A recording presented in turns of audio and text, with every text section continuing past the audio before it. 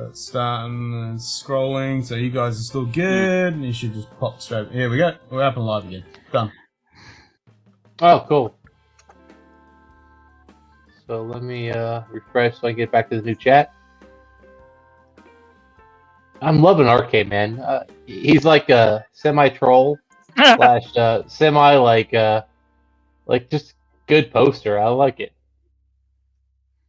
Oh fuck yeah! Nah, I mean I always want people who like want to like give you some shit, man. Like Yeah. I hate the whole like everything should be sunshine, lollipops, and dildos up your asshole. Like Wheels, buddy. well, let's have some fun, man. Hey, Wheels! What's up, Wheels? So Total Wine. So I don't have a lot of complaints about Total Wine. They've done pretty well by me. I got a welder there. They replaced a bottle of mine that broke. The one thing they've done that really grinds my gears. So this is plantation rum. Mm-hmm. This is a printed in 1997, finished in Cologne. I picked this particular bottle up at a local shop because I didn't even know that Total Wine had it. I paid $75 for this bottle. I was in a Total Wine and I decided to walk through the rum aisle because I'm kind of intrigued by rum. I'm kind of dipped my toe in. And lo and behold, they had one of these down on the bottom shelf for like $20 less. I'm like, I kind of want a backup of this because this is pretty decent. And so I ended up buying the backup a couple of weeks later. And I go back, and they put another one out. And it's just like, you fuckers. It's like, it's clearly they have, it's like, okay, A, I didn't think there was as much of this around. B, clearly you're stringing it out to sucker people into buying it through FOMO. And that's not cool. Don't do that. If you can't sell it honestly, don't sell it. Jeez. I mean, it could just be the stocking guy was really slow. It could be, but I mean, literally, they had one on the shelf when I bought it, and then I went back like 3 weeks later, and oh, hey, there's another one. What the? I mean, that happens a lot. Just because, again, they're just lazy stalkers, man. I think that's a big factor, especially on like things that move a lot. And granted, the only real beef I have with this rum is, and I guess it's kind of a gripe with plantation in general, is they dose it with sugar, and it's like, I bet this would be a lot more interesting if it wasn't dosed with sugar. They've announced they're not going to do that anymore. Awesome. That's the problem with certain rums. Fucking molasses and sugar. Kind of want to get into rum. Rum I find interesting, but I kind of have no idea where to go, especially because so much of it is dosed with sugar. And it's like, that's no fun. What's the point? It's like rum is kind of sweet on its own. You don't need to pour sugar in there. Yeah.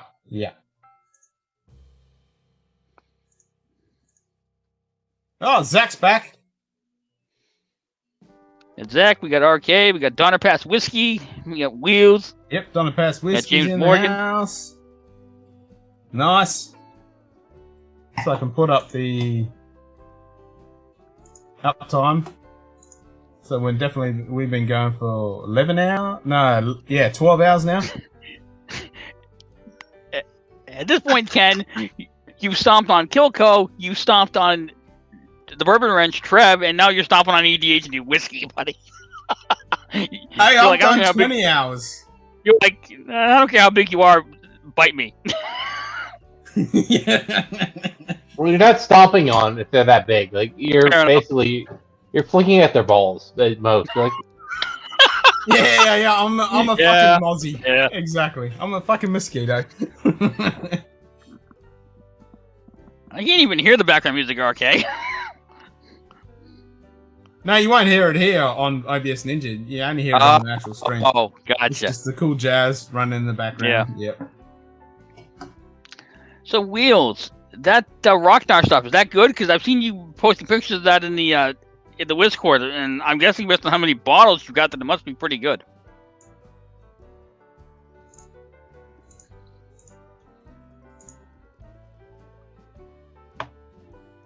Dustin, Zach Andrews is asking you a question.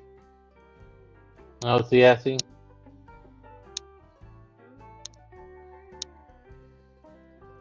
You'll have to open the new chat. Yeah. Actually, I should put the fucking link in for the Obvious Ninja if people want to pop in. There we go. That's fair, Wheels. Oh yeah, Zach. Yeah, I'm in the new place. I've still got an obscene amount of like boxes and stuff to undo. But yeah, I'm in the new place. You can see fancy new fan up here. And, that fan is epic. We've been watching that for like 4 hours. It's fucking brilliant. yeah. At least it's dry. But yeah, Zach. I'm in the new place, but I'm like 3 weeks from like fully being like up and running. I've got to buy a couple new things. This place is like 50% larger than my old place, so nice. I've got a lot of space now to fill. And also, I threw out an obscene amount of stuff to move in here because I'm just like, I don't want to move it. I actually threw away a ton of dishes. I actually have no pots and pans now because I just tossed them all. I'm like, you know what? All these things suck. Go. But yeah, so, and also I actually brought my couch with me, but I've got to get a new couch, so it's going to be a while. And there's only been one whiskey that it's been like tempting me, and well, I failed to buy it, so there's no whiskey buying going on right now. It's weird. I was going to get an Ardbeg 25, but I got told no, so I guess I'm not buying whiskey for the next. I've got nothing else on my radar at all.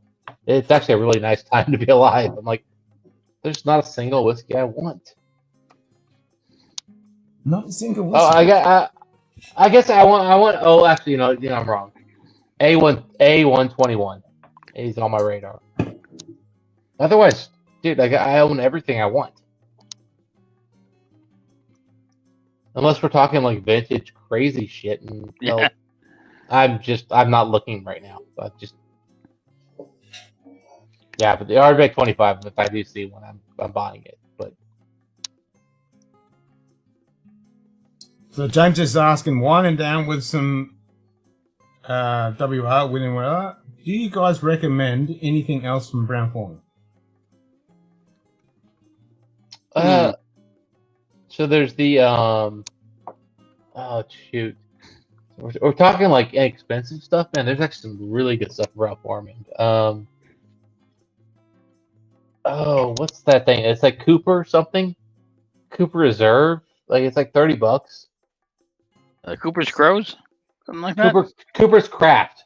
Cooper's Craft. Yes. Yeah, the one that is $30. It's incredibly good, man. Well, I mean, if you're talking Brown Foreman, Old Forester, obviously there's a lot to like there. Well, Cooper's Craft is Old Forester. Yeah. That's their same stuff. But as far as stuff too, but that's one that people don't know about like as much as that like Cooper's Craft. Oh my god, dude, that's $50 bourbon, and for an independent. Like if like some small distillery put that out, it'd be $50-$60, and people would be going crazy over it. That's a great bourbon. I mean, the only thing I can recommend that's Brown Foreman, and you wouldn't even know it's Brown Foreman, is this. Apparently, this is a Brown Foreman brand. They're involved in it somehow. It's on their website. Well, yeah. Truth be told, Brown Foreman owns a lot of Scotch distilleries. You're right. This isn't Scotch. This is Irish. And Irish, yeah. Which is actually really for the price you pay for this bottle. This is about a $25 bottle. Great value for the money. Excellent sherried whiskey. I mean, reality is Brown Foreman makes great whiskey for the price consistently. Neophyte, cheers. Like all the people like who are like worried about like them taking over stuff and like doing bad things, like guys, it's Brown Foreman. They're fucking awesome.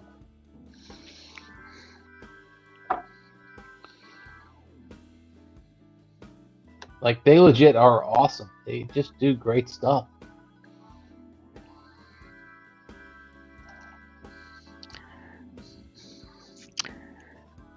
So, Dustin, you're a big Springbank fan, right?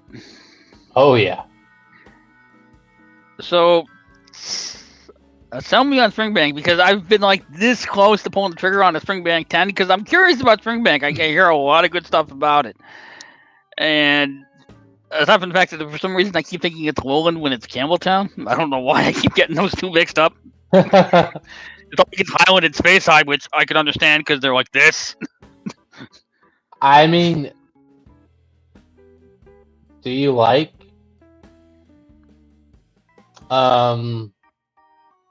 complexity? Yeah. Do you like Pete? Absolutely. Then just go buy one. I mean, I don't know how Okay. to say it. Is like if you want like if you're somebody who like wants intense Isle of Pete, well, Springbank's you're not doing that.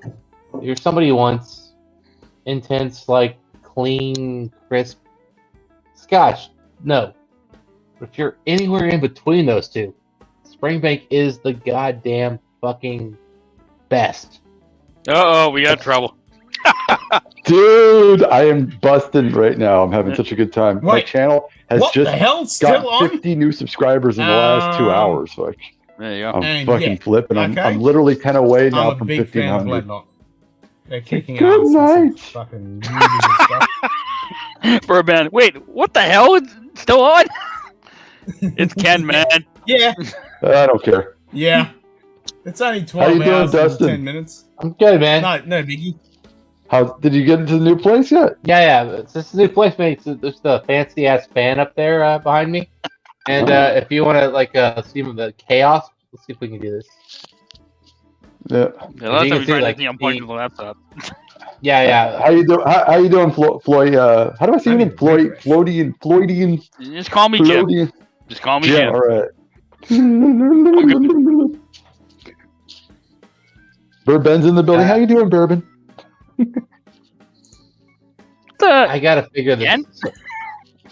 What's up with Ken? He left his own chat. Apparently. I got the glimpse. Ken, get your ass in here. XX. I'm fucking back in here. Stop you bitching. Oh, god damn, you fucking bogans don't know what you're fucking doing, I swear. You just call Ken a bogan? He is That's a cool. bogan. Okay. Just said Dustin, where do you keep the blow-up doll? Next to his stepsister. It would definitely. Oh, that. Step right. In the words of Dan Marino from Ace Ventura, you're a weird guy, RK, and I think you to stay out of my personal affairs. I mean, whatever. Go for it. Shit. Apologies, guys. I'm trying to figure out some stuff here. That's interesting, James. Hi. Step right. How you doing, stepsister?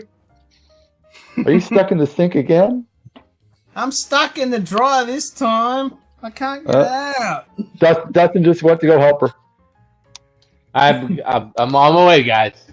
No, I did a live stream with a very, very well-known motorcycle channel about 20 minutes ago. And fuck, my subscription rate blew up in like half a second.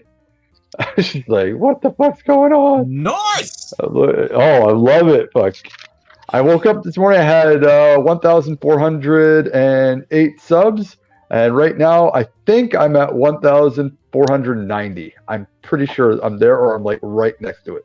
I'm like 1,482 or 88 or 89. But it's there. I'm going to have 1,500 by the end of the night. And I'm going to be all powerful and destroy the world with these hands. I have the power. Yeah. I'm in a really good mood now. Oh, Excellent. man, the motovlogging community is fucking killer sweet. I love them. They have the same sick, twisted, fucked up mind I do. So, like, I don't have to, like, bite my tongue all the time. It's beautiful. They're very accepting. And the women are just as crude as the men. It's awesome. It's beautiful. Yeah, oh shit, yeah. Oh shit, yeah. Yeah. Nice, definitely. Fuck yeah. So I'm almost 12 and a half hours in. Oh, this is your 24-hour started- stream. Nah, it's not even the 24-hour stream, but I had to start another fucking stream because, you know, after 12 hours, YouTube doesn't record that shit. Oh, Dustin bail out. No, I'm here. He's sorting some shit out. He's still in how do there. I get rid of the keyboard? I can't get rid of the keyboard. On your mobile. Yeah, on my mobile. I'm trying to get rid of the keyboard. I accidentally Android pressed on it, or but- fucking... Oh yeah, I found it. I figured it out. It's good. But now my screen is huge. The frick? It's huge. I don't know what's going on. What the frick?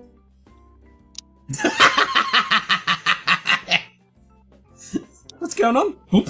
I had nothing to do with that. Oh, god damn.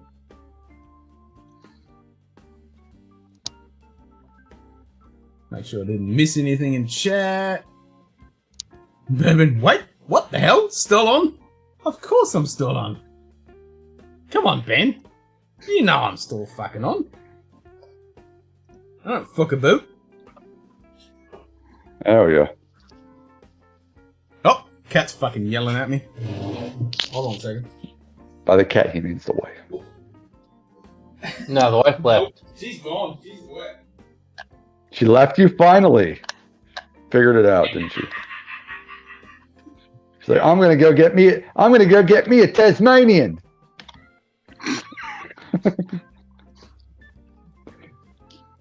Done with these fucking Aussies. So, Swami, you missed me. You missed me flashing the only rum that I've got. That's a good one. That's the Fiji, right? It's the Trinidad. It's the Colombian peated rum. Actually, that's a lie because I also have a bottle of Sailor Jerry and I have a bottle of Gosling's Gold Rum that I got in. All right. Is that the Bermuda. 21 or the 11-year-old? Because if it's a 21, I'm going to need your address and don't sleep tonight because I'm probably going to have to get it from you somehow. So, but if it's the 11-year-old, you're safe. Maybe the bottle will help me out here. It'll tell you right on the bottle. Here, I'll get a plantation. I'll show you where to look. It's right there. There's a little white. There's a white thing and there's some pen writing in blue. Yeah, it'll tell you It was everything. barreled in 1997 and bottled in now I've lost- 2019. Yeah, so it's 21 years of age. So that's a Yep. good one. You got the good one. Oh. Because there's two of them. There's the 11-year-old and there's the 21. You got the good one. I just How got much the you- one that was aged in the peat cask because I'm like, Yep. peated rum? Okay, that sounds cool. How much? How much did you get? So I've got two bottles of this. This bottle I paid $75 for at the local store. Yeah, Wow.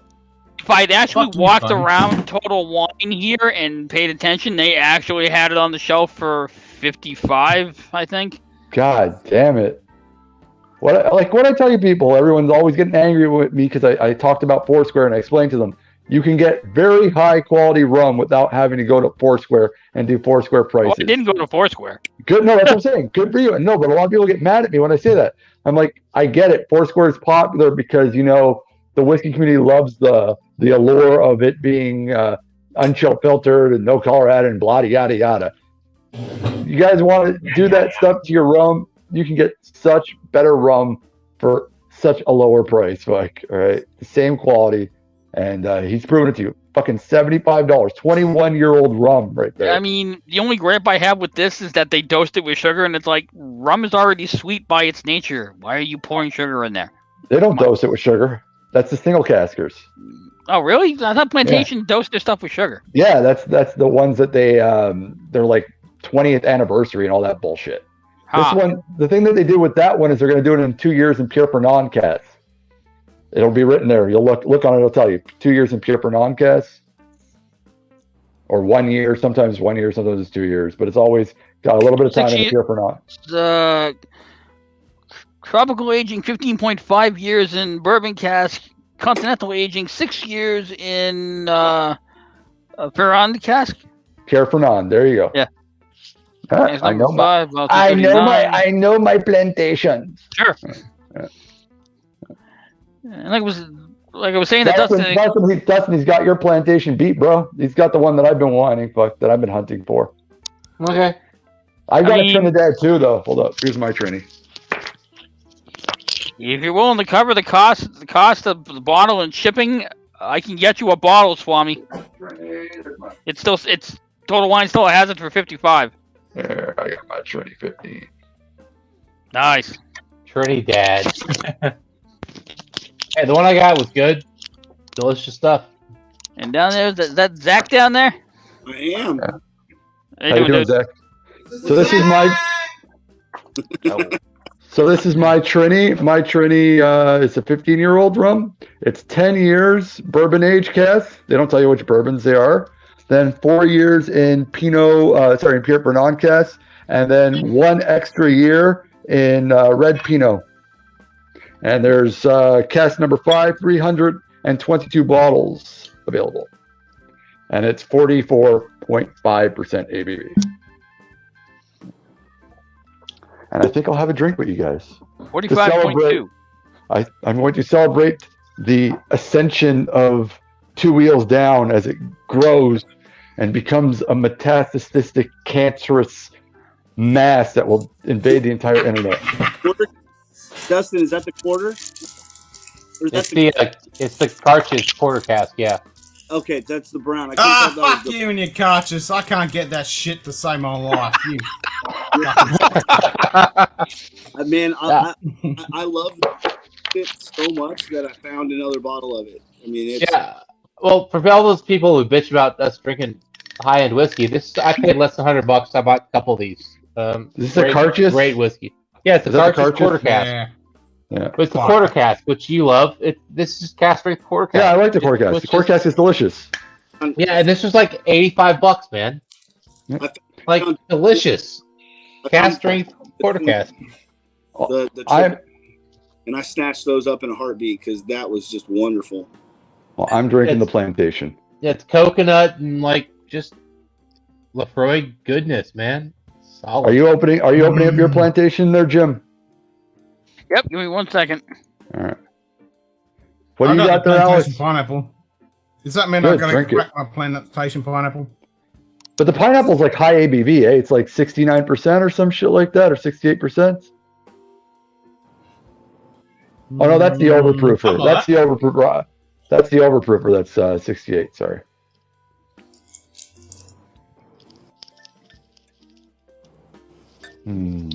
Delicious. Oh man. Oh yeah. Woo! That's absolutely fantastic. Oh, so lush. Yeah, that's good. So lush as fuck.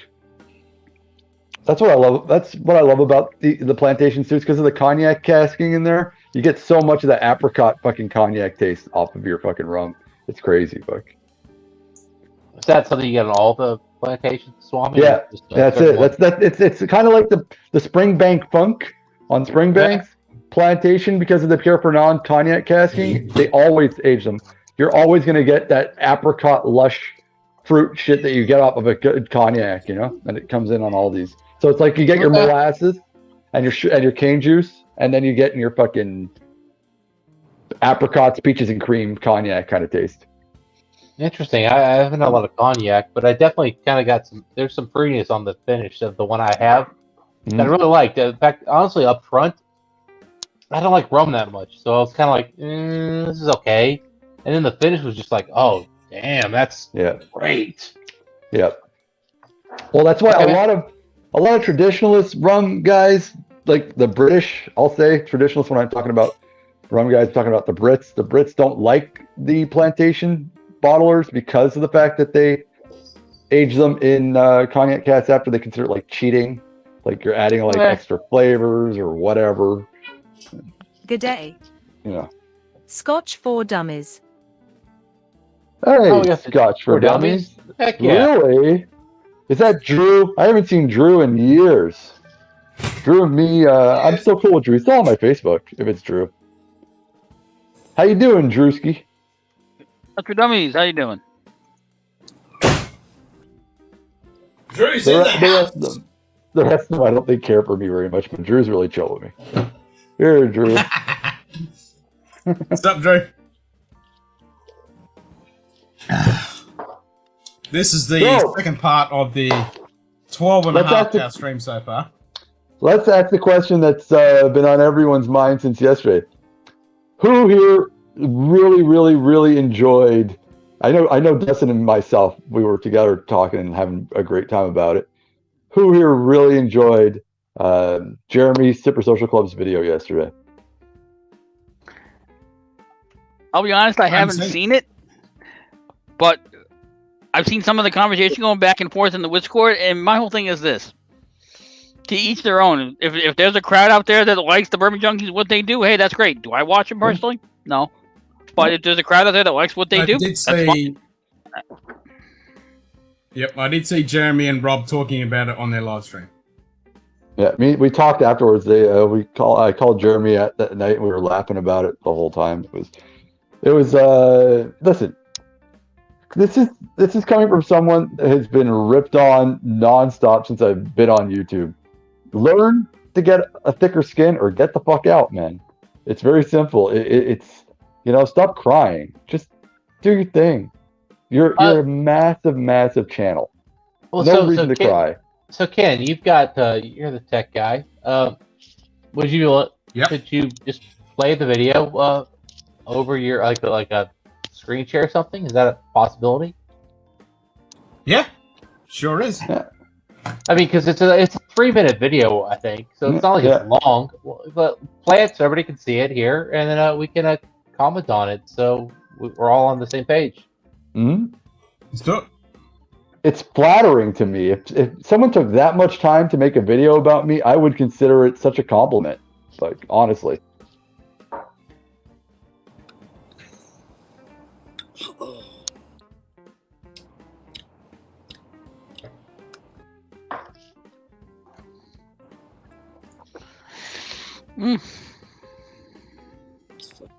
So, Jim, what are you thinking And- so far?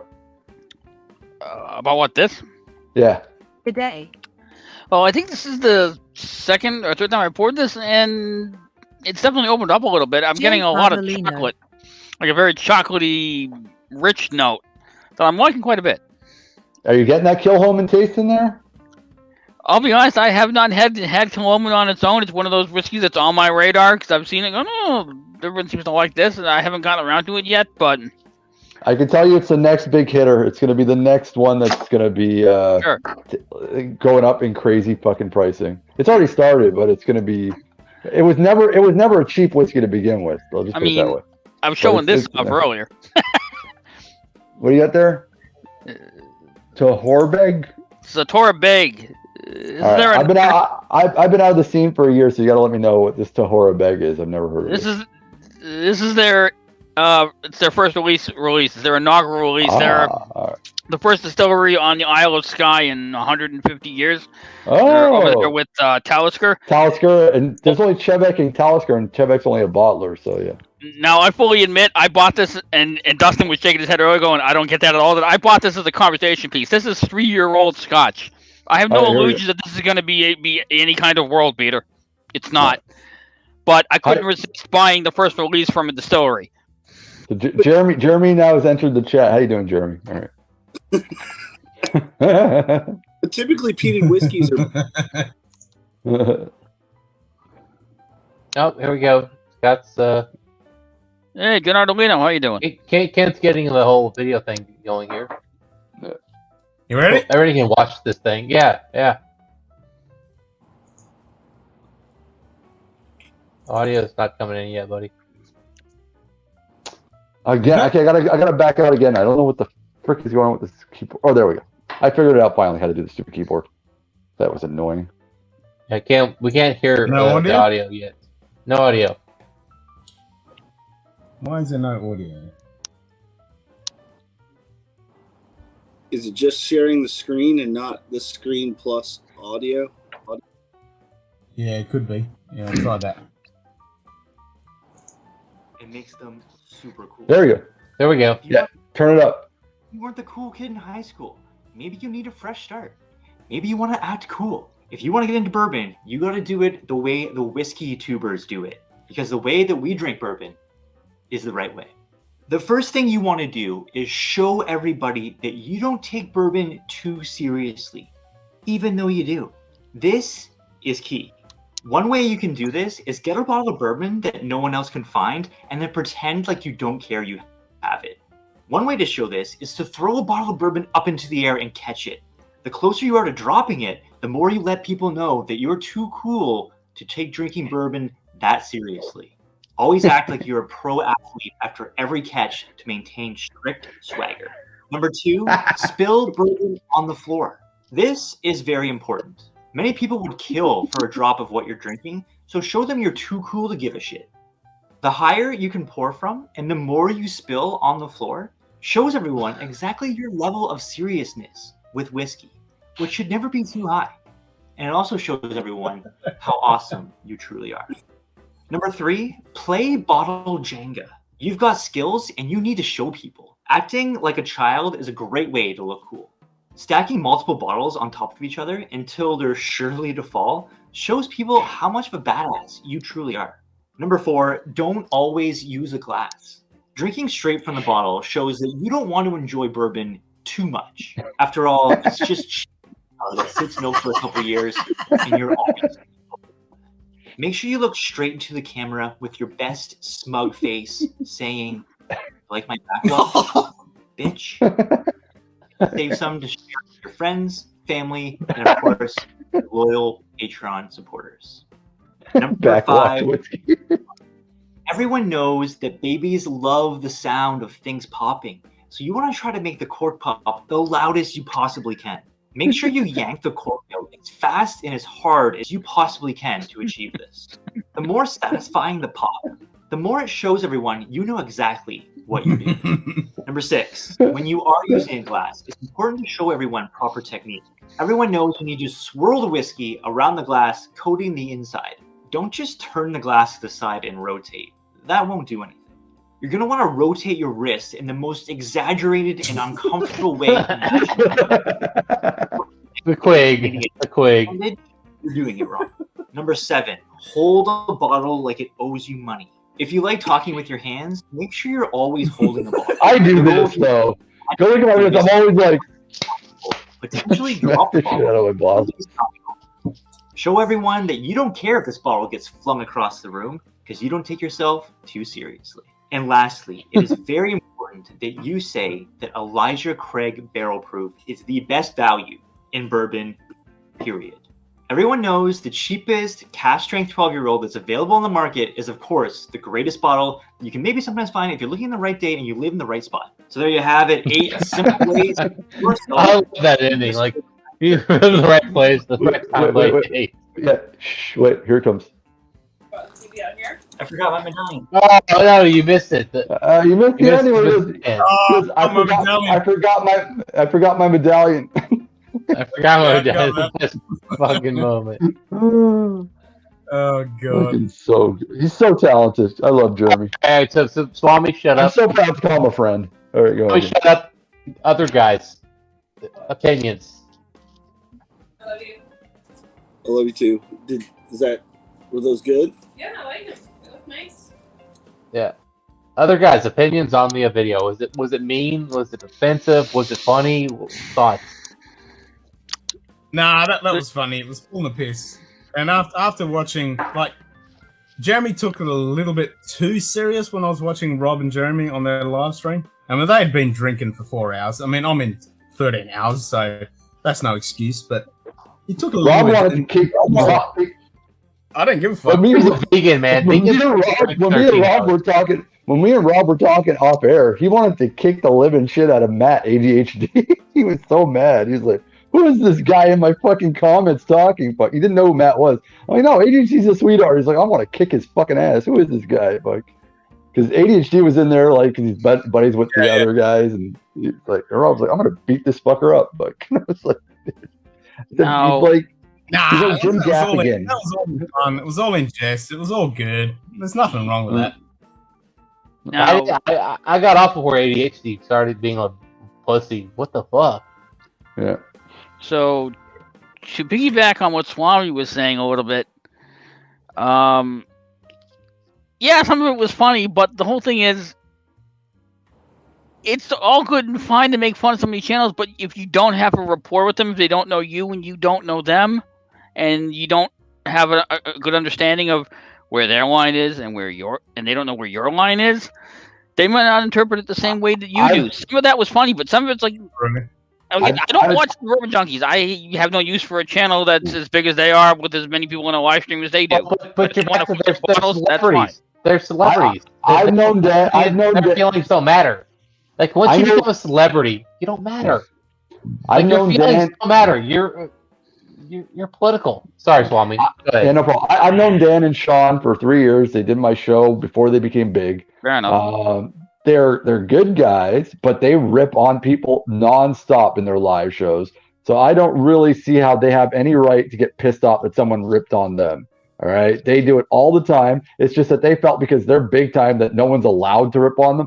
Like it's like when I used to go after the vault all the time, and you guys used to attack me. No offense to you, Ken. I'm not saying you as in you, but the tribe faithful used to come and attack my fucking channel like a bunch of little zombies and shit like that because I'd attack their precious gods of you know. Anyways, so we were talking about them earlier, but that's what I'm talking about. It's like you have a rapport with Dan and Sean. Justin might not. And so they don't know his line. They don't know. He doesn't know their line. They don't know his line. So what he sees as joking, poking fun, they might take offense to. And that's where you have to be able to read the room a little bit. No, it has to be just understand that you make 100K a year. You're a massive channel. Learn to be humble and say, okay, they made fun of me. So what? What they should have done is what I would have done. Make a video in response. Not like a mean video, but just make a funny video in response. Jeremy's pretty easy to make fun of. He's a fucking 6'4", 160-pound vegan. All right? Like, it's not that hard to make fun of Jeremy. He looks like he's going to be going through glycemia in like a month. So, like, you know, make a video about that. Like, tempeh burger or whatever. But, you know? Yeah, to Swami's point, and I guess I got to go back to this. How you doing, Stanley? Giving the fingers. What's up with you? Oh, hey, yeah, he's been sitting there giving the fingers for like 20 minutes. How you doing? I don't know. My glasses keep on slipping. Jesus Christ, I can't keep them on my head. I thought the whole thing came off as right. Well, but here's the thing. Here's the thing, though. If you're gonna be a celebrity, and reality is the Bourbon Junkies are celebrities within the whiskey world. Mm-hmm. You gotta accept the fact that you're a celebrity, which comes with the good and the bad. And being a whiny bitch is just pathetic. And now that's me saying this, and I'm somebody I've been fucking following Dan and Sean for a long time. I've talked to Dan. I like the guys. But dude, that was just their response to that video was the most fucking pathetic pussy bullshit I've ever seen in this community. And dude, I can't believe they haven't deleted that comment because oh my god, how do you feel like man after that? It looks weak. It looks weak. Pathetic. I assume you're talking about the comment where they were like, they had like the alternating cats about, don't take whiskey so seriously. That comment. Yeah. And then afterwards, because they were commenting to me, they were talking to me. On brand for them, really. Oh my god! It was like, hey, my dick got cut off, but I want to talk still, guys. And I'm a man, I swear. If it would have been, everyone would have thought they were so cool. They would have been like, awesome video, Jeremy. Really cool job, man. Nice editing. Fucking laugh my ass off. Everyone would be like, those guys are awesome. I don't want to get down the rabbit hole, but I totally agree with what you just said then. They should have just come back and said, awesome fun, great, move on, done. The best part was they tried to argue that, based on this thing, like, you guys aren't popular. Then I looked down the comments. Every freaking major channel, like Scotch Test Dummies, Bill, Whisky Ash and Drum, all, dude, hilarious, funny, dude, that's hilarious, it's awesome. Oh, man, yeah. All positive comments from all the big channels. They're the only big channel who commented who were upset. It's so weird. I know Bobby from My Whiskey She Wines had a slightly different take in the Whiskcord, but Yeah, me and Bobby talked for about an hour about that. So. Yeah, since no one else has said anything yet, Stanley, my friend, how are you? I said hi to Stanley. Give me the finger.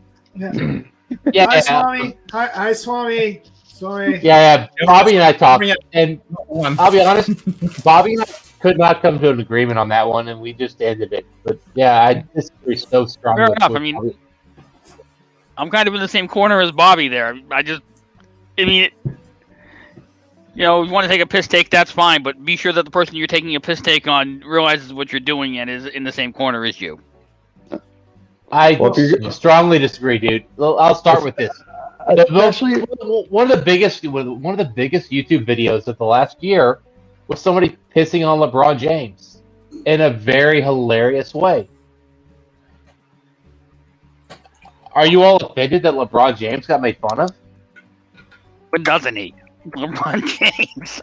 I mean, that's like apples to freaking kiwis between Bourbon Junkies and LeBron James. No. In the whiskey world, the Bourbon Junkies are like they're third to Chris Paul, I guess, or James Harden. Maybe not LeBron, but they're still Chris Paul. They're huge. They're the third biggest channel, I think, after Really? Ralphie. And they're one of the top earners. Ralphie, and then it's who else? It's like them and Bourbon Junkie, they're the number 2 top earners after the fucking Tribe. So you're not even just talking about. And yeah, their money making is insane. Yeah. Like, dude, they're huge. This is a giant, massive, huge channel. I don't.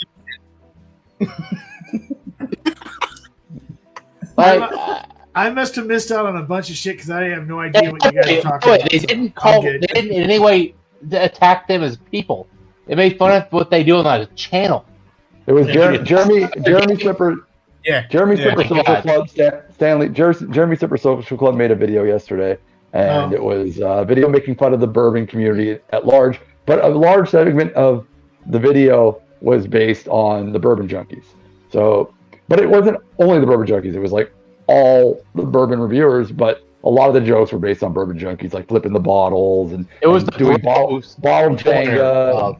Yeah. So, but this is, to me, the one thing that I found funny was that they try to represent bro culture, which is very obvious in their things. You're going to try to represent machismo and bro culture, but then you're going to wuss out when someone makes a funny video about you. Yeah, I mean, which is like, come on. Like, don't be bro culture and then be like, guys, that's not nice.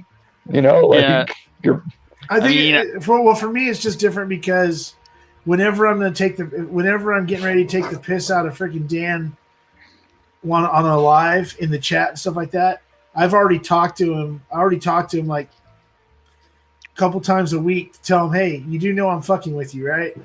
And he understands that I'm fucking with him. It's just Sean gets more of a kick out of me fucking with him than Dan does. Dan gets a little upset real quick, but he knows I'm fucking with him and everything else. But dude, you gotta remember, you're friends with them. You're trying to build community, but the reality is, they're huge. They are a legit celebrity deal. So you gotta factor that in, right? Yeah. It wasn't that video was just in jest. It was just a bit of fun. It wasn't a it is, and they're really. I mean, Sean. I don't know which one. I'll have to watch the video or whatever. But I think Dan was the one that was more upset. I don't think Sean really cared. I don't think really Sean gives a fuck what anybody thinks about him. Truthfully, it's Dan. Dan seems to be the one that's pissed. So it's weird because Dan's the bigger guy. I figured he'd be. Sean's like the little dude. You'd think Sean would be like all chill, like would be the one really angry about it, but Dan's the one that's like all butthurt, which is weird. So yeah, I mean, I know that. Okay, we're done. We're good. We're good with that. Yeah. So we're done with that. Yeah, I was wondering why old Floydian and stuff wasn't in any of the chats tonight. Call me Jim. You know, when you say gym, when you show up in your gym, I have to think about it like over and over again because it's been the whole reason for so long. The whole reason I switched is because I figured it was easier to just go by my real name than have someone try to figure out, oh, what is that name in the chat? It's like, I'm just me. I'm Jim. Call me Jim. Okay, Jim. But no. So what the fuck's going on? Are you doing your 24-hour stream today? No.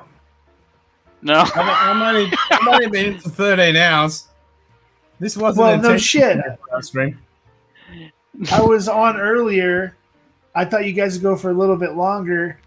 I put my video up on all the platforms and then freaking turn around and start watching Trev, and I'm like, there's no way Ken's still alive. This must be the replay. So I ignored it for a while. And then Ken hates reality. I think Ken just doesn't want to. He gets offline, he looks at his life, and he's like, fuck this, I'm going back online. But then then all of a sudden I get this notification. Yeah, I get a notification about an hour ago saying, "Oh, Drums, freaking Scotch Down Under's going live." I'm like, "What the fuck?" And then I went to the channel, and it said he finished at 11:54, like an hour ago, and then started a second stream. I'm like, they were talking about it was Shane, him, myself, and freaking Simon, and then at one point in time, what do you call it? Guy from Norway. We were all talking about him doing it. Yeah, doing the Pilgrim. Freaking talking about him doing a 24-hour stream soon, and I didn't know it was going to end up being today. Don't lie. Well, it got to 11 hours and 50-something minutes, and I had to fucking kill it. Otherwise, YouTube would have fucking cancelled it. Holy shit, it's 11 Eastern? God damn, Ken. Start a new one. Yep. And Bourbon Neophyte just said, Ken took a 2-hour power nap and went back at it. There was no fucking power nap. At the rate Ken's going, he might just do 24 hours. He actually had to switch to a fresh stream, so that his last one saved. Did you tell me? Exactly. You've been up this whole time, Ken? Or did you just take a? Oh, well, because when I first started looking at this, you weren't on the screen. It was just the other 5 guys, and I'm like sitting there going, "What?" I'm sorry, and then it was Sipper Social, and freaking it was the 6 of them, and you weren't on the screen. I'm like, that was me screen. That was me screen sharing. That was me screen sharing. Sipper Social wasn't here. Jeremy wouldn't do this fucking Bogan TV show. Come on, okay. You kidding me? Fuck no, you can't. I think what happens is Ken logs out. Ken walks around, looks at his wife, looks at his cat, and he's like, "I fucking hate both of you." And he goes back on, and he's like, "Now I'm happy." So, I've got whiskey. I'm talking dribbling. I'm happy. That's why I love Ken. I can be so mean to Ken, and Ken can be so mean to me, and we don't get angry at all. Everybody else's jaws drop, and they're like, "How do you guys do this?" Like, it's fun. That's why. Yeah. So, Ken. Yes. It's not like I got my fucking arms chopped off. Yep. Yeah. That went too far. Well, top shelf Dustin dropped off. One sandwich, copious water can keep a well-coordinated stream going indefinitely.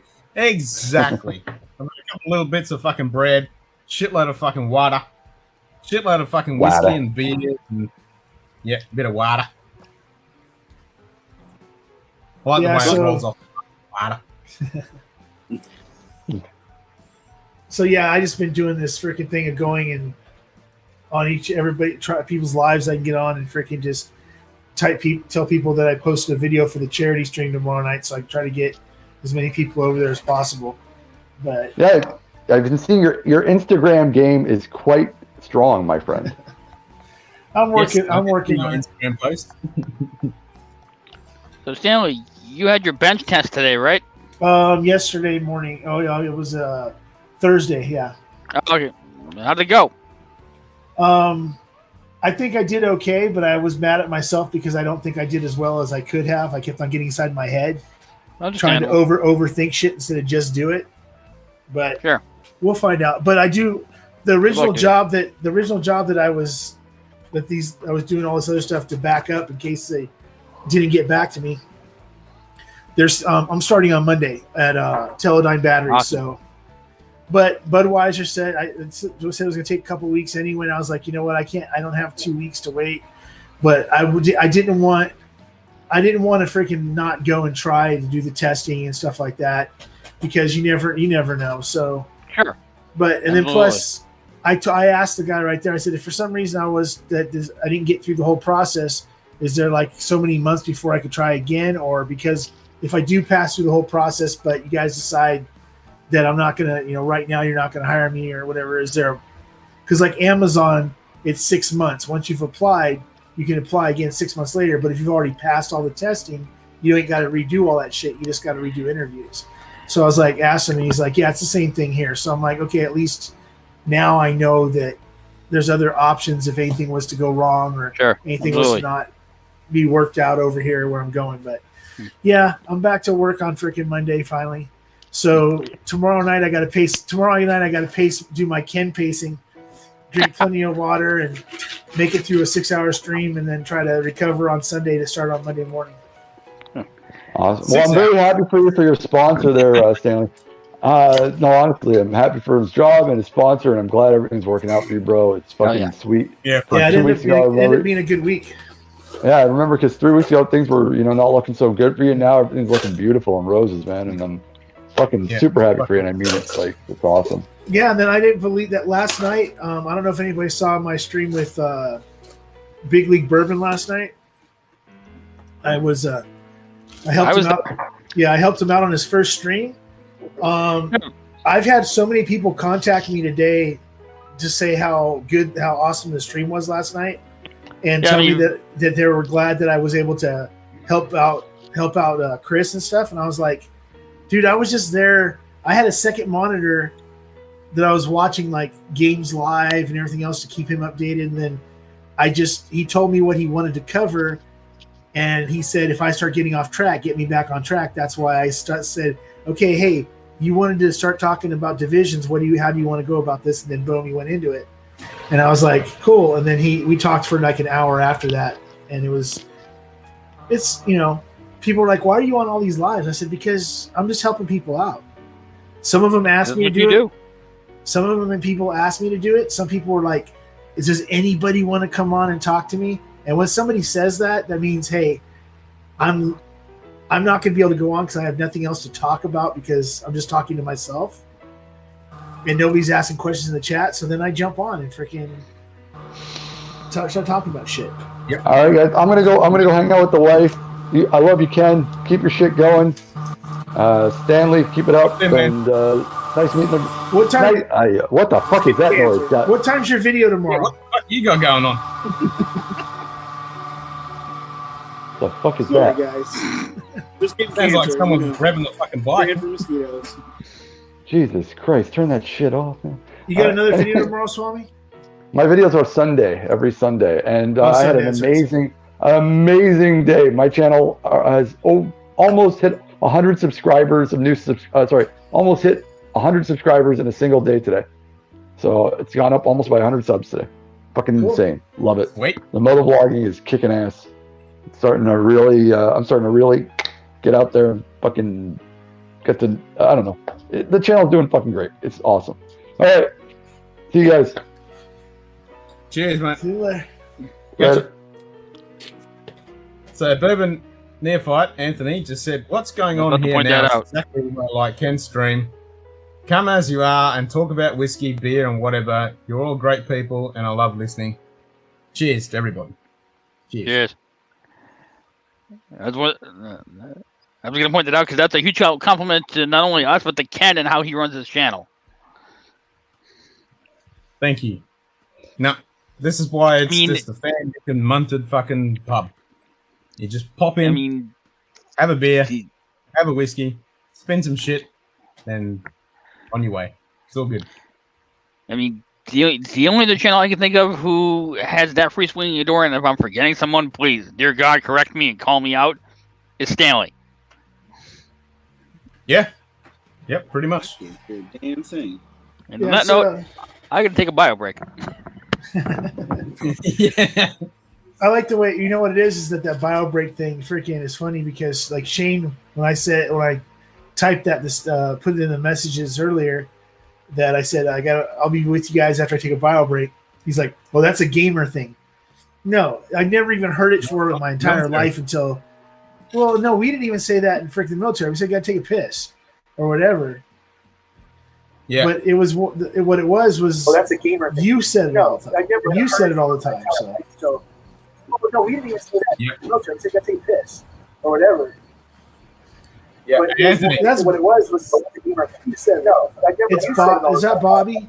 Yeah, YouTube. No, so I take piss or whatever. That's what it was. You said no. Is that Bobby? Yeah, YouTube. Hold on. I'm out in the middle of nowhere. Oh. Yeah, you're good. Hold on. I'm out in the middle of nowhere. It's definitely done. Yeah, you're good.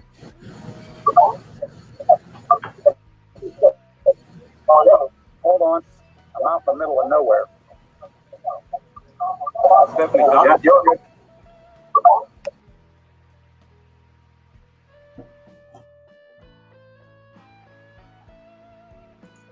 Okay. I guess it's just me and you now, Ken. Sounds like it. Well, Jim's taking a leak. Yeah, and so no, it's funny because I'm trying to figure out. So who's the? I was trying to figure out who each person is. So that was Bert Neophyte that was jumping on, right? Yep, that was Anthony. Okay. Bourbon Neophyte. Yep. And then the other guy that was on, pretty much been on with you off and on the whole day, that was smoking cigar, the gentleman in the flannel shirt and stuff that was down in the court. Well, he was flipping around different places to me, but freaking, he's been on here with me before, and I can never remember his name. Oh, that's Zach Andrews. Oh, okay, there you go. Zach Andrews, that's who it is. Yep. Mr. Balconis. Mr. Balconis.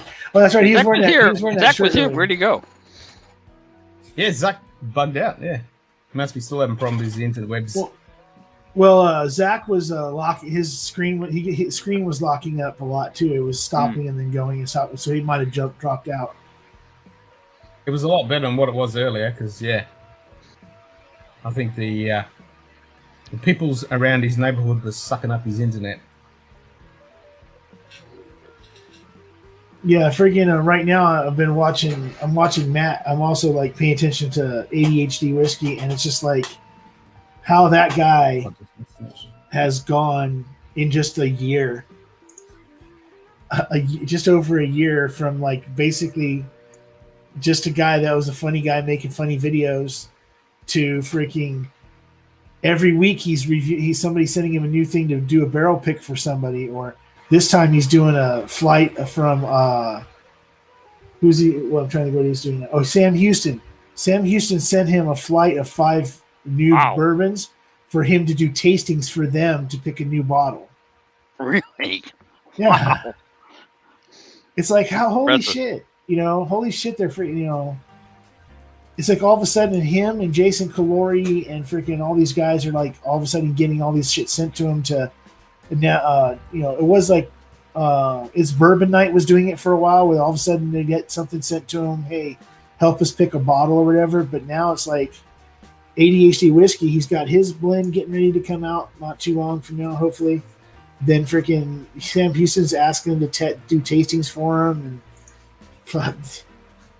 and he's like literally the freaking most like humble freaking like. Oh yeah. He doesn't believe in himself. Hey, Swags, have a look at Cheech's new thumbnail. Oh geez, what did Cheech do? Pretty sexy. Is Cheech on right here right now? Yeah, he just popped in. Yeah. Yep. He Cheech's said new just check thumbnail. out the new thumbnail. That's pretty sexy. Just love the new thumbnail for my live this week. Oh, okay. I've got like 11 freaking windows open right now, so I got to flip over to another YouTube window to look at it. Chaps again. Second? said, is it Cheech and Chaps again? Like from the Uppity Rolls there. Yeah. Ah.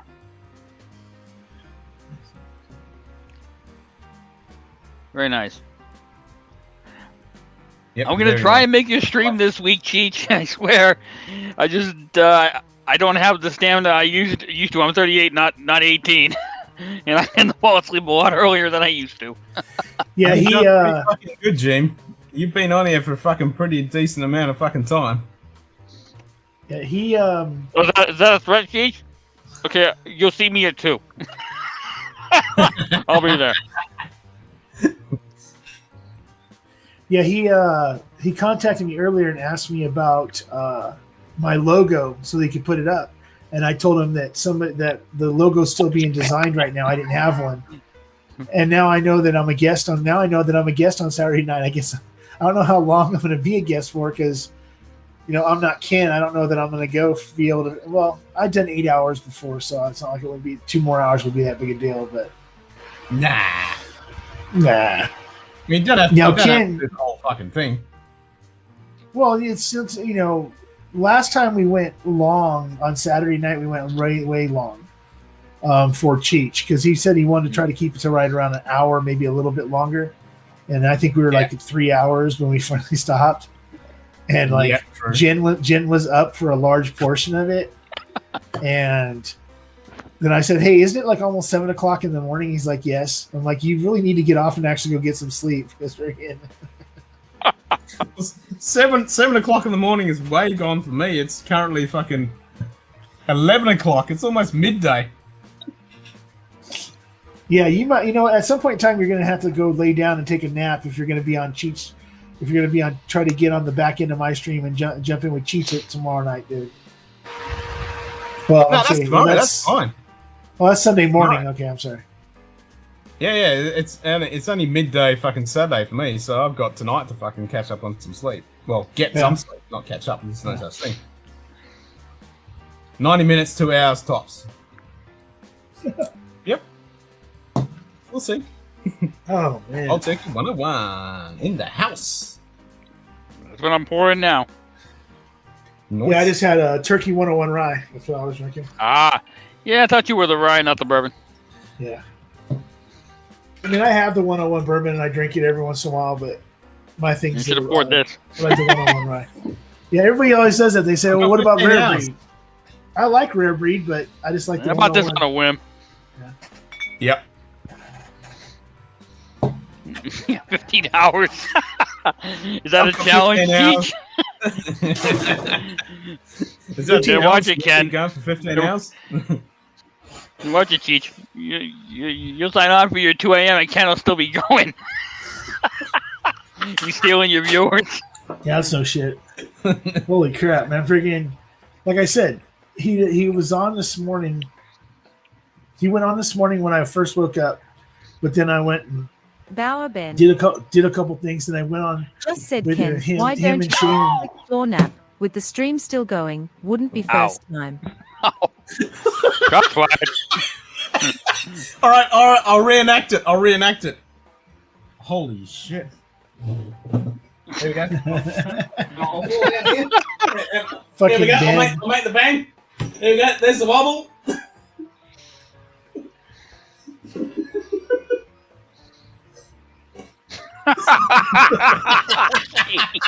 Did you see the wobble? Oh, God. And I have to give Jason Glory a ton of credit because a lot of people who had that happen live would be like, "This is the way that never happened," and he's just like, "It is what it is. It's funny. Here you go."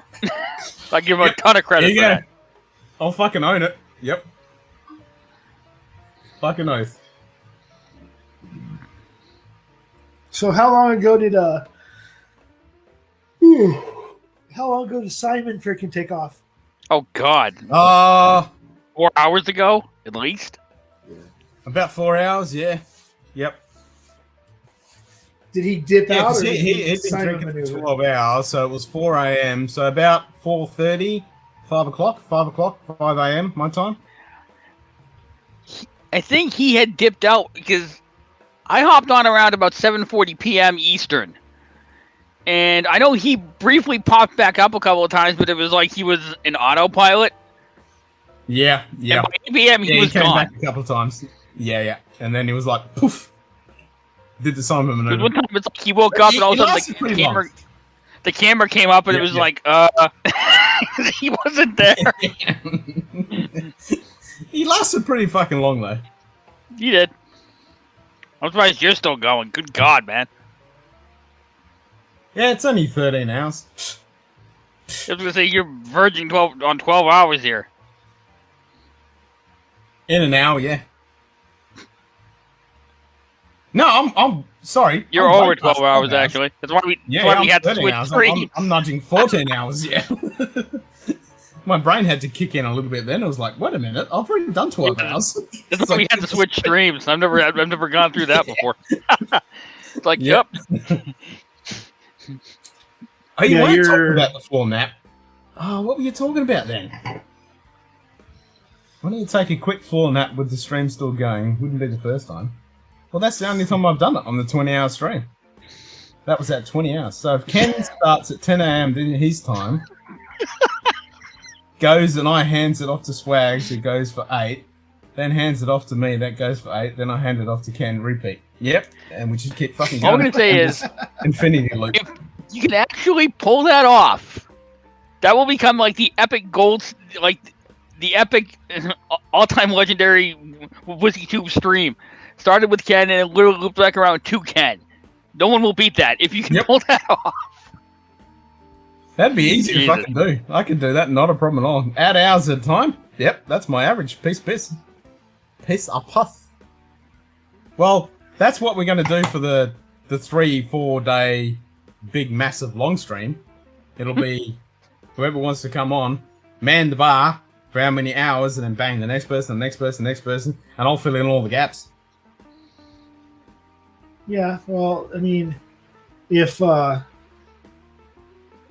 depending on how you just got to make sure that when that happens, that freaking everybody's ready to stick to the schedule and there's a backup for everybody, because you know, think shit happens. People have kids and kids are dumbasses. Oh yeah, exactly. One minute you're like, okay, yeah, I got this, I'm going on. The next minute they're like, hey, I gotta go because I gotta take my kid to the freaking doctor. He just broke his freaking arm, freaking jumping off his bed or something, you know. But no, whenever that happens, you know, it's something that's gonna have to be promoted like ahead of time, I've been thinking about it. It's going to be something that has to be really, really pumped and pushed and promoted. And I'm thinking about actually, you know, talking to someone like Bill at Whiskey Dictionary and then make a channel for it to actually get it in there. We can discuss it and talk about it and get all the channels in there. And, you know, and I'll reach out to all the other people that are not in, you know, Roy from Macavite, for example, and Vien and all those guys that are not in that kind of thing. We'll get everybody on board. We'll make it fucking epic. Yeah, it'd be really. I mean, because like if you think about if you can get like Pilgrim to just come on for a little long enough for it to be passed off to JD or somebody else that's over there in Europe to just get it to England. We just got to get it to England, and those guys in England like freaking Aquavite and those guys that are over there in that area would be able to. Between the 2 or 3 of those guys, they could easily go for, you know, 5-6 hours and then get it to the East Coast of the United States and then, or Canada, and then, I mean, there's more than enough of us. Shit, there's enough people that if they got enough people in the States to do it, that, and you know, you might only have to go on for a half an hour because there's going to be somebody right there ready to. Oh yeah, I'll do freaking. Exactly. But if we're doing it over multiple days, you know, each person takes a turn in different time slots, and what James just said, you have to inform the Guinness Book of World Records.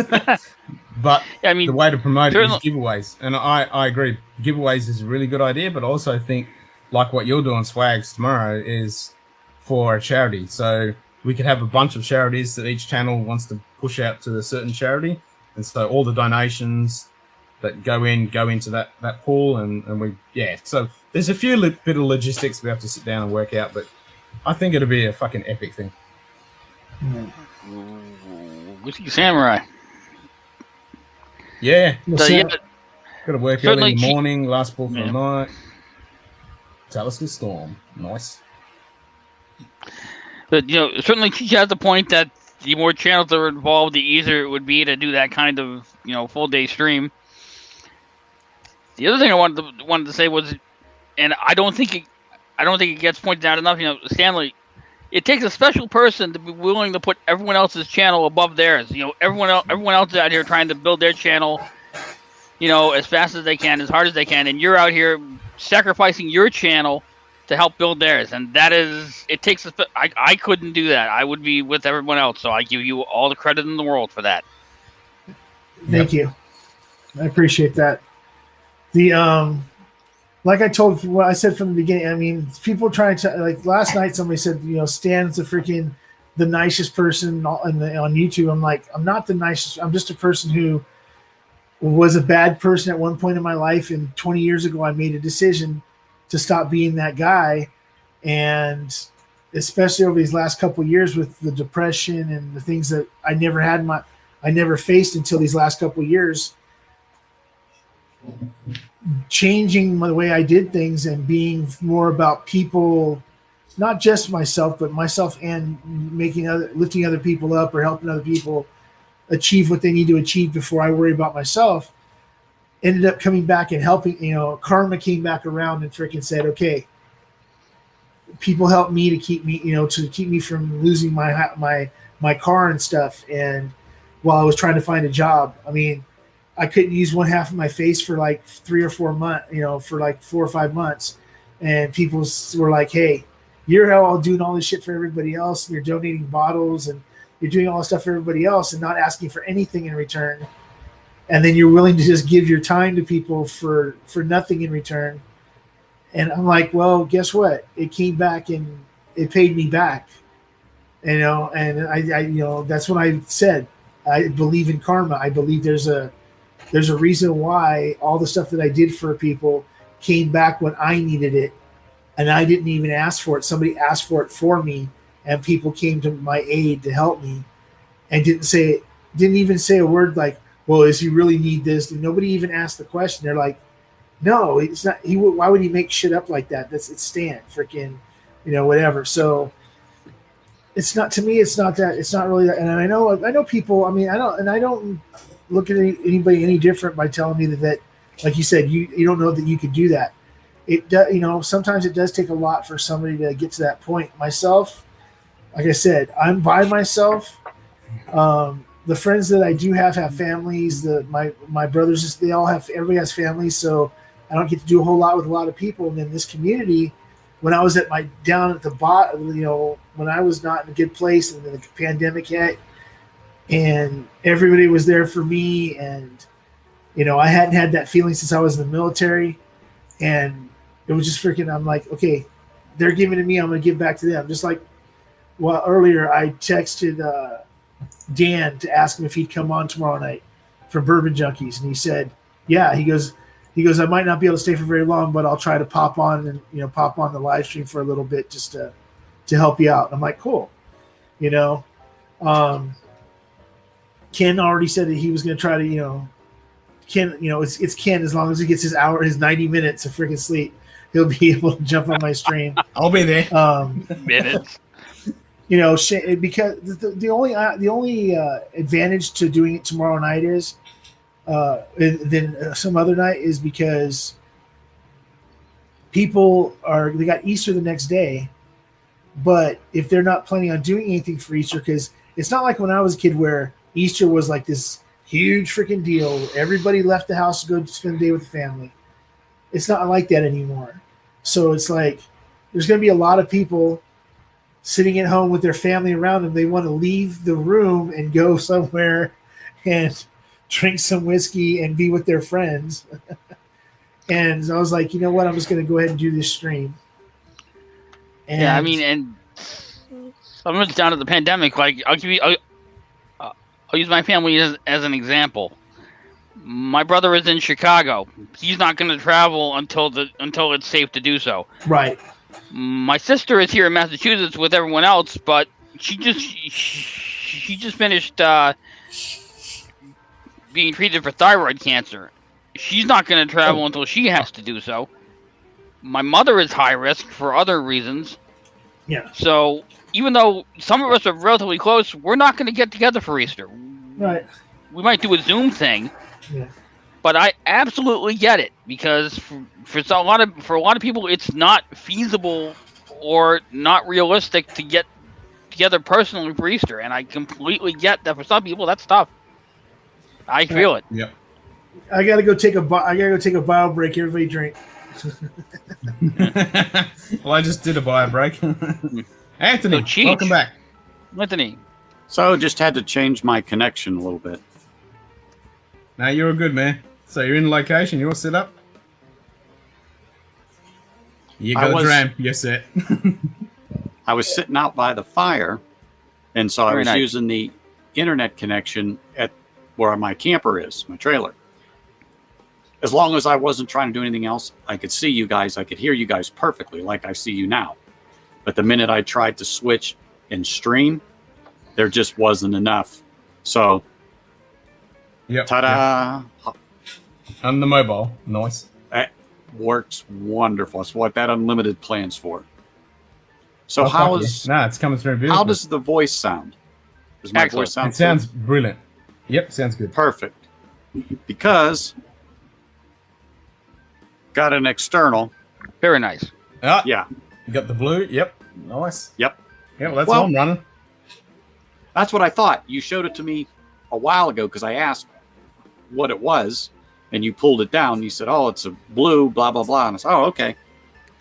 Yeah. So Yeah, it's I just mean, the old I- standard blue Yeti. Yep. I got to give Ken credit for as few subscribers as you have, and I'm not knocking you. Your quality is right up there with Jason Calori. You absolutely pull no punches, and you make no mistakes. Thanks, man. I'm a bit Oh, this lazy is- with my production. I could do a lot better, but I'm too fucking lazy. The other thing I wanted to say was to Cheech is, I know I'm a wrench on Ken's channel, and the only other channel I'm a wrench on is a Bubble Bath Bourbon, and that's a joke wrench because he doesn't go live. But the perfect example of why you're a wrench on so many channels happened a couple of nights ago on the Mash and Drum. Someone came in late to the giveaway, and I tried to respond, and you were right there, and you responded not only quickly but clearly and perfectly. And this is why you're a wrench. You're friendly, you're quick to communicate, and you do it well. And you do it for so many channels. And that's why I don't mind having a wrench on Ken's channel. I wouldn't want to be a wrench anywhere else. I couldn't do it. I don't have those skills. I'm You know afraid what I was would boot funny? someone who shouldn't be booted. people Go will ahead. ask me about that, and I said that's just because Ken's cheap and easy. Give him a good whiskey, and man, oh day. Did you fuck see? I won't Did deny you that. Yep. Give me a did you see whiskey. Bubble- did you see Anything Bubble Bath's, alcoholic, and I'm live- yours. That was funny. Bubble Bath's fake live. Did you see that, Ken? Bubble Bath's fake Say again? live yesterday. No, he didn't No, see it. I I brought missed it it. up to I him didn't earlier. get- Yeah, I missed it. I heard about it, It's- but I missed it. Yeah, it was changed to triple S instead of triple B. It's a shower Scotch show. It's not Bubble Bath Bourbon anymore. It's his rebranding live stream that actually doesn't exist. Yeah, that's freaking good. Nice fucking April Fools. And basically what happened was... And yes, old man Joe, I'm not slithered, I'm munted. Because this Yeah. is the fan Dinkum munted pup. And basically, what happened was, like I said, he created a live, but he never actually went live until there were just people in the chat. And I made the joke, "Oh, yeah, this is a wrench-free zone." He's like, "Is it?" Guess we had a wrench. Yeah. Boom, boom. Oh, goody. and as Did I soon as rename he said myself that in the- chat, I'm like, here Yeah. you go, here's a fucking wrench. Yeah, I was like, "Should I rename myself the Useless Wrench? Because you don't go live, dude." Yeah, it's some other people like Cheech last weekend. He's like, "Stan, you're not a wrench," and I'm like, "No," and he goes, "Well, I'm gonna make you a wrench." I said, "Don't worry about it.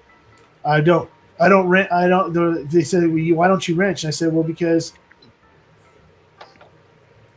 I don't feel that I need to police other people if they can't police themselves in general, but also I don't want to be in a position where, because I have a wrench, that that if I don't feel like wrenching that night, that someone gets upset because I don't feel like doing it, because I got a lot of other shit going on, and plus a lot of the people on a lot of the chats that I'm in, out of the 13 or 14 chats that I'm in every week, I'm usually live on those channels at least once or twice a month on those channels. So look who's back! Holy shit! He's back. Simon's in the house. As I said earlier, you've probably forgotten, but yes. Wow. I do have some cool news to talk about.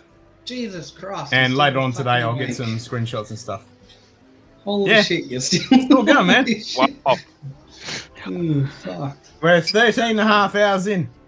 This is the second stream because I had to kill the other one because it went to 12 hours. Oh, really? What time did I go? Yeah. You passed out about 5 a.m. 4 hours ago. 5 a.m. Yeah, fair enough. Jeez. Yep. And I'm still here. I haven't gone anywhere. And yeah, Cheech, I think that's fair. I mean, that, you know, to use a big league bourbon, Chris Ludding's, as an example, that's kind of how I saw Stanley last night. Is, you know, it was Chris's live, but Stanley was the co-pilot, you know, keeping things moving and feeding, you know, Chris information from the chat, you know, and that's some of the best lives we have going. You know, hot buttery rolls, and I'm not knocking Jason Glory because I know Jason does it all on his own, and not everybody can do that. But he does it, and hey, more power to him. That's awesome. But, you know, hot buttery rolls, shit. The bourbon junk, and I know we just talked about the bourbon junkies, but the bourbon junkies, you know, there are twosome, and they do it well. Even the Rocket Review, when Ed has a co-host, whether it's Erica or it's his father, having a good co-host is essential to having a great, successful live. And Stanley, you are one of the best, man. You do it for so many. Yep. I don't know about being. And Simon's my best. fucking co-host. People are always telling me I talk too fucking much. So. And yeah, Simon changed his shirt again. Yep, as he should. Actually, I was laughing. Yes, I was chuckling earlier. And everybody, if you're not fucking subscribed to Whiskey Encore, you better do it right now, or this bastard from the fucking Fair Dinkum Munted fucking club will come over and slap you. Personally. And actually, I was laughing earlier when Simon changed his shirt the first time to that pink shirt while I was at work, and I'm like, what did he just change to a work shirt? I don't think you just came from work with a pink polo. Yeah, Cheech is sitting there saying that he thinks of me as more as a co-pilot. I don't know if anybody. I just sorry, ADHD just ended, and I went ahead and threw. I just threw in the chat real quick. Come on over to scotchdownunder. He's at 14 hours and still going. See if anybody jumps over here, because it's only not. Nice. It's only 20 to 9 here on the West Coast. Well, it's lunchtime down here. Yeah, and it's Friday. 36 night here. I can't believe it's almost midday. My missus is going to be home in 2 hours. Oh God, she's gonna rip you a new one. For work. She's gonna come in and go, "You still live? What the fuck?" What the fuck? Yeah, Yep. he's yeah, and it's just short of midnight. Just short of midnight on the East Coast, and people. I mean, I see people in the chats and stuff like that on my stuff on other people's stuff on Friday nights, like till 1 or 2 in the morning on the East Coast. So it's not like these people are going to sleep anyway. Plus, I think that there's a shitload going on. James Instagram. Hammett. There you go. There's somebody. G'day, James. Yeah, I got a 404 error as well. Let's fucking fix that. Yeah. Try that again. Because I got a 404 as well. Is there any who's? I need to get some more water. I'll be back in a tick. What you just got here? What are you leaving for now? No, it's not a Simon maneuver. I will be back. I will definitely be back. So let's see here. I'm on the East Coast of the U.S. Stanley's on the Pacific Coast of the U.S. Simon's in Australia. Ken's in Australia. And the gentleman down there with the glasses, I apologize, I don't know your name. Anthony. Anthony, you are East Coast, West Coast, middle? I'm on the same side as Stan. I'm in Las Vegas. Very cool. Well, I'm not in Las Vegas right now. I'm about. But you're on the West Coast. I'm about 170 miles north. G'day, James. Also known as Long the time middle of no nowhere. see, mate. Exactly. Well, do you guys remember an event last year called Storm Area 51? Yeah. Yes. Okay. Yeah. All right. So I purposely avoided that area, but where my trailer is normally kept is in Rachel, Nevada. I stayed away from there because of that. So where I'm at now is where I was, and we liked it. So we just told them, hey, last year when we left in October, we'll be back April 1st until October 1st. So I just moved the trailer 150 feet to its spot from where I stored it for the winter. And so we just drove up, and that's what I told Ken. I said, I'll be watching Cactus pass by for 3 hours when he was streaming earlier.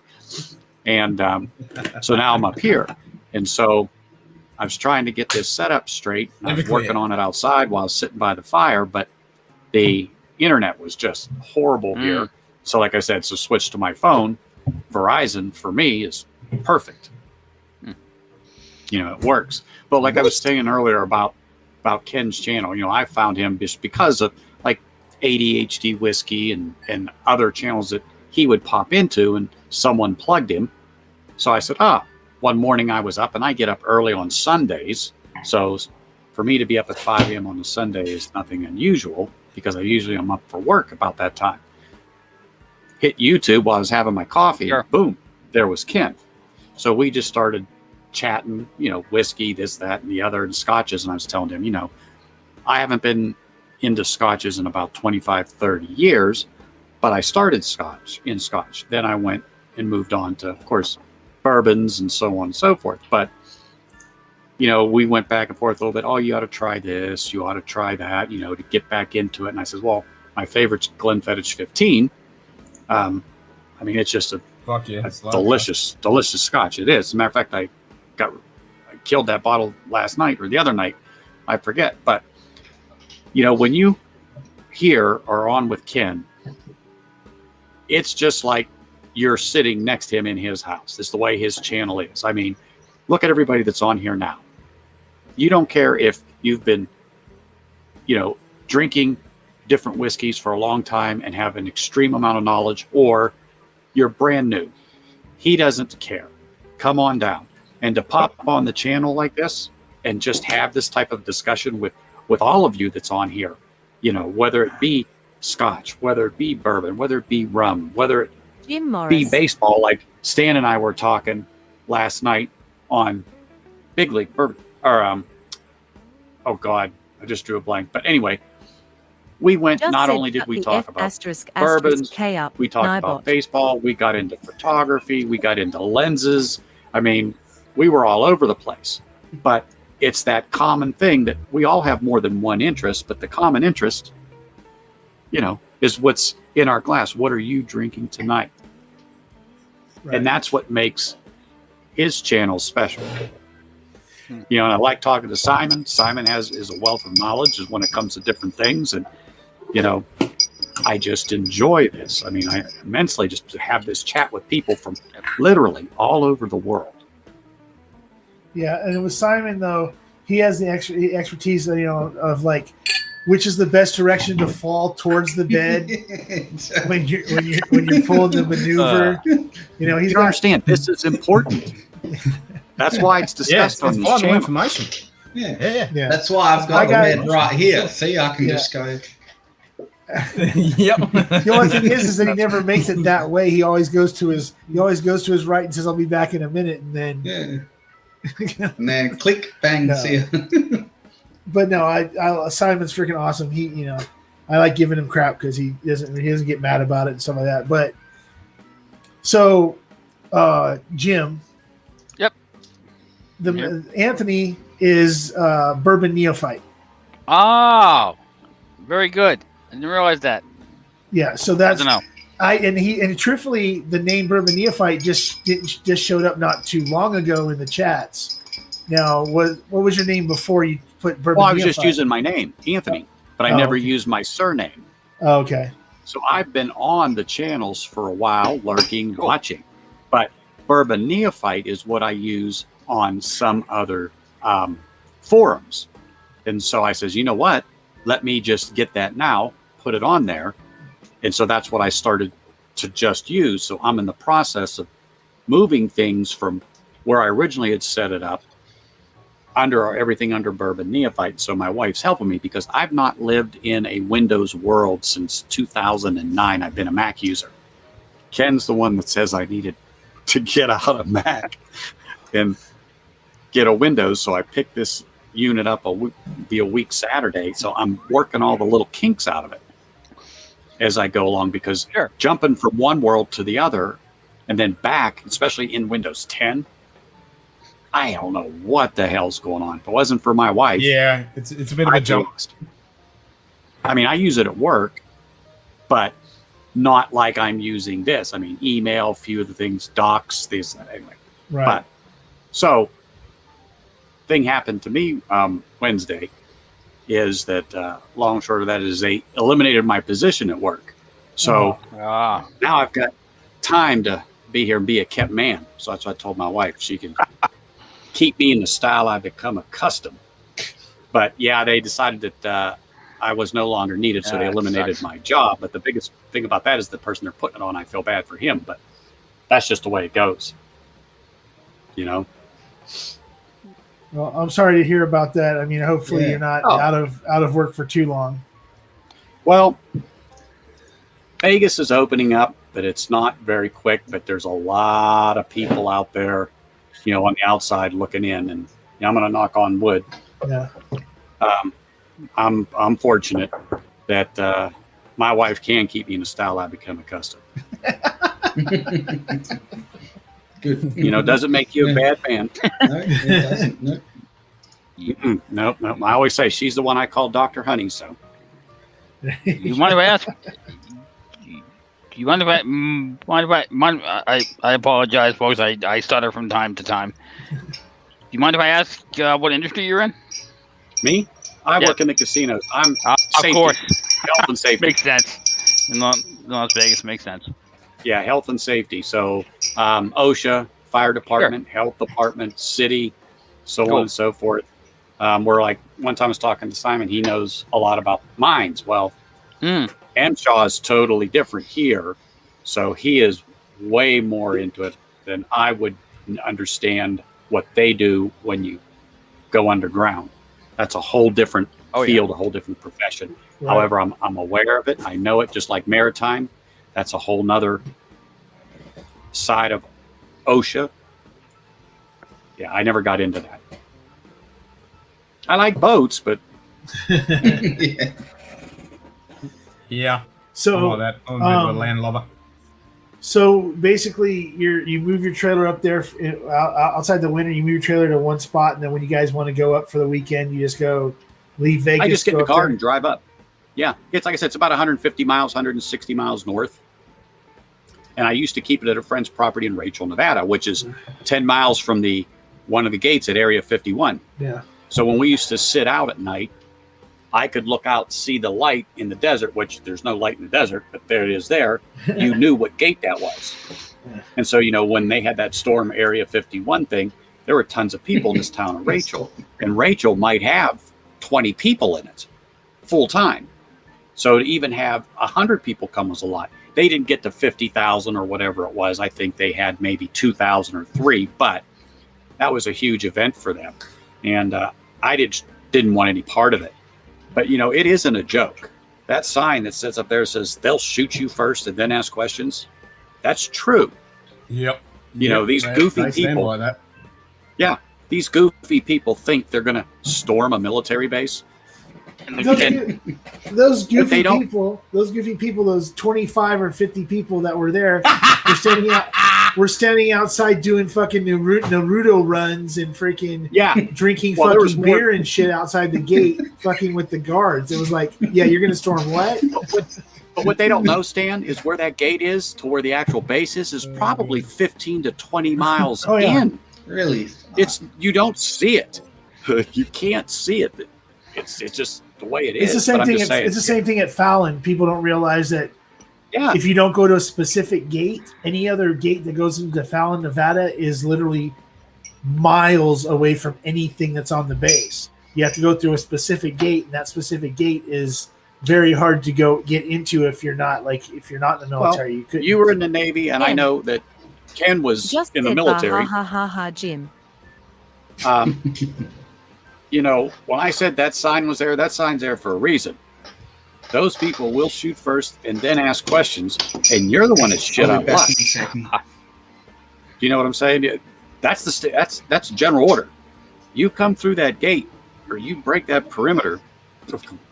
That's it. Yeah. And I've seen it. I mean, not them shoot anybody, but I have been to that gate. You can wave to the people and stuff like that, and they are friendly. They're not like what you see, but they watch from the mountaintops. They see, know if you try to come in and stuff like that, they're on you like white on rice. Yeah.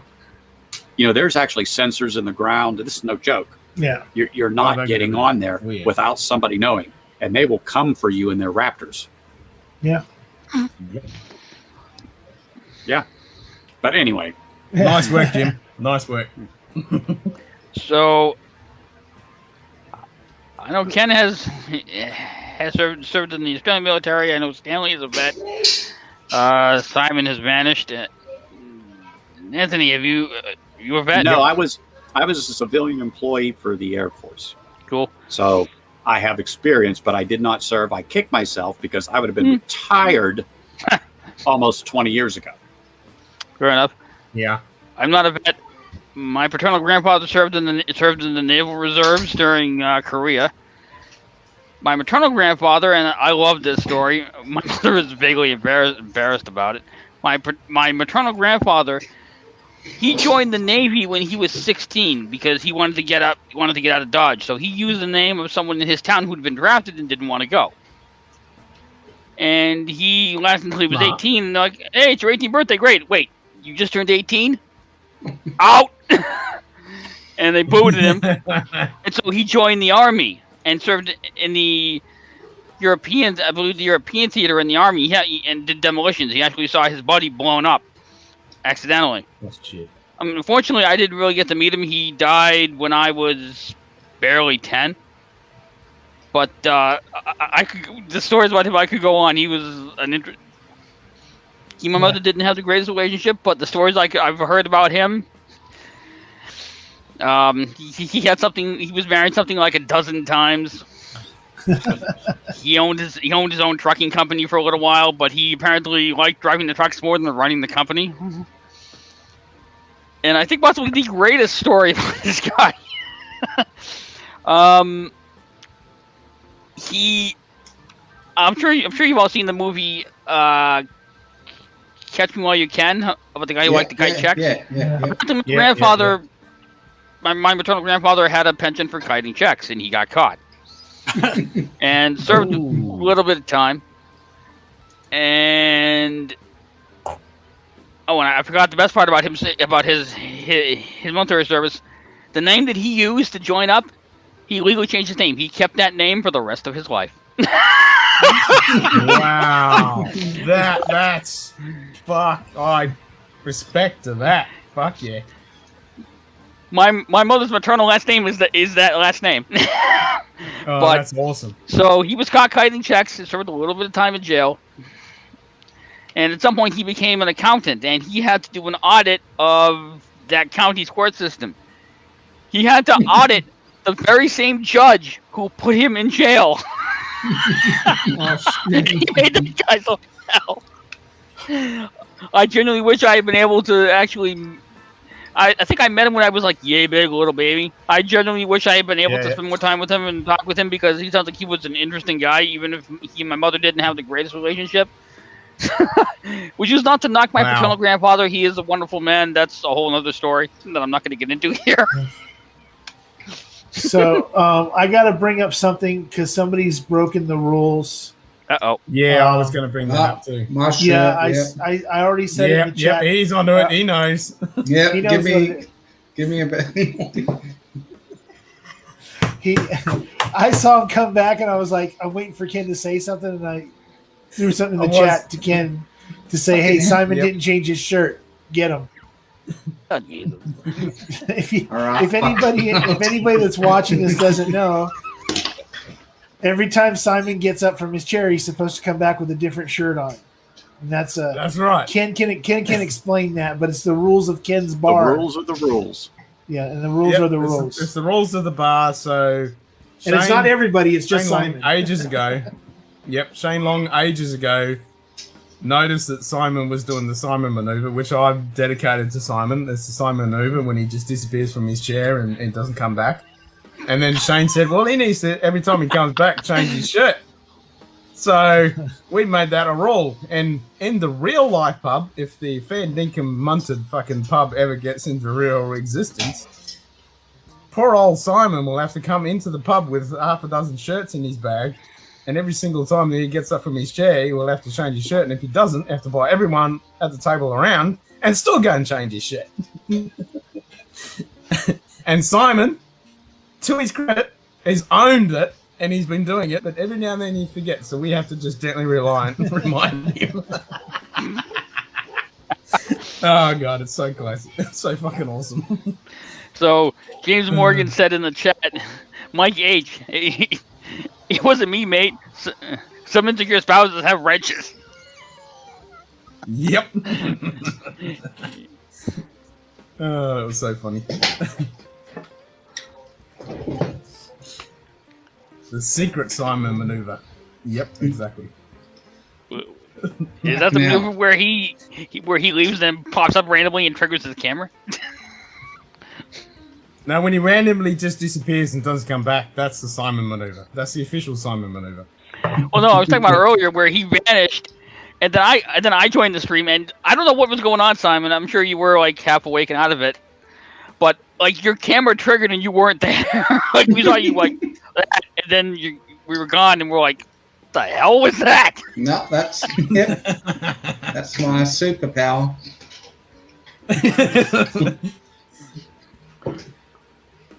No, he went and got it. His eyes are when I left. Okay, when I left this morning, like at 10, just before noon my time earlier today, and Simon was on, I had told Ken he's not going to last much longer because he said something about once he started squinting that was like getting towards the end, and he was squinting. He goes, "Oh no!" He sits there and he goes, "Oh no, I feel fine right now. I can go as long as Ken." And I'm like, and Ken was straight up said, "Are you want to bet?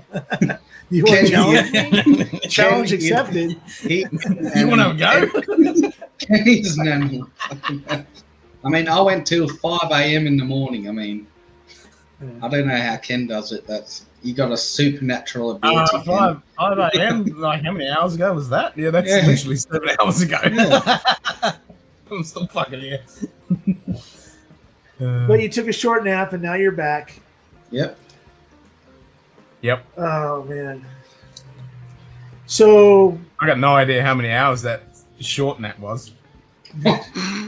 So Anthony, you and your wife just camping for the weekend and then going back on Monday or Sunday or Monday, or are you up there for a while? Monday, and then we'll come back up but probably on Saturday, going to meet up with Mr. Whiskey Shits. Oh, cool. And do a little liquor store hopping. Oh, okay. So we exchanged some texts back and forth, so probably Saturday do that, and then we'll probably leave after that, come up.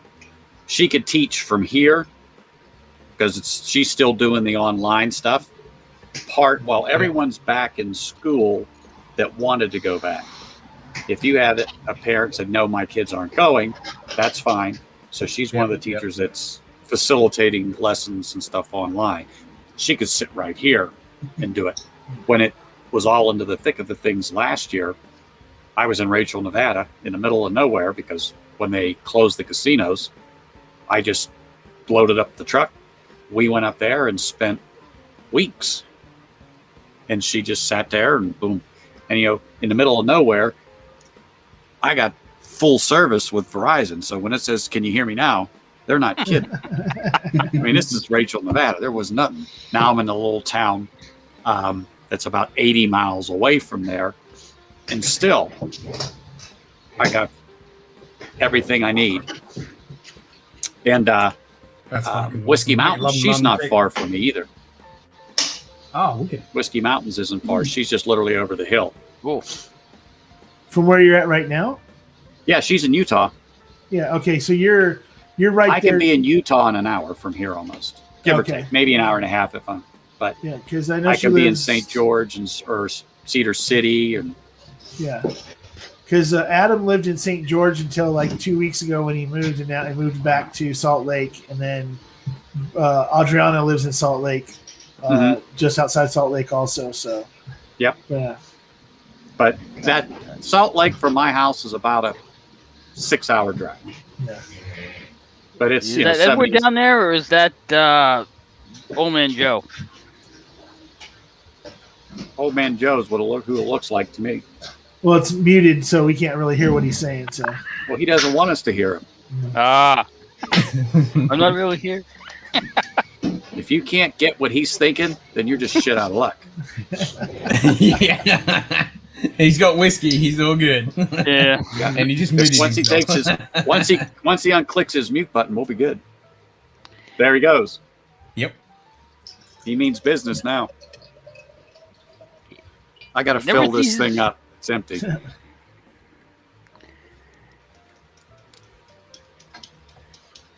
Oh, and Simon's on the beer. Yep. I should have a I mean, fucking still, beer. I should... still fucking in the morning, technically. Yeah. It's still in the morning. Old Man yeah. Joe. You've got 1 minute. You Yeah, have 1 1 minute, Simon. 1 minute. It never ceases to amaze me the way that Whiskey 2 connects people. I mean, even just looking here, I'm on the East Coast of the U.S. Stanley and Anthony are on the West Coast. Cheech is on the East Coast. Bourbon is on the East Coast. Simon and Ken are in Australia. We got people in Europe. It never ceases to amaze me. No. And Oh, it's it's a fucking wonderful awesome, thing. That's it, yeah. That's why I have the pub open, man. Doesn't matter where you're from. Walk of life. And this If you is like a the drink or first. something. This You're is welcome. the first time in a while that I've seen 6 people on the screen at one time on Ken's channel. Usually it's like freaking, you get 2 or 3, you might get up to 4 people, but then Simon freaking disappears for a while. Then freaking Shane's got to go to work, and then freaking Shane was here earlier. Yep. Then Ben Demon Hunter shows up until his wife says, you gotta take me to freaking work and stuff. Yeah. And then Swami just jumps on to mess with people when he feels like it. But Who's that? Hey, fella James down- Morgan. On here for quite a while. Oh, Hey, really? James Morgan, I see you Oh, doing yeah, a lot he of this was, in the yeah. chat. Hop on the camera. has James Yeah, even come on, ever, James. has James ever popped on? I don't think so. No, I've I've never never seen seen James. him. I've chatted to him many times. He's in fucking GMT. He's in Greenwich Mean Time. He's the fucking center of reality. He's in real time So zone. he's in Britain. So if it's Yep. midnight here, it's like 6 a.m. in Britain, roughly. Holy crap. I apologize for calling you out, sir. No, he's just starting his day. Yeah, no shit. He's 2 a.m. He's 2 a.m. Okay, so he's a little further that way. Okay. Yeah, because we're +8. So me and Simon are +8 GMT. And he's in GMT, so minus, it's midday here, so bang, there you go. Oh, sorry, Yes, no, it's 10 James. o'clock. 10 o'clock. Yes, James, it is a good breakfast beer. Oh no, my brain's not working at this current time. I can't work out what fucking time it is. Oh, wait a second. For doing a stream for 15 hours, your brain's not straight? Come on, what the hell's wrong with you, Ken? No, what's going on? Come on, wakey. I'm just shocked that it's midnight Eastern. Because I hopped in here around 7:45 Eastern, and all of a sudden it's midnight. I'm like, what the fuck?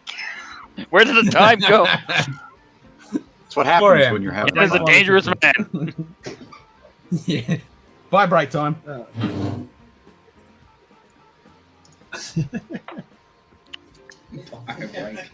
Fucking hell. Yeah. Oh, drain your lizard, Ken. Well, I have to say, the smoke wagon I was drinking was delicious, so I'm following it up with the Fusion 3. And oh my gosh, that was a good. That was good right in there because it's like, wow, this is really tasty. Show off. It just happened to be at the store I went to. I'm here in New England. We don't get any Smoke Wagon. We don't get Bardstown. We don't get. It doesn't show So up was here. the Discovery 4. It was sitting there too. So Hey, it was like for me. I can't even get that here. Yeah, basically what happened with this was I went to Total Wine the other night, and I was asking about the Willet Estate Rye. Yep. And they misheard me through the mask, and they brought this out, and I'm like, oh, I'm not going to look a gift horse in the mouth. That's right. Okay. What does that set you guys back in the States? Depends on where you're at. Depends on where you're at. I mean, for me, this was $29, which Dustin from Top Shelf Whiskey was giving me crap about because he thought that was too much. I'm like, dude, I don't even see this on the shelf. Well, number one, I bought mine. I bought mine at retail in California, and it was It was the same thing, $28, $28.99 at freaking Bevmo because I just happened to come across it. I happened to walk in the door at the right time when the guy was bringing out 3 bottles, and I said, "Is there a limit?" And he goes, "Well, they didn't tell us there was a limit." And I'm like, "How much are they?" And he says, "They're $28.99 a piece." I said, "Okay, I'll take the 3." And then I have one that I kept, and the other 2 I gave one of them I gave away to a friend here in Orange County from Instagram that so that he could give it to somebody that never had something like that. In one of his giveaways, I said, "Here, give this to somebody else that wants to taste this." And then the other one, I ended up, I think I gave it to a cousin or something like that, or one of my friends asked me about it, and I said, "Yeah, go ahead and take it." And then Shane, I won a Weller 1 liter from Shane, nice, the special reserve. And I told Shane, I said, I still got a bottle. I said I've drank like 2 drinks off the bottle, not too impressed. You know, go ahead and send it to Kilco. So Kilco just got it last week. So yeah, so Kilco got it last week, so that was really cool. That's awesome. He's like 40 minutes south of me and across the border. Oh, he is? Yeah, he's in Rhode Island. I'm in Massachusetts. Okay. Yeah. Same place. I thought they'd call that Taxachusetts. Yeah. And I mean, the thing with this was this didn't surprise me that much. Go ahead. Yeah, James, you see my hair? James, I got not COVID too here. shy with COVID hair. Happily alert. Nah, come on. This is the pub, man. It's the Munted pub. All is welcome. And then Anthony, you can find it. You can find it in Jim. Vegas, but you don't want to know how much you pay for it in Vegas.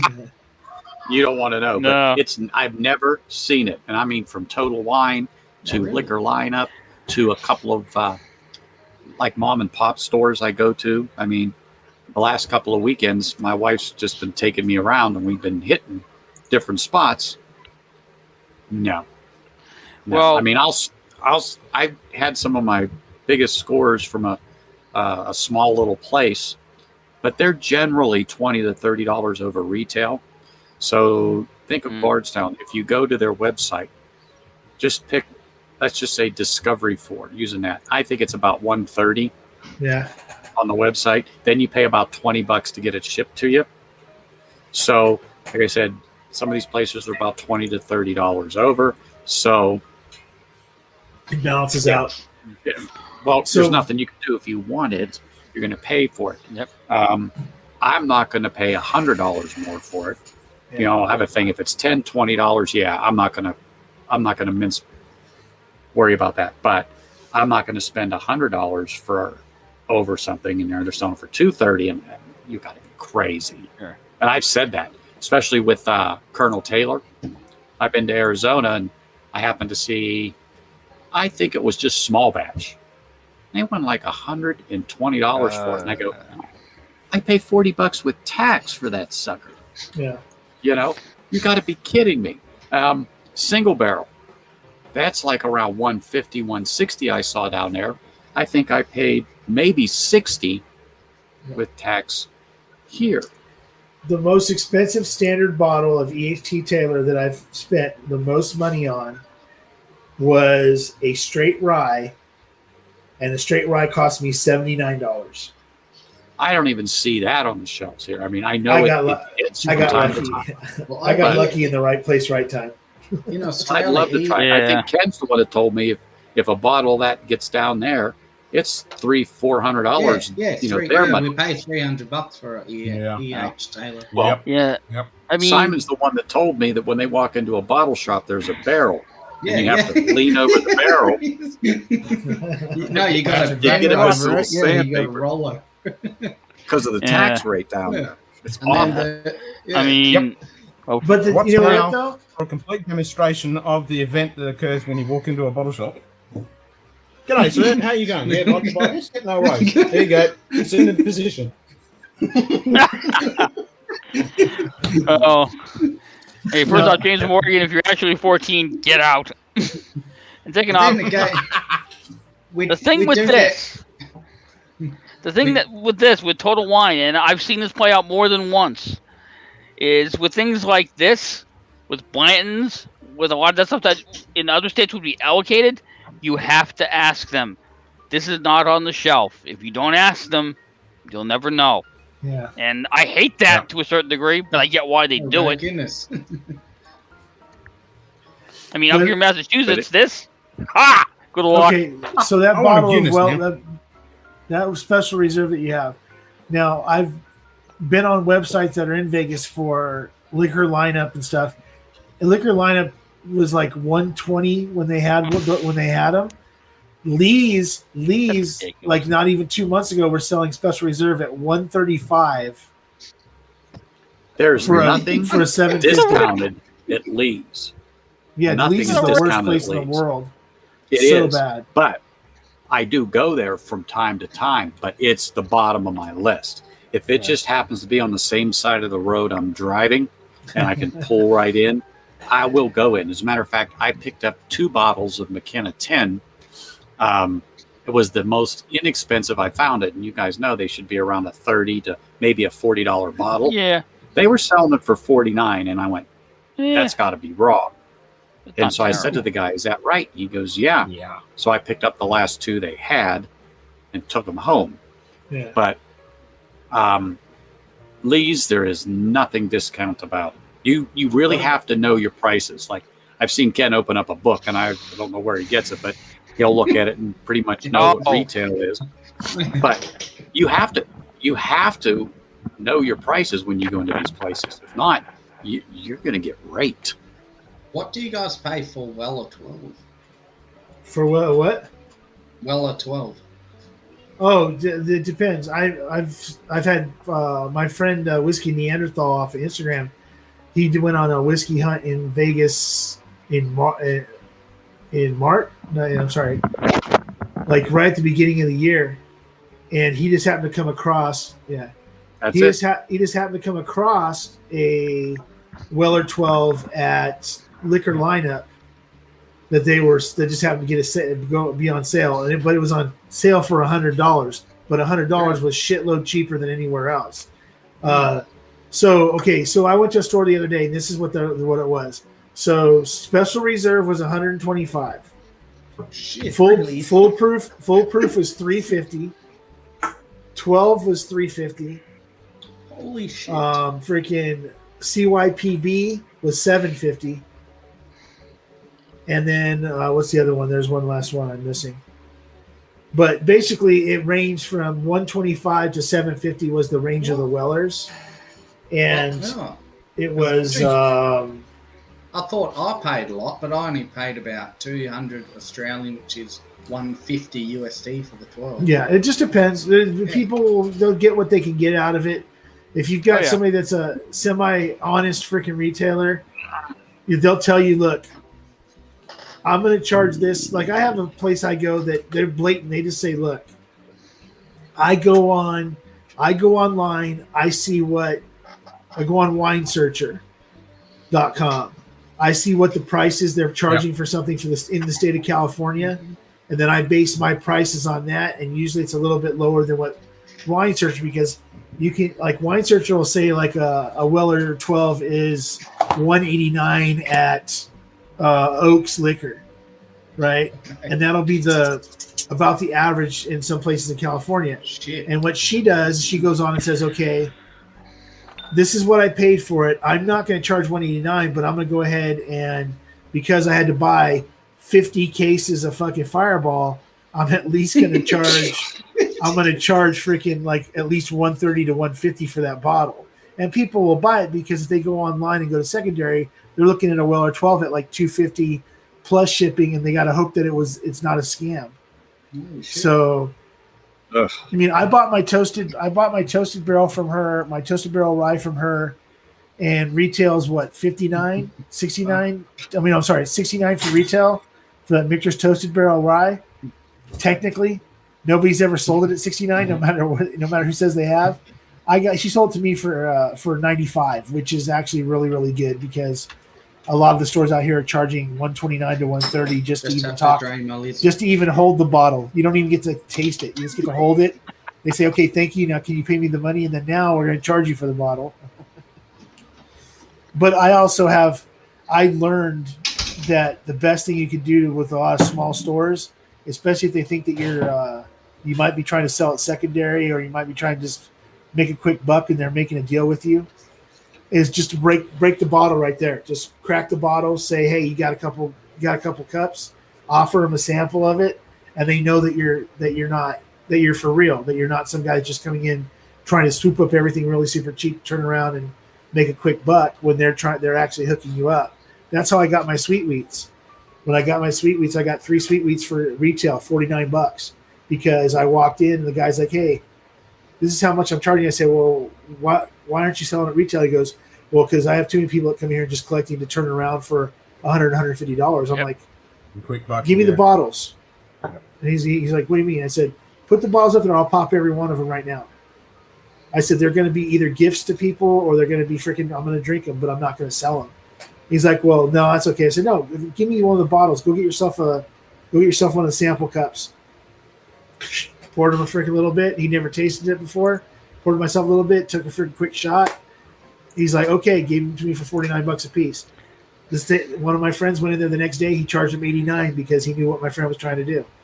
I didn't tell him my friend was doing it. He just talked to the guy for 2 minutes and knew that he was going to turn around and try to sell it for twice of what he paid. So he's like, nah, I'll sell it to him for $89. So, I mean, I just, I've been working the system for a while out here, and it's getting better and better. And then what's funny is that just right now when I have no money, I have these liquor stores going, hey, I got this. I'm like, can't help you. I don't got no, I'm not, not working right now. I'm getting ready to start on Monday, and then JD Bourbon Approach sent me, Ken saw it earlier, sent me a EY, it's IWAI, Japanese whiskey, and a Glendronach 15 Revival today. Yep. Nice. He sent me that. Yeah, that Glendronach 15. Was that Lucky Is that Lucky 7 Yeah. any good? Because I've been seeing that around a lot, but I haven't heard anybody like really say whether or not it was good or not. I've only had a couple of pours off it. It's not bad. My only beef is this is crap because I tipped the bottle a little bit and it piddled out. So the cork seal is not great, but the bourbon itself, so far so good. Once you get past that shoulder and leave it sit a bit, it might improve in a couple more weeks. Because I have a couple bottles at the neck pours, I will tell you, they just plain sucked. But now that I'm into the bottle at least a fourth of the way, and it's sat for a while, they're really good. They're really good. But yeah, I mean, the whole thing with the cork kills me because I love this bottle. The whole bottle aesthetic is awesome. I would use this as the canter, but if it doesn't seal right, why bother? You know what? If you have some empties, try a cork from another bottle. Yeah, I mean, since I pointed out earlier is the only other leaker I've had was this Rowan Co. from Diageo, and I think I got this idea from Ken up there in the corner. I put masking tape on the cork, and now seals tight as a drum. Otherwise, it would piddle out, and I'm like, come on. I don't have a problem. Well, that's what I've done with this one. Well, my thing is that like dried out. I just wish in the fucking hot 110-degree days. Sorry, Swags. And I had a little bit of water to it, and now it's fucking tight as. as it was when I first bought it. But originally, I tip it up and it just fall out. Yeah, I mean, I wish the thing is that I like the natural cork, the way it looks and everything else, but I've got some bottles that have these rubber corks, the rubber corks in it. They're so much better. They seal really freaking well. You don't have to worry about snapping them off in the freaking top of your bottle. Freaking, I mean, I bought a bottle of brand new, like a 2020 Cali Spirits freaking bottle from a brewery, from a distillery out here, and literally it had been bottled like 3 months before that. I went to go pull the cork and the cork disintegrated, and I was like, "Yeah, what the fuck?" So I called them and they said, "Yeah, we've been having problems with that. We're going to switch to synthetic." I said, "Okay, but that doesn't give me back my freaking $40 I paid for your bourbon." They're like, sir, you can always get another decanter. And I was like, you know what? Guess what? Guess who's never buying your fucking bourbon again? And it wasn't like it was that. I mean, it wasn't like it was a great bourbon. It was okay. It was worth the $40 I paid for it. But it's just, it's a 3-month-old fucking cork, and it literally disintegrated as soon as I went to go pull it out. I mean, I've got bottles. I mean, just think of it this way. This freaking cork right here. This is a B519. This is a fucking almost 2-year-old fucking cork, and it's like brand freaking new. So it's like, it just pisses me off that I'm getting tired of freaking old regular cork, because it doesn't make a difference in the taste. I'm sorry, it doesn't. No, it doesn't. We were talking about that earlier, and Dustin had a good point. It's like, well, even the really good synthetic corks, they're still glued on. So it'd be nice to see them make the whole fucking cork and the stopper part one piece. Incorporate them into the cap. Make it one solid. Yeah. The Bardstown that I've got, they have the rubber cork, and it's a good tight seal. When you pull it, you hear it. When you put it on, you have to give it a good smack. Yep. That's exactly the same with this Aussie one, this Starwood. They use all synthetic, and this thing is tight as. Exactly.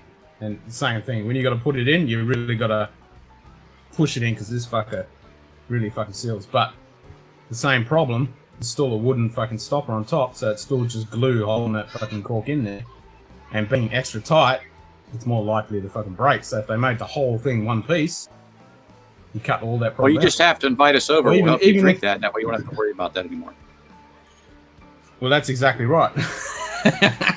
So the other thing they could do is actually make it solid and then just put the wooden part around the edge of it. Yeah. That'll solve the fucking problem then. Yep. So the cork part's actually into the fucking wood. He must have pressed that shirt. Took him long enough. No, he was wearing that early. He wore that shirt earlier today, but yeah. Still, when you only wear them for 10 minutes, you can wear them again. Yeah. No, we were making fun of him saying you only got to have one or two shirts. He only has has 4 shirts, and he's like, "No, I've got way more than 4 shirts," but he's gotten up enough all day long that he's freaking probably went through all of them. But and then freaking like 2 or 3 days from now, he'll be like, Joe. "How long did I wear this? Should I wash this?" He took off. As soon as Jane just said, "Give us a sound check," he's like, "Fuck, I'm out." Yeah, he didn't say a word the whole freaking time. Well, you know what? I actually think he was having problems because he was there. He unmuted. I heard him for a second. Then he went back out, and I caught that he said something on there, but it was very faint. I was looking at him when he was talking, because I think he came in with a beer. Oh, he got a Guinness. Yeah. And so I was watching him, but something's wrong with his audio because it was very, very faint. But I could see his lips moving, so I knew he was talking. Delay, that's what I was thinking it was. But give your browser a refresh. Yeah. Yeah, because you really didn't hear anything. And what you did hear, you knew it was out of sync, but it was extremely low. Well, and one reason why I heard it is because I'm wearing headphones, so you pick a lot more up. I'm really surprised. At least we Yeah, got well, to see you. I got my headphones on, but I didn't hear anything because I actually until just a few minutes ago had I was listening to something else off of my phone. I was listening to Matt ADHD Whiskey and then a couple things off of Instagram that I was trying to catch up on. So I've like got I had one earphone in, one wireless in here, and then freaking listening out of my other ear for this side of the stream. So that's the other thing people don't see when I have these on is that I'm sometimes, Kent knows it because he sees me do it all the time. I sometimes am monitoring my television set that I use as a second monitor for my computer over here, and my phone on my on a freaking wireless, and then I have a tablet that I usually have set up over here that I'm tracking my emails and stuff on while I'm because people are trying to get in touch with me through emails and stuff while I'm on other chats with other people. So I'm like going back and forth between all this stuff. But I left my I have a tablet, like a cheap one. I'm making this into a teleprompter for my camera for my live streams. And my other tablet I forgot at my cousin's. I gotta go back. He's gonna bring it back to me to next week. So I just have to just survive without that other thing over to my left. But yep. Oh, so we're going to go. Cheers, Joe. Are we going to? Oh, good, mate. Are we going to break the 20-hour record? I mean, 20 hours? Far off, yeah, not far probably off. Not. Probably not. I haven't prepped for it. So yeah, I don't want to get stabbed when the missus comes home. So that's what I'm saying. I was getting ready to say he didn't tell the missus ahead of time that he was going to be doing a 24-hour stream. So therefore, he knows that as soon as he's going to go until she comes in and goes, "Are you fucking mad?"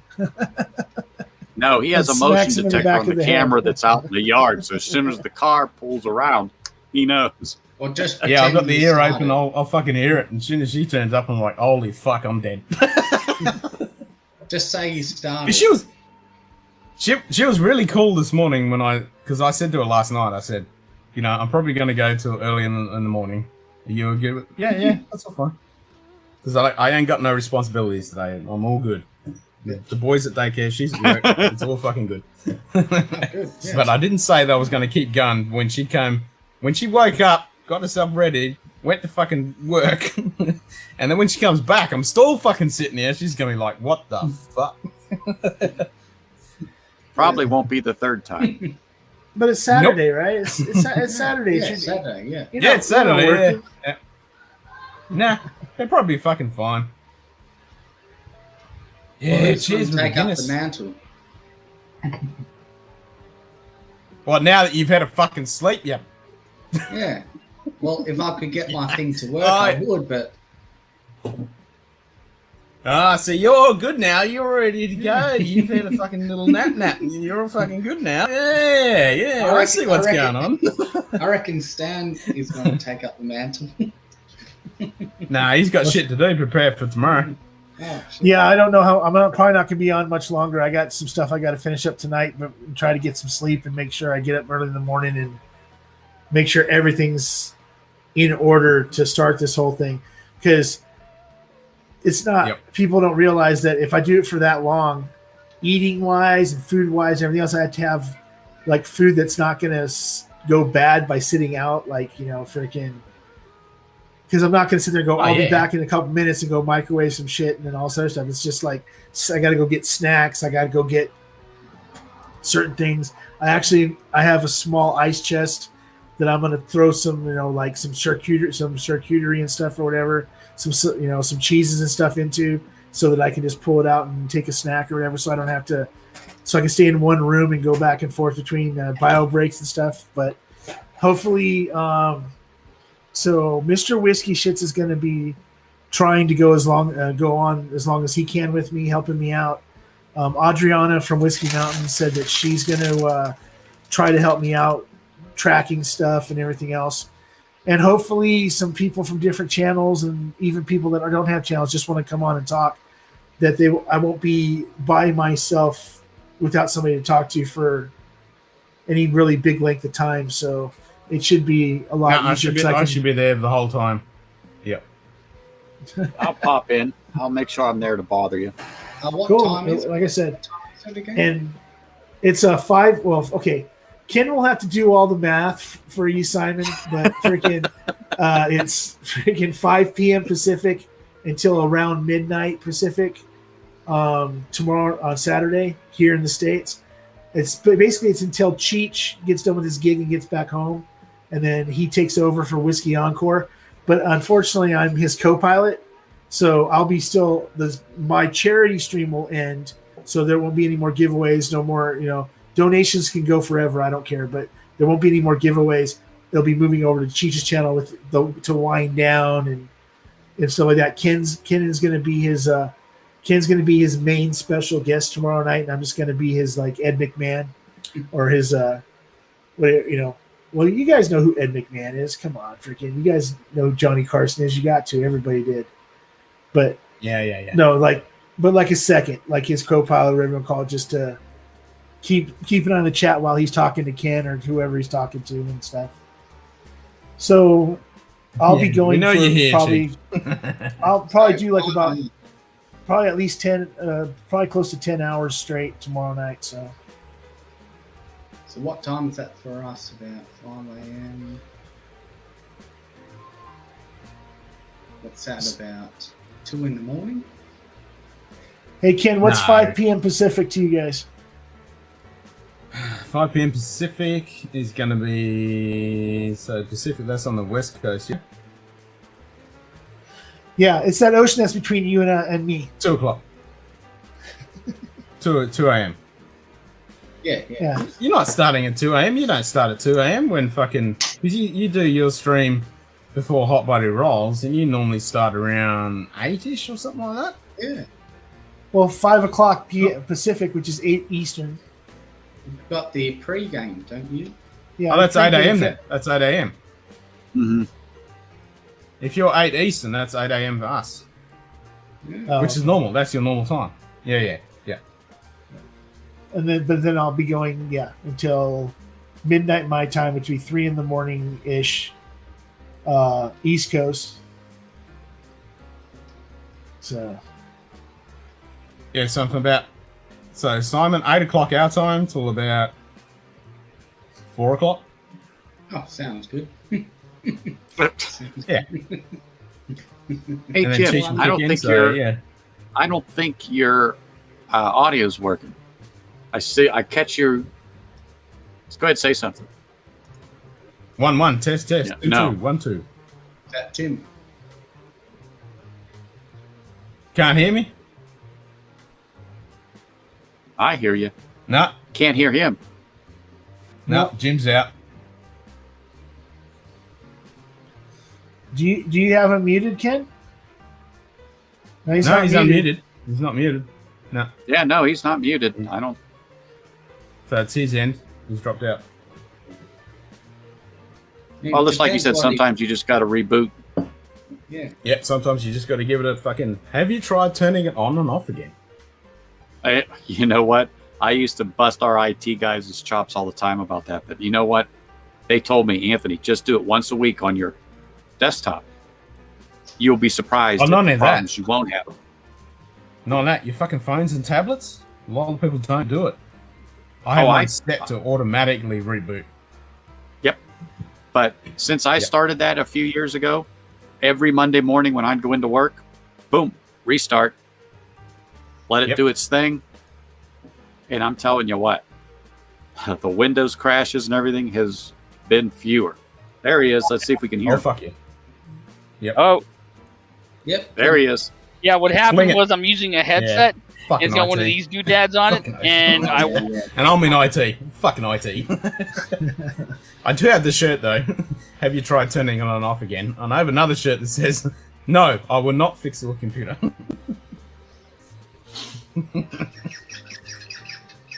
So at one time, our IT wore these green polos.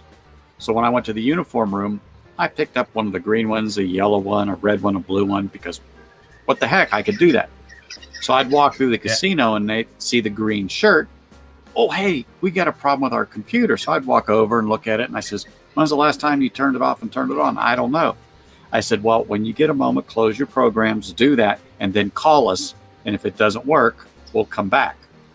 I'm not an IT. It's fucking the green shirt. They had no idea, and they didn't read the tag. I turn it off, turn it on. I'll be that back doesn't work. in Call us. I have to check on my neighbour's. I mean, that IT crowd fucking episode where he's got the fucking phone on the recorder, it's so fucking true because I'm in IT, and the amount of times I say, "Have you tried turning it off?" and again, and I say no, and I say, "Okay, just try to reboot it," and bang, oh, now it's working. The amount of times I've fucking done that, I'm like, "Yep, there you go." Oh, it does. It clears everything out, resets everything. You know, it's amazing. And now Windows 10, I'm not familiar. Will it defragment and things like that, like automatically on a regular basis? Okay. Yep.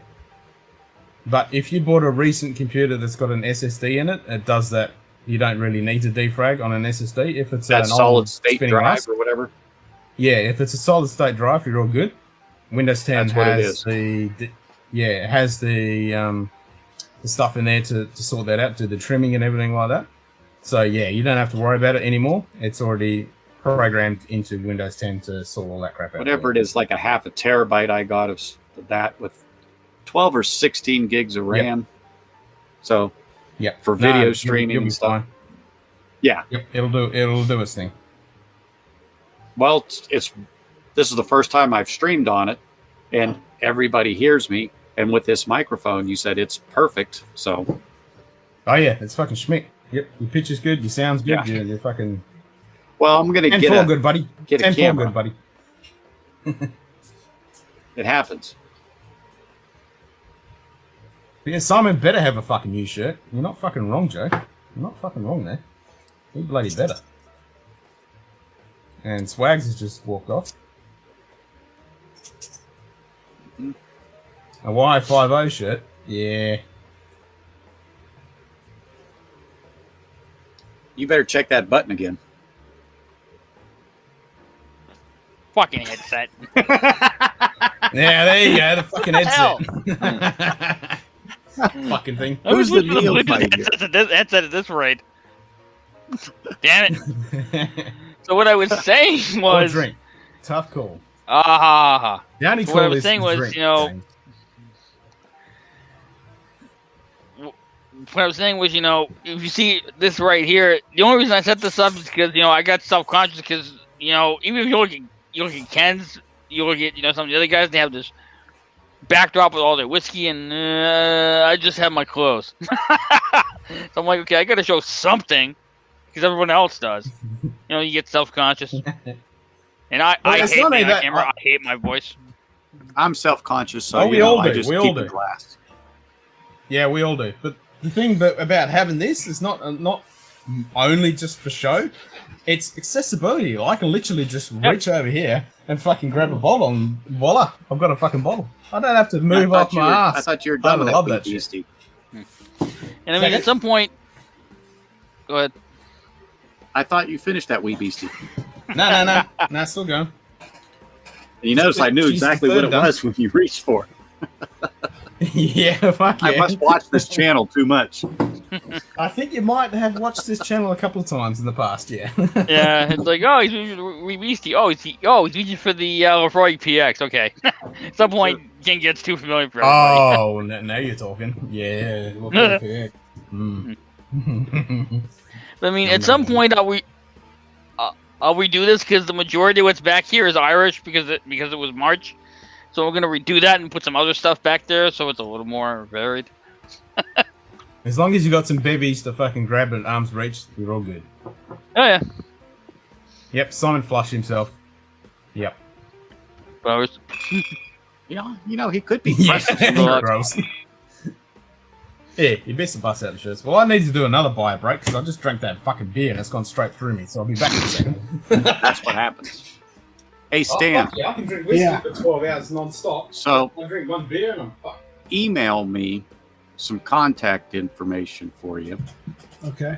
at my Gmail, bourbonneophyte, gmail.com. Okay, let me. And Where'd my pen I'll go? get you my phone number and stuff, and we can do some real chatting on an offline thing. Okay. Because I got to run some things by you since getting some thumbnail stuff and so on and so forth, and since you've already know about it. And okay, so I'm going to give you a heads up about everybody. That's what my thumbnails. My thumbnails actually, I don't. The program I use, everybody, like a lot of people, they use like Adobe, and they do all these freaking big programs. I use an app on my phone. Well, that's what you said before, and that's what I'm interested in. Yeah, it's just called Thumbnail Maker. If you type in Thumbnail Maker, it's like the first one that comes up. Yeah, I'll get you the information on that. So it's like Bourbon Neophyte at Gmail. Yep, gmail.com. Okay. Yeah, so that's like I said, you were saying something about that you're going to start up your own channel and everything else. So yeah, I just want to pick your brain about a few things and then go from there. But I'm going to do one here as soon as I get a few more things set up and go from there. But I just want to talk to some people that have done it. Like Ken's given me some stuff, and so I took some notes and talked to you about it. Just so I get some things set up, and that's what I'm working on right now, is building the channel. Right. And so, like, I can tell you, I mean, like, I have no problem helping you. Obviously, everybody knows I have no problem helping people get their channels up. I've done 4 of them in like the last freaking month, but helping people get going and stuff. But Cheech, just so you know, if you reach out to Cheech Ardolino, he's like literally just put his channel together. And I've been watching him and stuff like that. So he like the ins and outs of the computers, and he's using. I think he's using an Apple right now. Ken's trying to convince him, and I'm trying to convince him to get off the platform just to go buy it. Like just buy. The thing is that you can actually use a Chromebook and do StreamYard and do it well. I wouldn't go that far.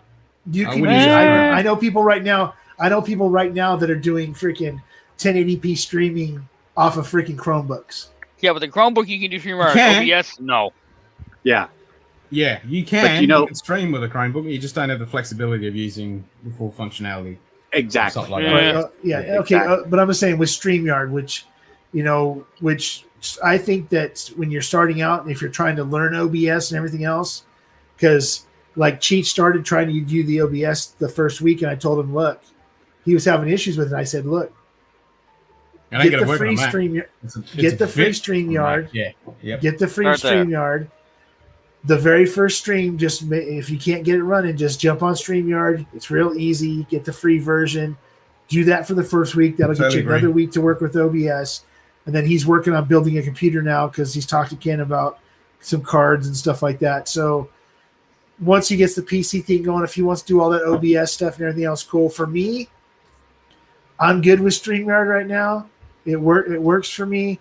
I do all my. I started just doing I just learned how to start doing overlays using Canva, and so now I can make all my own overlays for the channel on Canva and stuff like that. I don't have to go searching out shit for OBS or anything to do that. So, I mean, for me, it works. And until I get to a point where I decide to switch to a tower PC and stuff and want to really get deep into it, I do 2 live streams a week on YouTube. I don't really need to. I like, StreamYard, I pay for it, but so what? It works for me, and it gets about what I got to do. I mean, I got good audio. I got freaking great video. I just needed a platform to put it on, and now there's so many platforms coming out now every week. It seems like Melon just came out with Streamlabs, just released Melon, which is their version of StreamYard. And it looks like it's almost as good, just you can only have 6 people on at a time. You can't go up to 10. It's cheaper, but it's just as easy to use, but you just have to decide which way you want to go with something like that. But Ken's like the OBS ninja freaking guy, so and I don't fault him for that. Bourbon baller. OBS Ninja. Yep, OBS Ninja for the win. So let's see. And old man Joe taunting Simon. Thanks, Jim. What are you drinking, Ken? You go through your whole collection yet? Fuck yeah, I've been through fucking pretty much. Not too many tonight. Well, this stream. Oh, Simon, you Good night. So, it's still okay? it's Now, only just past lunchtime here. yeah, kidding. it's just. I'll finish. it in And a guess second. what? I understand that you're only supposed to change. You're supposed to change your shirt when you get up and you leave. But even earlier, you didn't change from one shirt to the Hawaiian shirt, then back to the shirt you had on before the Hawaiian shirt. No, really. No, you changed into 4 or 5 shirts or 6 shirts over a period of time. But I'm sitting there going, wait a second, he just is wearing that when we gave him shit, and he changed to that Hawaiian shirt.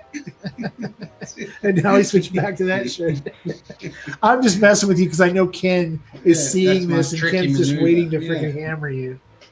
And luckily Shane Long's not on here, or else you would have already Yeah, been lucky, freaking yeah. Fried. You'd be fucking hammered. But yeah, okay. So yeah, I'll send you an email with my particulars and stuff. I'll do that in a little bit.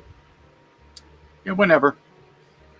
So You could go and sleep on it. Yeah. Duke Currently and- on the Johnny Walker Celebratory blend. You know, I still can't find that here. Yeah, it's probably gone. which is the celebratory bread? Is that the goofy? He had it looking- out. It was sitting there. Well, Yeah, it's John Walker and Sons celebratory blend. It's blend. Oh, It's in that's a- the one with the it's in a white bo- box. The white Yeah. bottle. Yeah. Okay. Yeah, it's a 51%. I can ABV. find it here for 75. Yeah, I only saw it one. I saw it one day at one Total Wine, one day about 2 months ago. They had one bottle that they got that came in, and before I got across the aisle to go look at it, somebody already grabbed it and was taking it to Ah. the front. well, that's just like Oh. tail of cake. I mean, Yeah, Oh, I you got, can't I'm like find a it. day late Okay. and a dollar short when I walk I got into 4 the bottles shops. of this. The bad thing about that tail of cake stuff was, I'm a Glenmorangie fan, and I Bad was thing. gonna- I've heard there's not a bad thing about tail of cake. yeah, and I wanted to get Oh, it, this is good shit. and I was like, but I didn't have the money to do it. I was just going to say it was right there. Yeah. And it Yeah. was sitting on the shelf. Okay, so it was sitting on the shelf at Total Wine and Bevmo for a good month and a half, like 3-4 deep. So I'm like, oh well, when I get the money, there'll still be a bottle there. Then a bunch of people here in the States and so a bunch of people on Whiskey Tube decided to say how awesome fucking Tail of Cake was, Exactly. and with Jason and all these guys talking about Tail of Cake that weren't projecting themselves as Scotch drinkers. And then Curiosity Public, all 3 of them were. That was one of the only Scotches that all 3 of them actually agreed on one episode. Oh yeah. Go ahead. Rub it in. They all disappeared. Like within 2 weeks, everything in Southern California fucking disappeared for Tail of Cake. And the only place I know that has it is selling it for like $270. And I'm That's like, ridiculous. hell no. Like, fuck Total no, Wine it was- had it for like 110. yeah, one- Liquor Lineup had it for about 120 or 130, but they were out of it. Lee's, I didn't see it in there at all. But like I said, it that's what you said, it got known. Ken, I saw it on there and he told me about it. So I started looking for it. And, it's just like you said, they put them out. And by the time you can go from aisle 7 to aisle 6, which is just on the other side, it just goes. And that's just like the Wee Beastie. Apparently, for 5-year juice, people are sucking it up. But, I'd rather have 8 or 10, 12, or give me my Glenfiddich 15 over the Wee Beastie. Okay. Yeah, James, I just like the name Wee Beastie. James, I call my dog Beastie. James. The Watson- James has got a question. Good day. Richie Z. There we go. G'day, Richie. Yeah. There you go, mate. James wants to Richie know, Z. Hey! Still up. James wants to know my thought on the Noah's Mill. Have you guys had Yep. it? I've I seen didn't it. hear I it. have not had it. Okay. Well, once I finish this little bit, I'll have a dram and I'll. Oh, that's aged nicely. Still smell like cake? I'll admit. I'm cracking. Okay. I got this a total wine for about 95, 97 bucks. I first poured this, I was like, okay. Is that but now pour? dosing it, it's aged quite well. Well, like I said, it's that neck pour. Some neck pours are just shit. But you know, if you listen to if you ever listen to Bourbon Battalion when he does one of his reviews, he is spot on. Oh, yeah. Don't judge everything by that neck pour, and have that second glass, and then you may want to leave that bottle set for a little bit. So drink it down to the shoulder, and then go back to it. But neck pours, you shouldn't judge. Now, absolutely, some you get a neck pour on, and your right foot taps because it's just delicious. But I don't want to say vast majority, but majority of bottles, neck pours, they suck. Yeah. I mean, for me, agreed. These two examples would be: I bought a bottle of JP Weiser's. It was their bottom end blended rye. I don't care how long you let that sit; it's not going to get good. It's crap. And some will never will. And part of it is it's Canadian, so freaking that's also a downfall for it. See, I'm going to argue here. There is good Canadian out there, and some of it has trickled through. Lot 40. Lot 40, Alberta, but you got to remember Alberta Premium, okay? Cinnamon Warts, and some of the barrel stuff. Well, there's some. Hey, and you know what? And Crown Royals are great for women to drink, but freaking. Well, even with Crown, there have been a few Crowns that have snuck through, like the Crown Royal Noble Collection 16-year-old rye. That's pretty good. Oh, but no, the I'm not majority saying of the it's good not bad. Canadian stays up here. We don't But the see whole it. thing about that particular one, Jim, is the finish doesn't match the palate. You know, what you get on your palate, you think the finish would be much longer. It's not there. I'll give you that. It's not there. I still like it, but Here's the one whiskey. Here's the one whiskey it's good. No matter what, has never been a bad neck pour. No matter what, has never been a bad neck pour. And it's only because the neck is so fucking short. You don't get a bad neck pour off an Elijah Craig. You don't. Well, let me say this. It's always good. I just had a regular Elijah Craig, small batch. Right. And that first neck pour was shit. Was My it? wife caught it for me. And I was like, oh, this is not good. But I let my second glass set for, I'm not kidding you, probably 20 minutes or so. I just was doing something. Kind of went back to it and let it open up, and it improved. Well, I drank it just past the shoulder. Then I went back to it a few weeks later. It was a night and day difference on the bottle. So now, Elijah Craig, for me, that's good. So I just got a batch of the A121, and I haven't tried it. Yes, I see that. No, I'm showing Richie. He just asked. Oh. Well, what I'm going to tell you, too, is you're getting a little down on there. You better start drinking that or it's going to get flat, Kim. Oh, yeah. I've got another bottle. The missus bought another bottle. So. But that Elijah Craig, like I said, now I'm a fan. But when I first took that first sip, no. It was like, boom. But I was like Bourbon Battalion. I knew, don't judge it by the first, unless it's just so bad that when you take that second sip, you go, I can't drink this shit anymore. Right. And you chuck it. Yeah, And going back to James Morgan's question, I mean, the Noah's Mill, it's good, but it's really herbal. Like, it's got a strong herbal characteristic to it, like a funk to it. Well, Noah's Mill is Willet. Yeah, Willet. So it's all funk. Yeah, it's a Willet. It's fucking funk. There's no Willet. The regular Willet 4-year rye. No matter what anybody tries to tell me, I'm sorry. The best thing Willet has is their 4-year rye. Their 6-year rye is way too expensive for the garbage. What I believe the garbage that it is. Their bourbons are not great.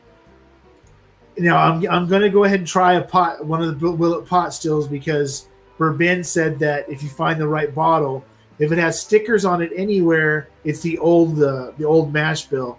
If it's embossed, there's no stickers. It's the new mash bill, and it's supposed to be way better. I haven't found the new mash bill one yet, but I will try it because it's $34 for a freaking bottle. It's something I could throw $35 at just to see if I like it or not. If not, I'll sample it out to a bunch of people, give it to like cousins or other people I don't like, and then freaking wash the bottle out, and then freaking make it a bitchin' decanter. But no, Noah's Mill has a funk to it, but it's not Rowan's Creek. It's not as bad as Rowan's Creek is not that good, and it's from this, and it's okay. Oh, really? It's okay, but Noah's Mill is actually okay for being a Willet product. That's not. Bourbon? Oh shit! There he is. There we go. Well, old man lazy as hell on the couch. But So, old man Joe, I'm going to say generally no. Because Yeah. there are certainly some whiskeys where you open it and it's good right off the bat. But with other ones, the whole issue is you pour a little out, you open more room in that bottle, and it will breathe.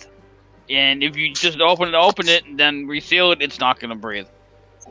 And I was going to say to James Morgan, depends what you pay for it. I mean, I paid $1.65 Australian for this Noah's Mill, and I probably wouldn't get another bottle. But I mean, it depends what you're paying for it. So $1.65 Australian, which puts it at $1.20 American. Yeah, $1.30. I bought my Noah's Mill and my Rowan's Creek the same day together for less than $100. Sorry, And Dan, don't pay Nutella cake 130. is bloody good Don't stuff. pay $165 for Noah's I'm Mill. going to pour that in a second. Yep, But- Nutella cake is I actually popped delicious on to stuff. address You the can watch will back on our in the review room. about it. Old man Joe, what's Way going over, on bud. when you a neck pour? well, no. So here's the thing, Stanley. essentially the pot like still is Jim way just better said, than it used to be. You're leaving what Don't they think call it's the going to be headspace, and phenomenal. You're leaving a But gap. I mean, I've drank of mine. I can between show it to you. the top of the I bottle picked one and up. where the You know, liquid is. it's not a And so bad pour. it's pretty much It's nothing- evaporating or dissipating it's the a $30, alcoholic $40 non-volatile whiskey. or the It's not going to volatile blow your compounds socks are off, but evaporating you're into not going to, that gap of dump air. it down the As soon as you drain pop and that use cork, the bottle they're as all a bomb. escaping. So essentially, the alcohol is evaporating out of the liquid, Right. so it's actually reducing an ABV. It's taking some compounds with it, and it's actually enhancing some compounds, and so the whole thing is actually changing as it goes down. So that's why sometimes a neck pour can be really tight, was not allowing some of the flavors and notes to come forward, and as it goes down, it actually changes and evolves through the whole bottle. And a lot of heads people up- call it oxidization, and that's just Right. the name that they call it. But Heads up, it heads up. means it's If evaporating. you get a Russell's Reserve 10, just the regular white label Russell's 10, once you get past halfway, knock the rest of that bottle out, because if you let it sit for 3 or 4 fucking weeks, it turns to acetone. It tastes Really? so freaking bad. Oh, Because remember, because That's right. I think I was on stream with Ken, and I went ahead and was going to knock out the rest of my bottle. I had maybe like less than a free. Oh, that's right. Less Yeah, than yeah. a quarter, You said that less than was a quarter shit. of a bottle, Yeah. and it had sit for like a month since the last time I drank it. I went to go take a drink of it, and it made me physically ill because it tasted like I was drinking nail polish remover. And I was like, "Holy shit!" Yeah. That's never happened with like a freaking Private Select or any of my other Russells. Has never happened with that 10-year bourbon. When it got past a certain point and I let it sit and get too much air in it, maybe for too long, it just freaking turned to total dog shit. But just so people know, there's nothing wrong with when you do the first pour off of a bottle to leave the cork out and set the bottle off to the side for a few minutes. That way, you make your next, that way at least you're getting a few minutes ahead of time on your next pour, so you don't have to get done with your pour it, then wait 20 minutes, drink some more, and plus you're letting a little bit of air in there, you're letting the air out a little bit, not the exact same as being in a glass where it's got a little bit bigger opening, but every time I pop a brand new bottle, I leave the cork out of it for like 30 minutes before I put it back in, whether I take another drink or not. And This- I was going to And the easiest way to do it actually is just add some water to that glass, and that will change it. James, They'll open it up quite a James bit. Morgan for £45, I reckon try it. Yeah, it's worth a try.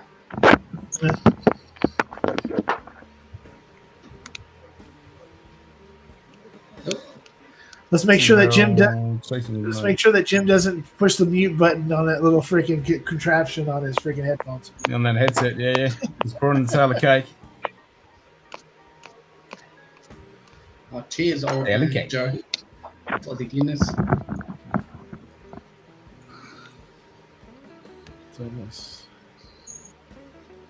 Okay. So almost 3 hours. So that's fucking 15 hours stream. Crazy, Ken.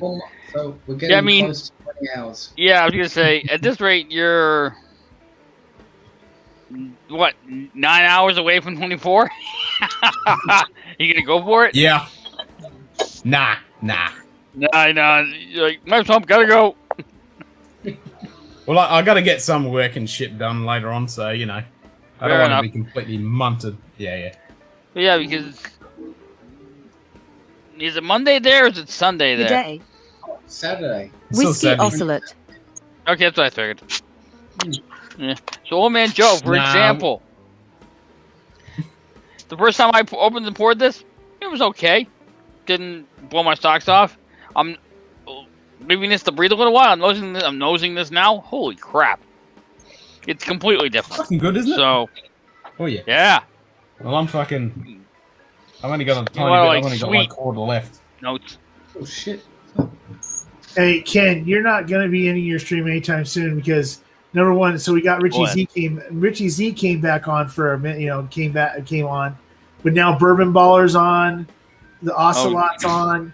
All these people are starting to jump on now, so you ain't going nowhere anytime soon, dude.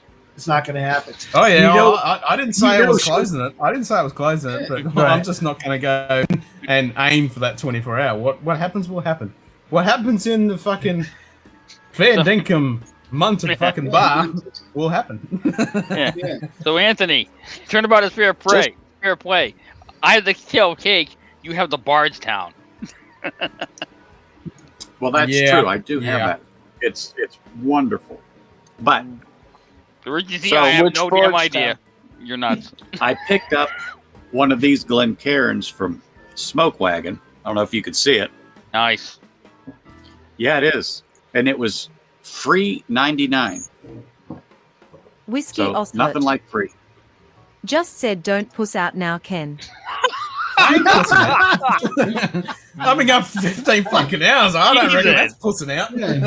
He was on when I left to come here Go this get a morning. blanket, lay down on the floor for an It was hour. in the bush. Happened. Okay, old man Joe.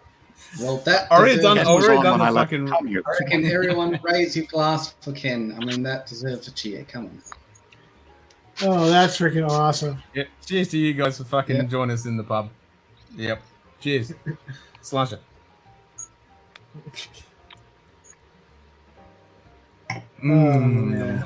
No, Richie, it's not. You Whiskey Ocelot. might want to put the glass down. Just said harden up, Ken. Don't be a little bit hard. Don't be a little bit hard. Don't you mean don't be a little fucking bitch? That's what you should be talking. Ken's been a trooper. I mean, fucking 15 hours. Do it for Kirk, you reckon? Oh, there it is. So who's Man whiskey? himself. Yeah, who's Whiskey Ocelot? By the way, who is Whiskey Ocelot? Because he's funny son of a bitch. Oh fuck yeah! I like what he. I So like do he's you? All throwing you have to down. do is. I like Yeah, it. you asked So- about you and your typo. So all you have to do is put Yep. exclamation point speak and it'll say what you're typing. Yep. Yeah. He just did that, but he didn't type bitch. No, but I think it's funny. He's like, I He just said don't little push R. out now, Ken. Freaking that was funny.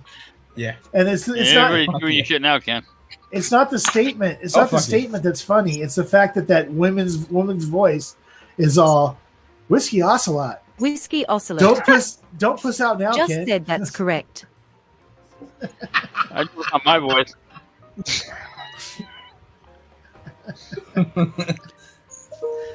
That's what makes it I funny. need two people in my bungalow. Give me Hey, some yeah, you're done, Ken. You're done. You're done, dude. JD just dropped on too. JD just came back on too. Oh. So yeah. He's come back on. So now Whiskey Slovakia Ocelot. just came back online. You're freaking Just said screwed, bitch. dude. So we're up to what, 14 on chat now? Whiskey Yeah, Ocelot just called you a bitch.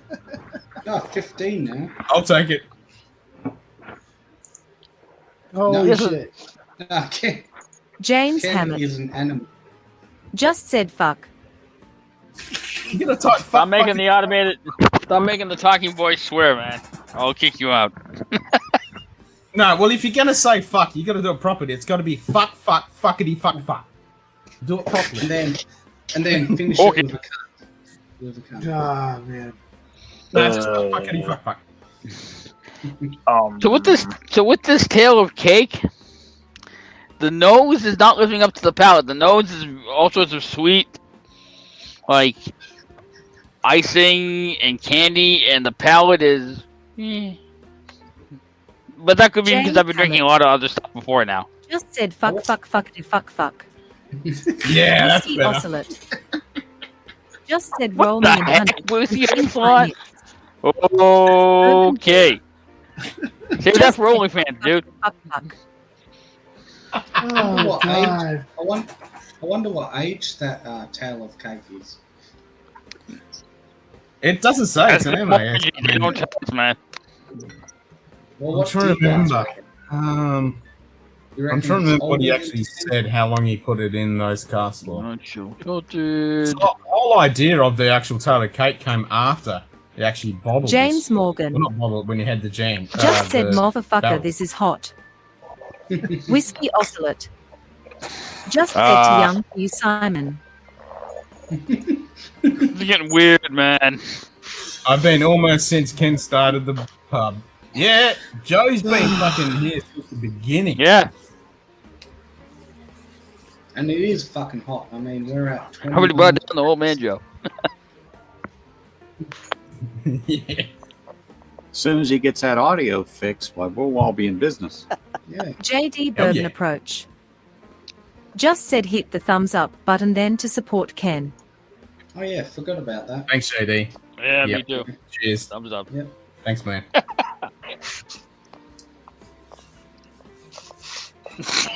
What the? Whiskey Ocelot. I don't even want to know, man. What was that? We're a talkative bunch right now. Whiskey Ocelot. Hashtag speak. Too young for you, Simon. I don't want to know. Too funny. Jim, I think you're on mute. I didn't get that. Oh, for God's sakes. I'm on audio. I'm not on mute, man. Jim, you're on mute. No, I'm not. I didn't mute me. Nah, you're No, not. he's You're checked. He's not red, so Check, he's okay. check. 1, 2, 3. Check, check. But I must say, You guys hear him talking? yeah, Ken Ford, Hello? everybody. Oh, yeah. Oh, I'm loud and I clear. guess We're I'm good. fucked up then. I mean, I was going to say, we do have a good crew going right now. This is actually pretty good. Fucking oath it is. Alright, I'll come back. Only randomly. No, that doesn't randomly. The problem is, like, if you leave it too long when YouTube decides to fuck say, nah, you can't say that shit, and one of the ranchers or myself accepts, shows it, if you take it too long, the bot won't come through and do the text to speech, so you just have to type it again. Yeah, I was going to say. Bourbon Baller. Just said check, check, fucking check. Oh. check, fuckity check. Noise. So, Whiskey Ocelot did say, speak and subscribe, you little bitches.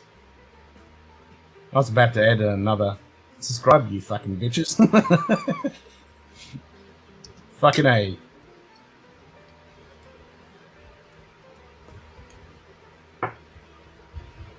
Yep. This is the pub All right. we want to be in. Okay, Anthony, I just sent that email over with my Good day. email and my phone number and stuff. So Colin Murray Bain. Hey, Colin Murray. Colin, Jim Perfect. Morris. Thank you. Just said holy Checking hell. in. Ken's a crazy man. Yep. I am a little bit. Yeah. Just checking in now. Not sure if you already talked about it. The cake, good or gimmicky? I really can't decide. No, it's good. Yeah, I would say, Colin, it's Uh, good, depending how much Just you can said, get can it she for. pronounce Lafroig? Lafroig. No, she can't say Lafroig. She can't say Lagerfallen either. But she actually says Glen Murray correctly. She doesn't say Glen Moray. She says Glen Murray, which I'm But pretty. I don't get She it. can't say because Lafroig. She can't say Lagerfallen. I mean, it lets you say Yeah. all these, like fucking that, but it didn't let me say cunt. It was probably YouTube that bumped that out. Yeah. Whiskey Ocelot. Just said, what about Kilcherman? Kilhoman? Yeah, she can't say that either. We've been through this many a time, putting all the distillery names. Dan. But go for Just it. said It's good fun. Lagavulin. Oh, Jim nice! Just said Ken's an animal. So apparently swears do not pass the filter. Yeah, I said, because originally I said, holy hell, Ken's an animal, and it was like, yeah, no. Really? No, it doesn't. Well, you got the YouTube filter, but the text-to-speech will say anything. Yeah. But it doesn't say. Yeah, the I also remember that. Lagavulin. Yeah, that's how you got to type Lagavulin if you wanted to say it correctly. Cheers, Colin. James Hammett. Just said, what about poop butt? Whiskey Ocelot. Just said Ken's a sick cunt. You're timed out. What the hell, man? yeah, It's the thing that makes it funny. The thing that makes it funny is the voice. It's not what they say, because anybody can say that any day. It's the voice. I'm gonna try this one. This is what I've been. This is what I wanted to. It's bot that's saying it. This is fucking funny. Hats off to Whiskey Ocelot for making it say that word. The mash bill. Couldn't fucking do it. Yeah. Just said I can say Glenmorangie Harry Ball less Ken. Harry Ball less Ken. What the? So Colin Murray Band, I would say for the tail of cake, if you can get it for 90 to 95, 95 to 97, it's okay. Any more than that, no way. Retail's it's not bad. Yeah, Retail's 109. We paid 170 here Australian. I bought a bottle. I think I paid about 97 here in Massachusetts. Oh, okay, because here in California, retail is, Total Wine and Bevmo, unfortunately, they're really close to retail on all their stuff, and 109 is the lowest I've seen it anywhere here in California. That's what I saw. Wouldn't pay that much for it. See, that's the thing. That's the one thing that retail stores. There's no secondary at retail stores. Simon Del Vecchia. Just said you turkey fuckers. And what the hell? What's the ocelot? Dustin was here earlier. You missed him. Yeah, he was here Sorry. earlier for ages. Yeah, he was. What would happen if Shane Long was on right now? It'd be all over. Forget it. It would be insanity. Well, Or Shane Swami. would come up with the whole skit Whiskey from Ocelot. fucking South Park. Just said you bad man, Simon. No, if Shane was here, we'd be fucking doing car bombs and fucking passing out and everything. Yeah.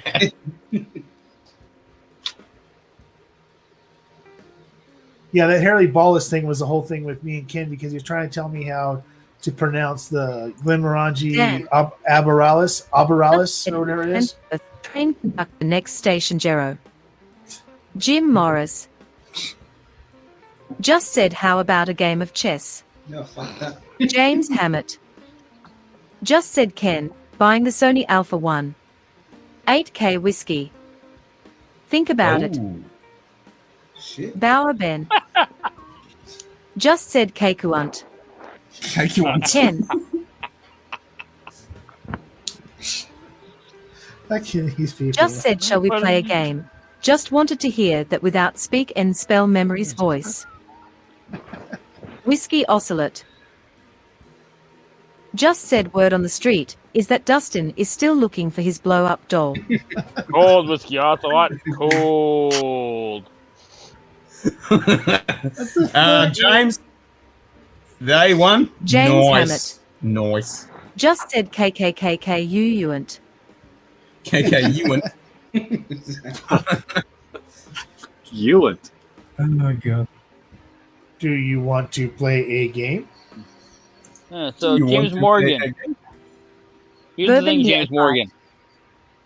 Just said The James- next this big stream. thing for you might not be the next big thing for me, might not be the next big thing for James Colin Hammett. Murray. Different palates, Just said different K people. unit. Good day. Little cucky. Whiskey little oscillate. cookie. Just So, said calm James- down can'ts. Colin Murray Bame at James Morgan. I'm already waiting for the KK8 Cast Strength 2021 release to hit the shelves here. The who and the what? What is the KK8? Kill Karen. Ah, gotcha. Yeah, not the KKK. It's Kill. Everybody. I corrected Yeah, the new myself. Kill Karen 8. Yeah. Wise guy. So James Hammett and Cookie are my photography buddies on our f-stoppers. So Stan, you might know about f-stoppers. Yeah, the guys from Puerto Rico. Stops. Yeah. So we've got an after show Zoom chat that we go in there and spin the shit. Yeah, I know who the F stoppers are. They're those guys. They used to be in Georgia for a long time, and then they moved to Puerto Rico, and they make massive amounts of money telling people about equipment that nobody can afford. Yeah, I know those guys. Yeah. Oh yeah, and we drink a shitload of booze on our after show. So you actually go on and talk. You guys actually go on with them in Puerto Rico and talk stuff. Yep. Talk.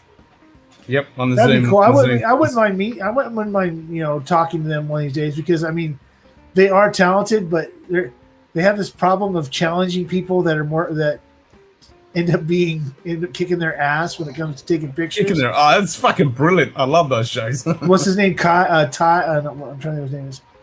Pie. Pie's always freaking kicking the shit out of those Pie guys. always kicks the ass. Yeah. Yeah, I know those guys. Yep. Before my bourbon journey began, I was Just like, said cheers, all I rat did was mouth. watch camera tube. Okay. Rat bastards. Yeah, it's a lot of lounges, Kyle. Yeah. Hey, we don't want to talk about cameras because Simon will leave. Yeah, true. Pull out the Simon maneuver. No, that's what he did earlier. He dropped off. Me and Ken started talking He about did. cameras. Oh, He dropped really? off and then put in the chat. When you guys I are can't talking about even cameras, remember, I'll come back. As soon as we stopped, he popped straight back in again. I was like, nice. He didn't do a full-on Simon maneuver. He was lurking. Yeah. I was close. Oh, But I you just did put the do it. 51.2. Oh. So we were talking about the 50 mils, and you just put the 51.2.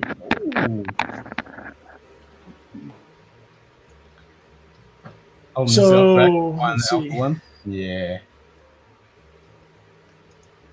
I'm rock hard. Bauer Ben. Just said mechanic. Somebody set up us the bomb. Operator, main screen turn on. Cats, all your base are belong to us. You have no chance to survive, make your time. Captain, move ZIG. For great justice. Nice. What the fuck did they call it? Bauer Ben. It's bourbon. It's a That's bot. just how she pronounces it. Yeah. Oh. Yep. Like, she can't say like a woman unless you type it the cool way. Oh. Or Lafroy. I was going to Yes, ask Anthony. Anthony, are you in your camper van? Yes, I am. I'm in the middle of I nowhere. can see. Yeah, I was going to say. Vibrate. hmm Hell yeah. Well, when you guys started this morning, Mm-hmm. I remember I said I'm going to be James watching Hammett. Cactus pass me by for about 3 hours. Just said Bourbon. I was driving up here, and then Oh, really? I popped on and back and forth while I was setting up, and then when I was sitting down outside listening to the guys, I popped on, and now Dan. I'm right here. Just said Lafroig. So anyway, yeah, we'll be up here, or it'll be in its spot for about the next 6 months, and we'll come back up Old Man on Joe. weekends, so on and so forth. Just long said Estrin. holidays. Have you seen any UFOs there, Anthony? You missed it before, but I was talking about Area 51, and we used to stay in Rachel, Nevada. Rachel, Nevada is just right outside of Area 51, so I can see one of the gates. Not physically see the gates, but I know what the light is when I was looking out of my camper down through the fields. That was one of the gates to Area 51. So last year they had an event called Storm Area 51. I think it was September of was it last year, September? Or September 19? Anyway, I forget. My gosh, it just all runs together. 19. Yeah, 19. I just had to think. You're right. It was 19. But anyway, I stayed away from there. Normally, I would have pulled my camper. Oh, everybody! Sorry, everybody! Raise your glass. James just had a really good point to alcohol. The cause and solution to all life problems. Bourbon Baller just said, beware of alien probings. Exactly. Well, Yep. as long as they feel good, you don't have to be aware of it. That's right. As long as they give you a reach around, you're all good. I'll be back. If it's got a happy ending. So Ken and I were talking. He's an amateur astronomer. So when you're sitting out where my camper used to be, 9, 10 o'clock at night, and being that you have no light pollution, it is amazing how clear the sky is, but what you can see. And I forgot because I've lived in the city so damn long. But Bourbon once Baller you get away from that and you start looking just at said, it, beware of alien dongs. you can see the satellites moving. You know, it's so clear up there. Well, it is Ken, amazing. What's that, Simon? Ken, how far are you from Pine Gap? I mean, they've probably got some real shit there. Oh, that got some crazy shit at Pine Gap. And for everyone that doesn't know what Pine Gap is, it's like kind of a US Australian big supply base, pretty much. Yeah, big fucking satellite. Yeah. Yep. Well, so James, yes, I do have here. I've got a couple equatorial mounts. I don't have the actual star tracker. I'm going to get one, but yeah, I've got multiple equatorial mounts. So if I want to do star trail, not star trail. If I want to do wide field astro with just my camera, I just stick it on one of the equatorial mounts. Old Man Joe just said, I am not worried about alien dongs, but alien schlongs. Whiskey Ocelot just said, I am a dog and you are a flower. I'll lift my leg up and give you a shower. A golden shower, man. Yeah. But yeah, what were you going to say? You'd love to play around, Anthony? Yeah, I said. Dan just said, reckon aliens dig whiskey. They probably do. Oh, yeah. Well, alien. If they did, they would fuck us up, Dan. Imagine. They Yeah. stiff off a So fucking James, barrel. have a look at Barn Door Tracker. You can make yourself a barn door tracker for like $10, and you can do long exposures with your camera on a barn door tracker. Just have a look at them. You can make them.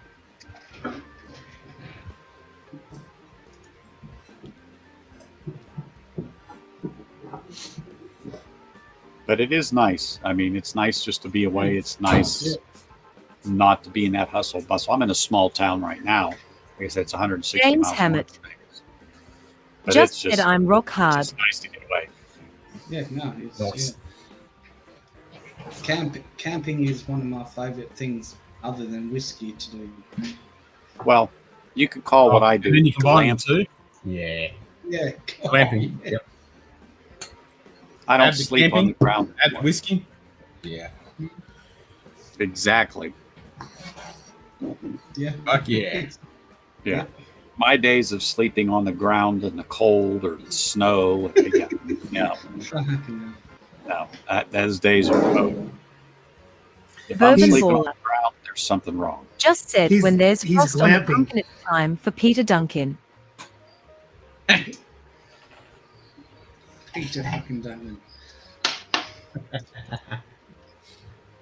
I'm not gonna change my shirt, but You gonna change your hat? Change your hat.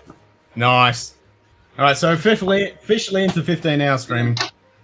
Is that what it says on the little time up thing on the top right hand side? I can't fucking change see. it. Someone needs to chat. Well, Needs to tell me what that says. The on new account. rule is every time you get up, not including me, you have to change your gender. Can I change it to a rock?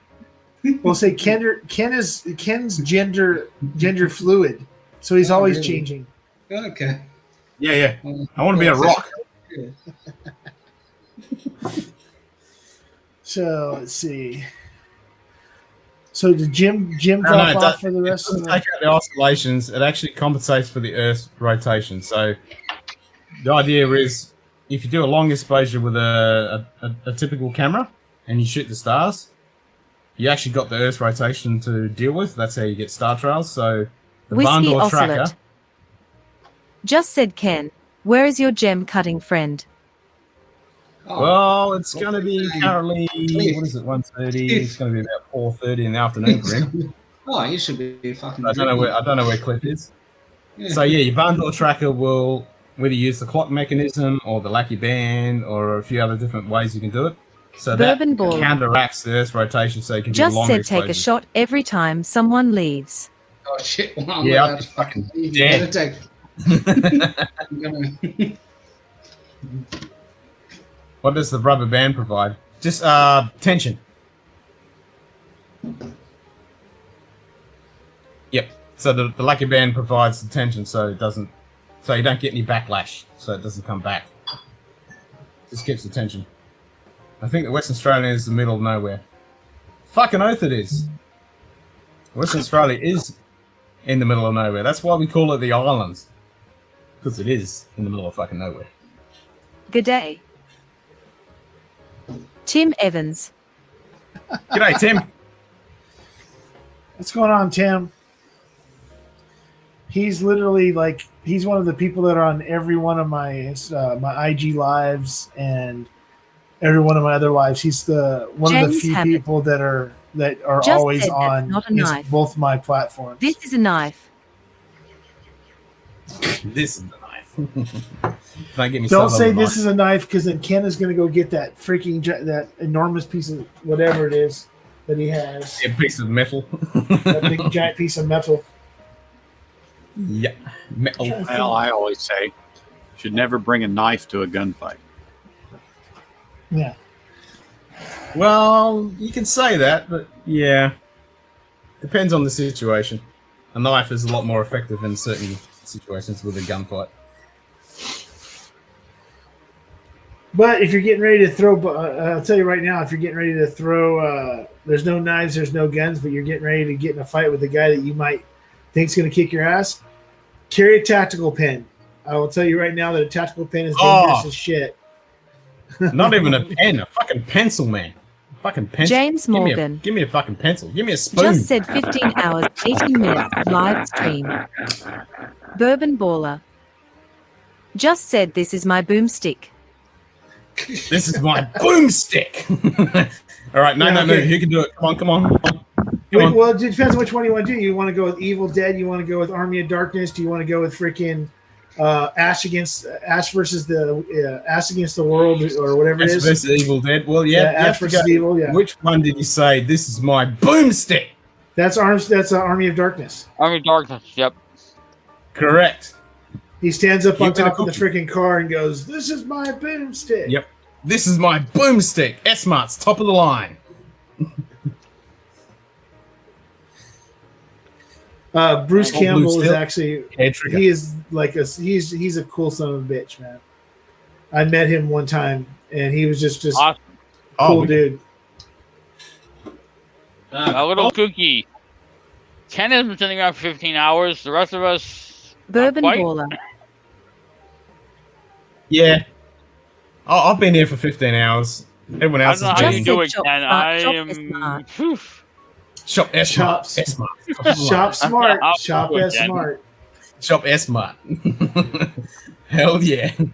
More CCR. Fuck yeah. Let's bust out some I credits. wish. This is, Yeah, this is well, what if kills me Shane about was in here- YouTube. James Hammett. Just said Ken. Did you ever know that you're my hero? Oh, James. Hey, James Hammond, is he the wind beneath your wings? No comment. No comment. What was I going to say? Well, if Shane was here and he was at home, he'd bust out the cart and bust out some fucking CCR. Damn copyright. No, he can bust it out 'cause he's playing it. Yeah, there's ways around things, but at the same time, until Ken is monetized, nobody's even going to give two shits if they'll come get his copyright like when he's at like 10,000 subscribers 3 years from now and freaking killing it on freaking YouTube. Then all of a sudden they'll go, "Hey, remember that video you made freaking like 6 years ago?" Holy crap! Jason's here. There you go, Mike.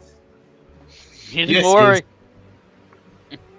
Okay, so who asked me about the Starwood? Oh, I can't fucking. It's 1:30 in the morning and Jason's still up. Oh, Dan. it's 1:30 East. I think Jason Sandals are 12:30. Just No, said Jason's in Ohio. He's Eastern. Really? Okay. Howard. I would Hell yeah. get fuzzy on the time zones Just there. said I'd rather have a knife in a gunfight. Oh, that than was be Colin Murray blindfolded. Bain. Ken. Oh yeah, sorry, Colin. Yes, so the Starwood, you'd have to ask Simon. He's had more I I'm a bit biased. I only go for the lime burners because that's from my hometown. But this is the Starwood Mesquite cask. They only brought out 660 of this stuff, and it's done in Mesquite. Oh my god, this is an amazing little drop. I'm actually going to pour some right now. Now you've been talking about it. And they brought out cherry wood. There was only 400 bottles of that. These are only 500 mils, but they're only around 110 bucks Aussie. Bloody good drop. The Starwood Nova is always a good one. You can find that a lot of places around the globe. And the twofold isn't too bad, but yeah. Starwood's bringing out some pretty good stuff.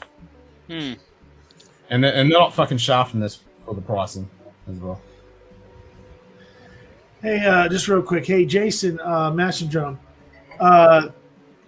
I'm doing that charity stream tomorrow. Since Hot Buddy Rolls isn't going live, I'll be on from 8 Eastern until Cheech comes on for the Whiskey Encore. So probably around 3 Eastern. So about 6-7 hours. If you have any time and you want to just jump on and say, hey, I'd appreciate it. Yep, and feel free to jump on here as well.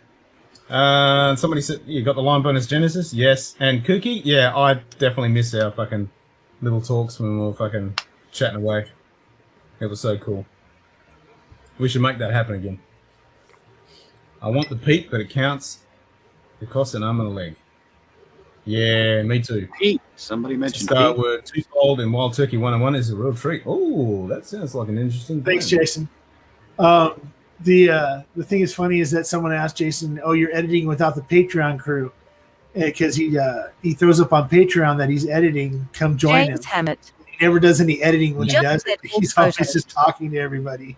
So you just tell him, "No Patreon crew. I need to actually do the editing type situation." That's funny. And Simon's changed his shirt. He's back into the after dark fucking after hours shirt, even though it's fucking now 1:30 in the afternoon and you're still muted.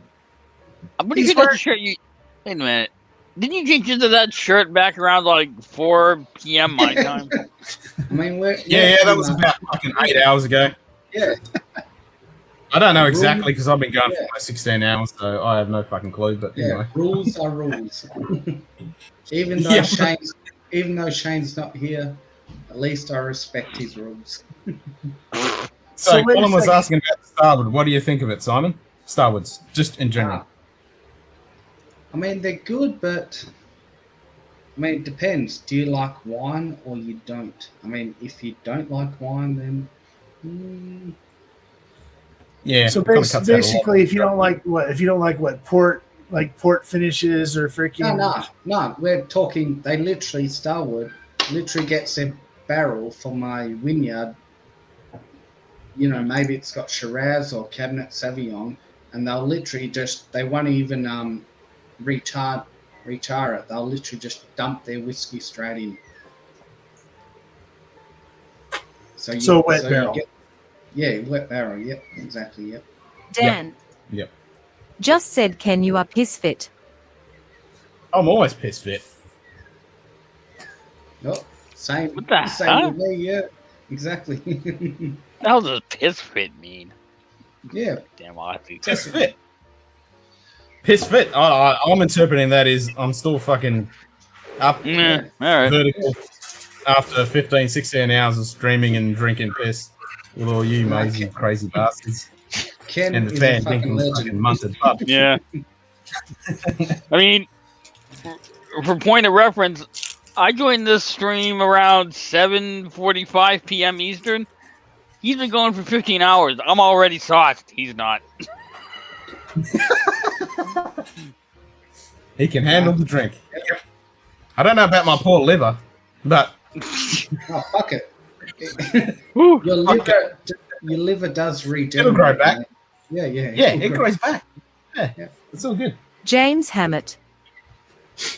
Just said Ken has staying pauser. Pausa. I have the staying pausa. I'm taking that. Ken's secret is the fact that he drinks like freaking 6 of these freaking like 64-ounce freaking bottles. James Hammett. Well, I've gone through about fucking 5 Just liters. said pauser. That's Pauser. right. I'm committing to it. Yep, and Colin I'm Murray glad Bay. that you fucking own it. Just said Ken is just built different. Yeah. Bourbon baller. Just said the liver quiver. The liver quivers.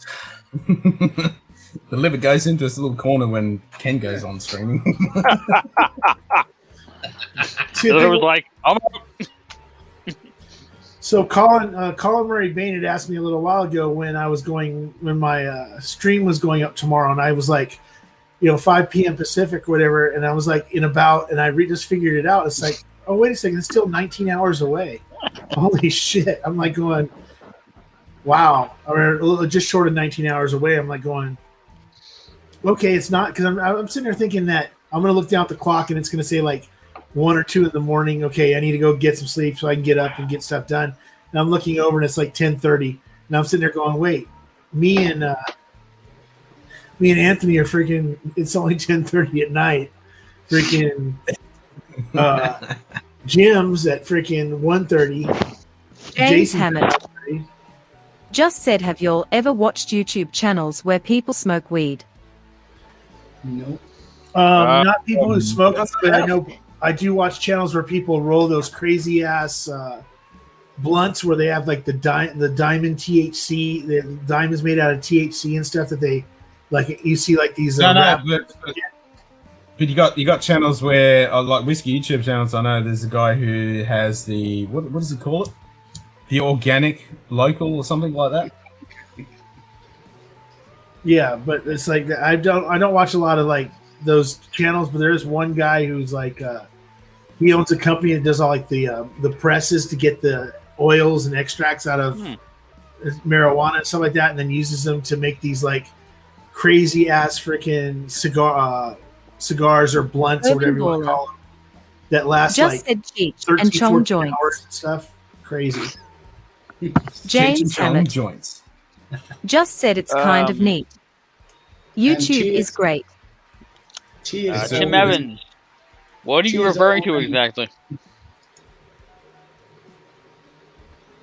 Okay, so this is what Tim was asking. What Tim's asking about is it going to be 100%? Was it 100% charity stream? Oh, It was initially it was going to be 50-50 where because I'm on the very end of what everybody had raised for me to make it another month and a half on my rent and everything else. So Our Ben. it ended up being Just said Ken must piss like a racehorse.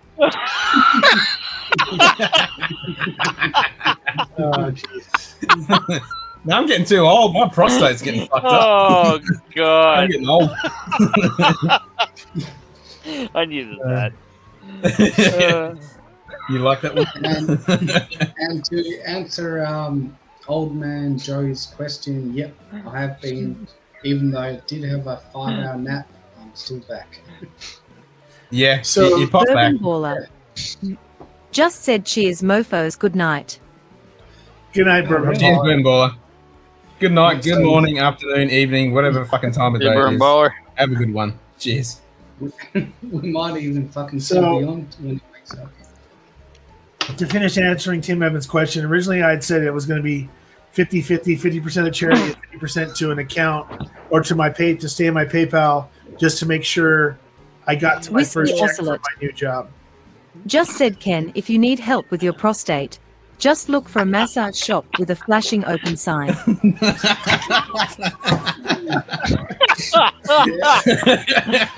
Wow.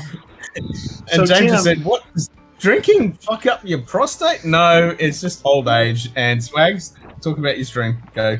So and now it's being changed to. So now I changed it tonight to out of every $5 donated, $3 would go to the charity directly the same night or Sunday morning, whatever. And I'd go ahead and put up, a video of me doing it.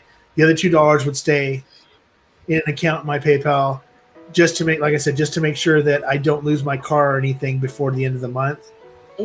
So that was what that was all about. What that is, and that's what I'm going with right now. Because, like I said, I start my man job Joe. on Monday, but I won't get a check until Just said drinking helps the close to the end of the colon. month. So I just don't want to lose my car before the end of the month, then I won't have a job. So I'm just kind of backing up Whiskey what Ocelot. people have raised for me before to keep me going to find a job. Just said that's how you maintain a strong stream. But strong stream out of the colon. Dan. And I'm fucking. Just said the flowers on the sign are guaranteed wristies. James Hammett. Just said old man Joe, you aren't wrong on that. True. So Tim, Well, I'm fucking sick of wearing this shirt. I fucking can't take so it. that's why I also told people that they wanted to give directly to the charity because they felt what me keeping $2 was that they didn't feel that they wanted to be part of that. Then I told them I understood that, and then if they want to go give directly to the charity and then send me a James picture Hammett. of Just said speak, speak, speak, speak. and That's nice. so like I've been trying to say, I told them they can just go directly to hftd.org. They can donate, send me a picture to my email, which is in my about section on my YouTube channel, or DM me directly on IG with a picture, with a photo of it, and it will still get an entry for every $5. And that way, if they want to give the full $5 to the charity, and they don't want me to, I'm not going to be upset about that. Now, I'm not going to touch that money unless I absolutely would have to, that $2 from the $5, unless I would absolutely have to. At the end of the month, that all should be there. And if it's not all there, I will replace it. All that money will make it to a charity. It just might take a little bit longer until I can replace if I have to use. But everything that I if anybody knows me, I have this thing about lying that's really kind of psychotic, but freaking, yeah, I can't do it. I can't do it you ask the right question, I'll tell you the right answer. So yeah. But if somebody doesn't want to donate because of that, then I completely understand. I really understand, because people have, scammed before. But everything will be above board. Adam, Mr. Whiskey Shits, Adriana, they're going to be doing everything, help me track all this stuff. So it's not going to be just me doing all this to where there's nobody else doing the checks and balances against it. So, like I said, if you want to give the whole $5 directly to charity, I completely understand. You'll still be entered. And that's open. It's been open all day. I've already had people send me donations to my PayPal and stuff already that might not make the stream tomorrow, or they might make the stream. But you can go right now to my PayPal, my Venmo, and you can do your donations right now if you want to. I opened it up for 2 days before the actual charity stream in case somebody wasn't going to make it. So we'll see how it goes, and hopefully I raise enough money to freaking make a difference. And like I said, my thing is that whether I raise $5, $500, $5,000, if it helps one person not freaking kill themselves, I did my job. Yeah, That's what counts. Yeah. No. Cheers, Cheers, man, many for years. doing it, and I'll be there to support you. I agree. Yep. Thank you. Whiskey Ocelot. Just said nice shirt, Simon. Whiskey Ocelot. Just said it really brings out your eyes. Oh, really? James Hammett. The last shirt. Just said Mr. Whiskey Oh, Shits. that's so fucking fucked. I lied. Hmm. No, Cheers. this is I'm done changing shirts. I hope so. You done? Yep. Done. Oh, he's not. The next shirt he changes, it'll be his night shirt. Yeah. Oh, he's already had a nap. Right. All right, I need to refresh my browser because it's been a total That's right. He's fucking out of bitch, shirts. so give me His 5 next change will be seconds and to I'll no be shirt. back. I mean, the last change I'll do would be my birthday suit. So yeah, you don't want to see that. No one. Well, if you're gonna pull the knife out and actually James pull that Hammett. off, yeah. Just said pee in a bottle. Pee in a bottle. All right, back in a second. No. To paraphrase what I said earlier about Ken, nobody wants to see Simon and Budgie Smugglers. Oh, it wouldn't even be Badging as much. It'll be the Borat suit for Mankini. Nope, he's gone. He'll be back. He's just Yeah, refreshing. I hope. Yeah. If he adventures and he's holding a bottle, I'm running. You can listen to what I said. I did say I was going to refresh my browser. Good 'cause day. It's been a bit of a bitch on this old laptop. Steam face. Steam face. G'day, Steam Face. Yeah, Jesus Christ. Steam face Ken is is in- superhuman. Man has the tolerance of a bull. Whiskey Ocelot.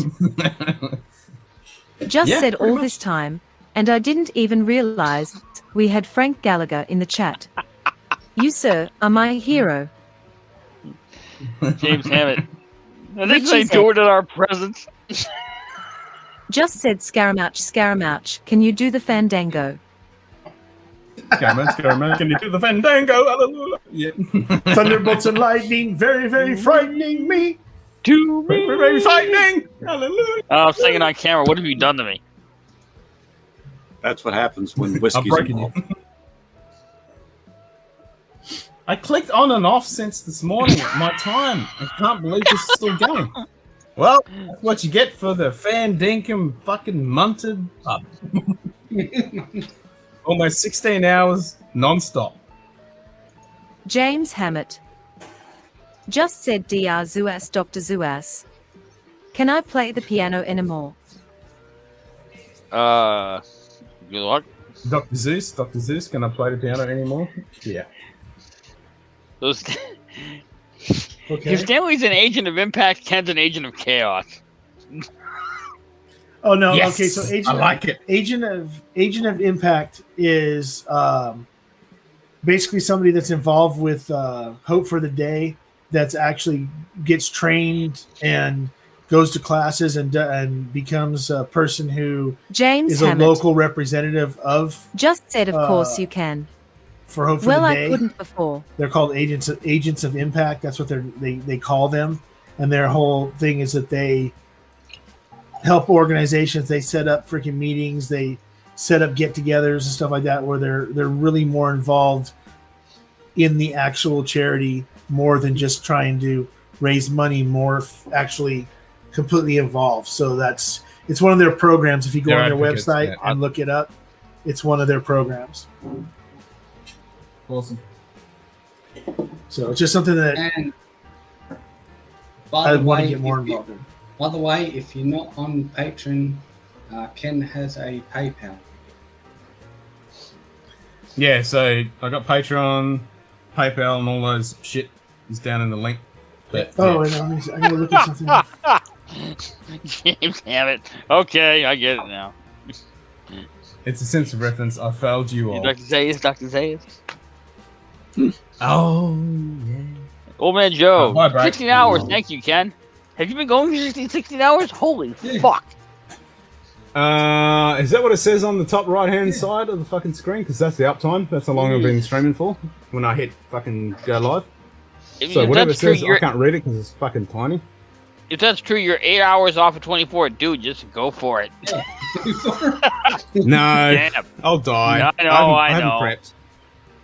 Well, I might not die, but my missus will kill me, so I will die. Yeah, let's not have that. So yeah, 16 hours strong, James and Hammett. Ken's crushing the other streamers. Oh, Just fuck it. said Ken, what is your goal? My goal is to just hang out Survive. with good folk and drink whiskey and just have a fat time. Yep. And that is the motto of the Fan Dinkum Munted pub. Yep. Just to hang out with great folk and have a dram. So join us anytime. With the Ocelot is Whiskey like Ocelot. Just you know said the don't cartoons think where about now, cartoons where they Ken. have the angel and the devil on their shoulders. With the Ocelot is the devil.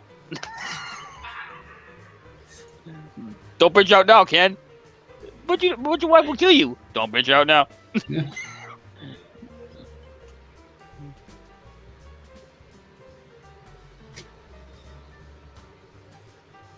But one of you guys have to take the mantle once it leaves.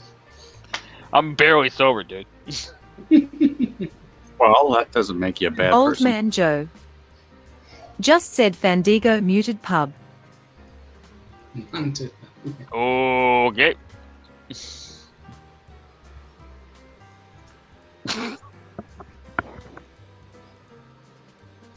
No, he'll be back. Don't worry. I'm Who fucking cares back. Don't what worry you about that. think? He'll The be internet. back. He will be back. There we go. Yeah, don't We worry have to about worry me. I now. don't do a Simon maneuver. Look, everybody worries Whiskey when the Ocelot. master of ceremonies isn't around. Just said Farking Munted pub can'ts. Munted pub. That was Yep. great. And Whiskey Ocelot has learned that you have to type Munted and all capitals to get the word Munted come out. Otherwise, she just says Munt, which is really weird. Hey, Jim. Yep. Are you getting ready to tap out because your eyes are getting it's getting the sun's No, going no. down, big guy. We'll see how much longer The I sun's last. been down, come back up again. It's Yeah. about to go down again for me. Yeah, James Hammett. I've been going for Just 6 said hours and I haven't had dinner yet. Old Man Joe. Just said I was just Fandango laughing Munted because- pub. Now, I forget what I was laughing. Hey, Jim. Just so you know, your dinner was in a glass. Yeah, it was. That's a motocross helmet. yeah, Simon's kids are bringing him a motocross helmet so that when he falls and misses the bed, he doesn't crack his head open. Yikes. James Hammett. I've got to fill up their Just said Munt. Munted, munted.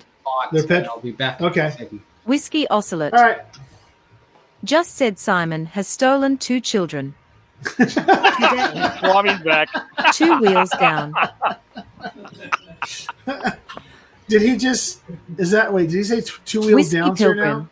Yeah, Yeah. Just said this is madness and good morning. G'day, Swami. G'day, Frederick. Whiskey Yes, Pilgrim I'm is here still now. going. Everyone's back again. Good morning. They've all James been Hammett. sleeping. Just said call the cops. That wouldn't be the first time somebody said that. Nope. Colin Murray Bain. Just said all right guys, maybe last drink for the night. I Sherry. going Pete or Sherrod?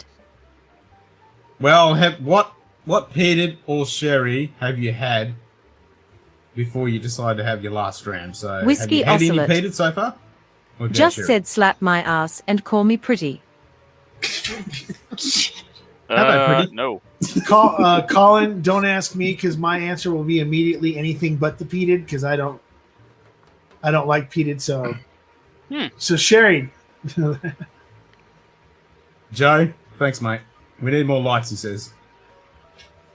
I'm saying if Ken takes us an hour on that with anyone else, can he do the 24 hour? I don't need an hour on that. Ben. But Old Man Joe. Ben, Just said I'm pretty hit sure the the problem like is, but button. now the problem is his wife will stab Whiskey him in his sleep. Ocelot. Just said Yep. bourbon cask all the way. bourbon cast all the way. All right, so if you had any sherry or if you had any peat, whatever one you have not had, have the one that you haven't. That is the correct answer. And it's always these are not the droids that you seek. For nightcap. Yeah.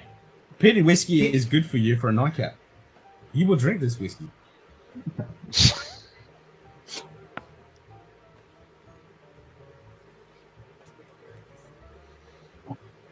No sherry, no peat, all bourbon. Okay. I'm good with that. All right, let's play the peat. All right, I know everyone's not here. James Hammett. We're gonna play Just the peat said the thing. one with the highest proof. Yeah, true. Fucking proof Right, wars. so here we go. Peat. You have that video. So, Ken, just real quick, when somebody asks you a question about what they should try, what they should do, like with the, like he did with the peated or sherry, He's throwing a drink and he's all you give them this answer that like it completes a circle, where it goes right back to where it started, and they're like, okay, so what did he tell me to try? So you're using your Jedi mind tricks to try to get them to freaking do what you want by giving this round. So that's why I said No. These are If this he is said not peated this is and not hasn't the had Scotch sherry, you're looking for. have This some is not sherry. the Scotch you're looking for. This is not the It all peated depends you're what he's looking had. for. It all depends what Alan he's Murray had. Bain. All right. I'm not doing any Jedi mind tricks. Like a Lager 12, 12, year 2018 it is. Oh, Peated you shall not try. Yes. Peated you shall not try. Well, if somebody's never tried peated and they James get Hammett. something that's really strong, Just it's said going to Ken turn sounded like quick. Axel Rose. So- Nanan. I sound like Axel Rose. Well, I'm gonna go see Axel in November. My first peated, instead of starting out with something light or anything else, Whiskey somebody told me Pilgrim. that to get a Lagavulin Just 16. said, for how long have you been live streaming? It's at the top Not right-hand long corner. enough. Top right-hand corner of the stream. I can't see it. It's too fucking small in the preview. Yeah, Whiskey so Pilgrim. 15 hours Approximately 16 hours across 2 streams, give or take. Yeah, well, those 2 streams, I kicked in one and then just went straight. Daniel, to the next welcome back. And yeah, as far as the peak goes, and this must have been about 3 years ago, we had a family gathering for New Year's, and I let my sister take a whiff of my Ardbeg. She was like, "Yeah, it smells like licking a Whiskey Ocelot. campfire log." Huh? But that's just it. It can't. So if somebody's Just new said to Lefroy Scotch, was my first real particularly wants whiskey. to get into peated, you Have give them loved something peat like ever that, since. they're not going to touch it with a 10-foot pole ever again. And you know, Well, that. Oh crap! Well, my Pilgrim's missus back. tried to Whiskey didn't like it. Pilgrim. Just said I bow before you. Oh.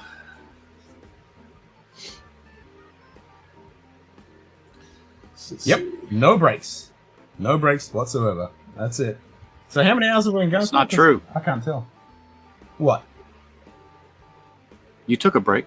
When? How? You just Why? had to go to the loo. Oh, by a break, I was still on stream. I was still listening to you, motherfucker. I was still yelling out from the top. Whiskey Ocelot.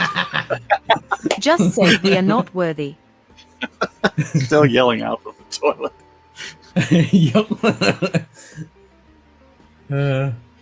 Yes, you are worthy. You're in the pub. It's all good. Jason, how you going, mate? Yes, you are. What's worthy. up, guys? You're in the pub. You are. All good. I figured. Jason, I figured. how How you can going, I figured. How Yes, can. you are, What's worthy. up, guys? You're in the pub. You are. All good. Just mute your YouTube. Jason, good to see you. I got it. I'm in. I figured I couldn't miss out in trying to join one of these marathon live streams from Crazy Scotch bastards, Down Under. friends. It's 15 hours to Jason. and 50 minutes. James Hammett. Yep. Jeez, James. Just said poop, but is an international hero. She's the best. Really? Yeah, Ken's got a bot that if somebody types in what is it? Exclamation point speak before they type it in, it reads what they say. So now everybody's trying to like do dick and fart jokes on freaking on his stream. Like a Yeah, force. it's been going for the last 3 the bot. Of course, Jason joins, and the I next can thing turn is it off hashtag Whiskey speak. Ocelot. with a shortcut. Just said Aussie, Aussie, Aussie. Oi, Oi, oi, oi. oi, Aussie. oi. Oi. That was coming. Nice. So Jason, why are you up editing so late? Were you on any lives or something tonight, or? No, Richie Z. I had one Just of said those, it's Jason C. The mash and drum. like one of those videos where I shot it today and then I uploaded it and then all the lighting was, I don't know, for whatever reason, whatever my camera settings were from the night before, I forgot to switch it back, so the whole video was shit. No. I hate that. Yeah. So instead of doing that, I highlighted a local Columbus distillery here called Watershed Distillery. They're doing a lot of interesting stuff with like 4 grains and 5 grains, and they just recently switched to like a 3 grain, like a traditional 3 grain mash bill, and their stuff is hitting about 5-6 years old now. It's getting really good. So they invited me out. They released a bunch of single barrels throughout Ohio. So I'm gonna do a little of a spotlight video tomorrow that I'm going to release. So I figured I could release that one because my other video went to shit. So, No, I hear At least you, you had man. at least you had a backup. Yeah, it's always good You to have can't. multiple. If the camera settings are fucked, you're fucked. Yeah, I mean, if you can, yeah. I mean, you could literally all the color was like over warmed. My whole background looked like it was. It wasn't like nice warm wood. It was like red from hell. It looked terrible. Yeah. Satan's asshole. But you're using okay, but you're the camera you're using what, the Sony, right? Yeah. I had it set up for my live stream to be a little bit warmer because it looks great when I do that setup. But yeah, I always forget when you switch it off and you turn it back on. Those settings stay until you switch it back to my custom settings. So I forgot to switch it back, and it just looked like crap. See what happens when we get older. It happens. I mean, even us OG, it happens. Even us OG whiskey tubers make mistakes. Well, not only that, us professional photographers and cinematographers, we do those stupid mistakes. Leave your camera settings at some stupid setting and fuck the horse shit up. It's so easy to do. I reviewed the new Chattanooga whiskey Tony Port finish. I'm gonna refilm that tomorrow. But I figure while I'm doing that, I could release this Ohio video, and then I'll reshoot the one tomorrow, and then maybe and then that'll be my Monday video. And then I have to do the ADHD whiskey. You only need 5 bottles challenge next. Exactly. Yeah, he called me out too on that video, and I have this. I'm not mad at him, but he kind of was being a smart ass on the video. If you watch the video close enough and see what he says, not mad. When he gets to freaking mash bill, he goes through and he does was it whiskey in the 6, whiskey in the 7, whiskey in the 8, whiskey in the 9, and then you start laughing and he goes, oh yeah, and then I guess the mash bill, the mash bill, and I'm like, okay, asshole, and then freaking so. I gotta do that. I gotta do that video too. But I think I'm gonna take a cue from my my mentor of whiskey called Jason Calori, and I'm thinking about making every single one of the bottles literally just like Wild Turkey 101, Wild Turkey 101 rye, Wild Turkey 13-year father and son. Make them all just wild turkeys, just to freaking have something different from what everybody else is doing. Yeah, I'm trying to, because he said to kind of get a little stupid and fun with it. So I'm trying to figure out what I'm going to do just to be a little bit creative. So we'll see what I come up with. I have a few ideas in the head. So we'll see what happens. Yeah, I thought about, if I would have grown my beard out, I would have thought about, dying and acting like Matt. Chattanooga.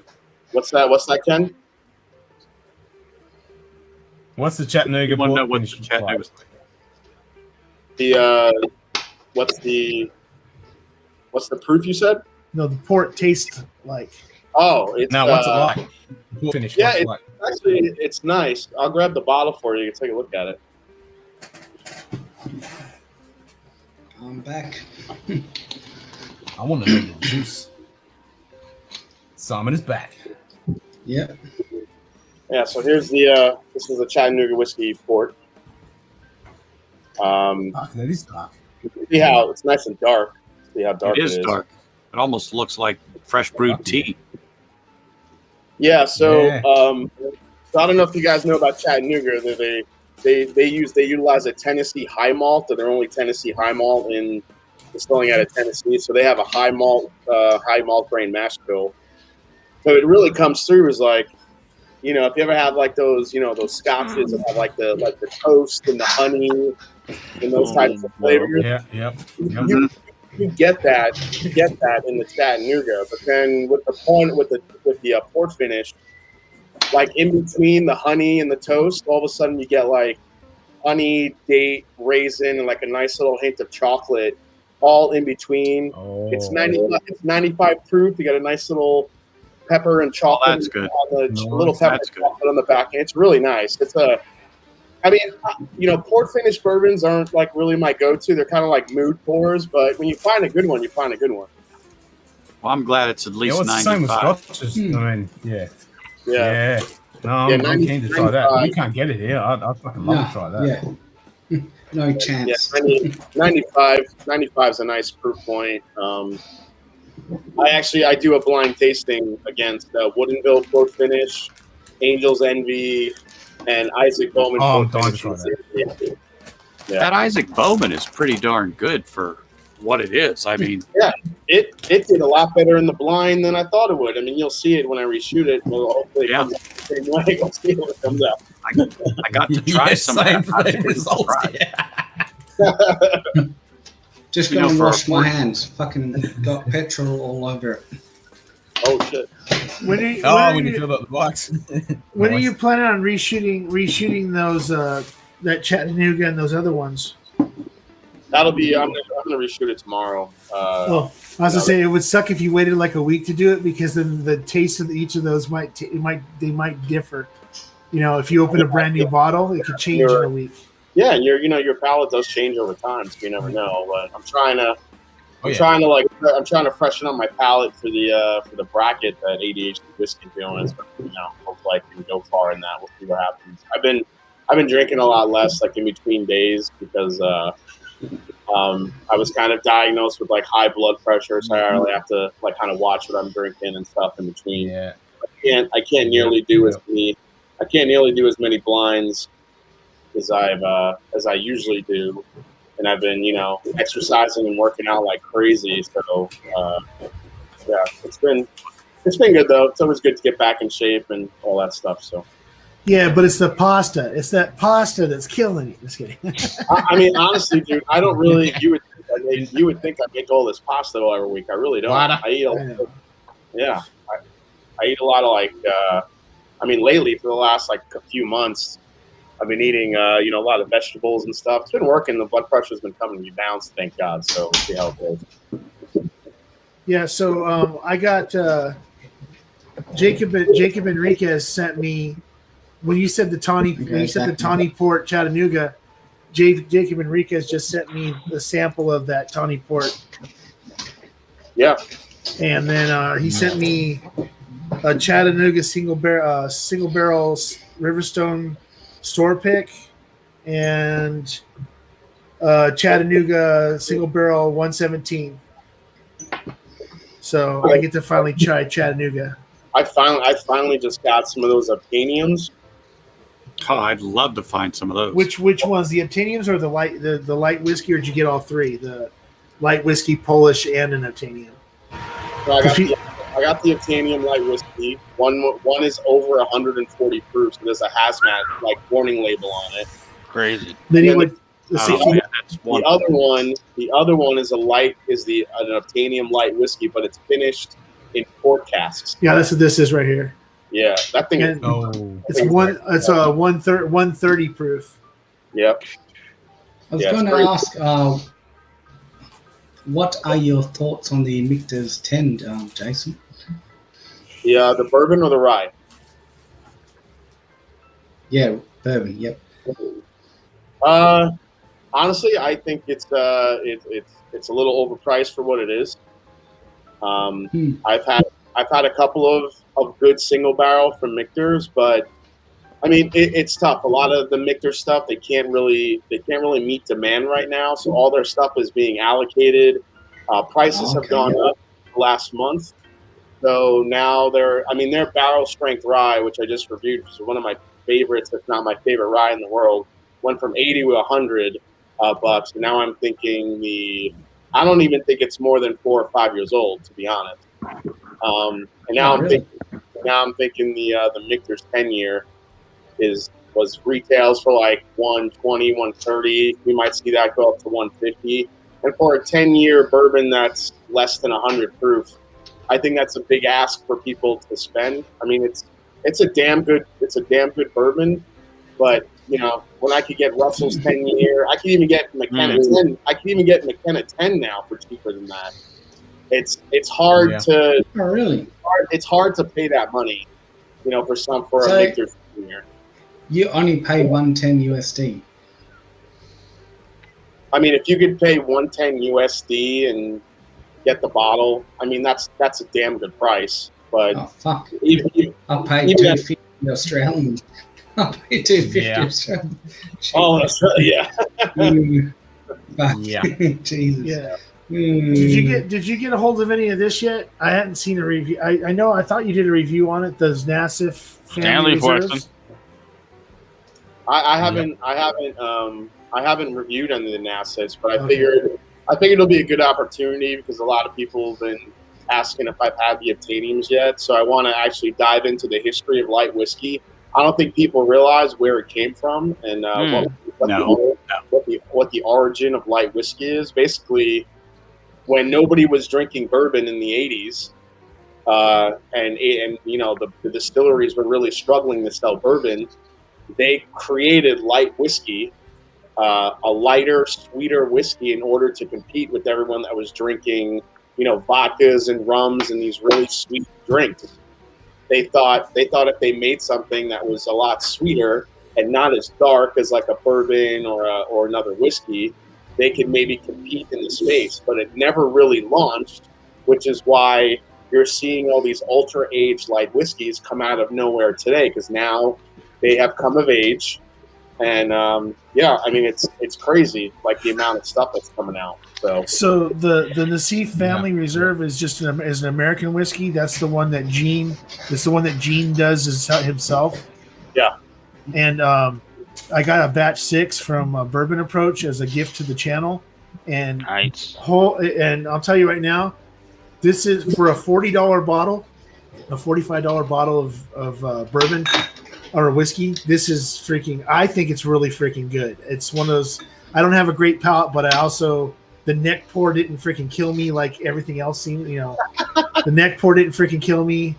And I've had this, I've only had a couple pours out of it, but it was really good. I mean, I just popped it last weekend and it was really freaking good. And I'm looking forward, because if JD sent it to me and said that he loved it and it was really good and he thought I'd like it.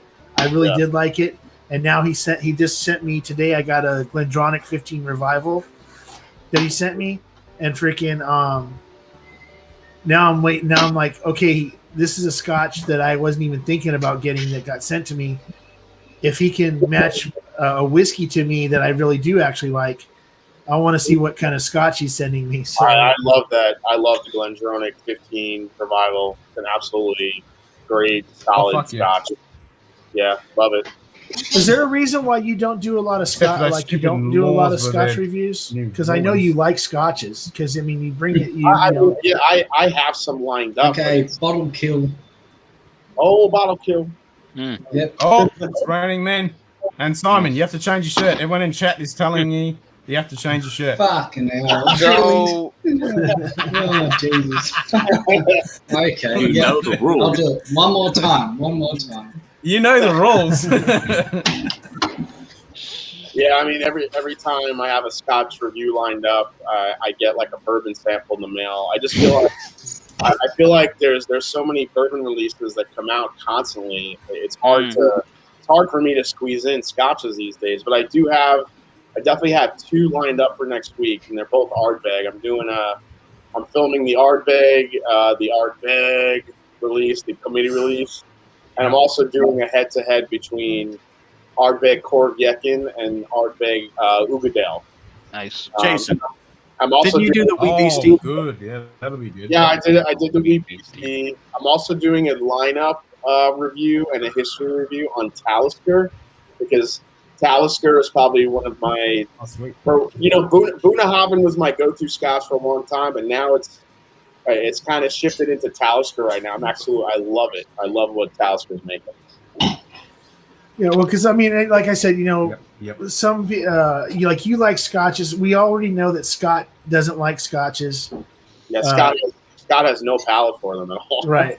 And then, but we know and stuff like that. But it's like, I understand because Just have to a join big these bunch of your collection, a big bunch of what you do is bourbon, but like Scotch, Scotch for Dummies, Scotch Test Dummies, all these all these guys that do Scotches. I don't know. There's something I don't know them well enough. Like I would know you or Ken or some of these other guys.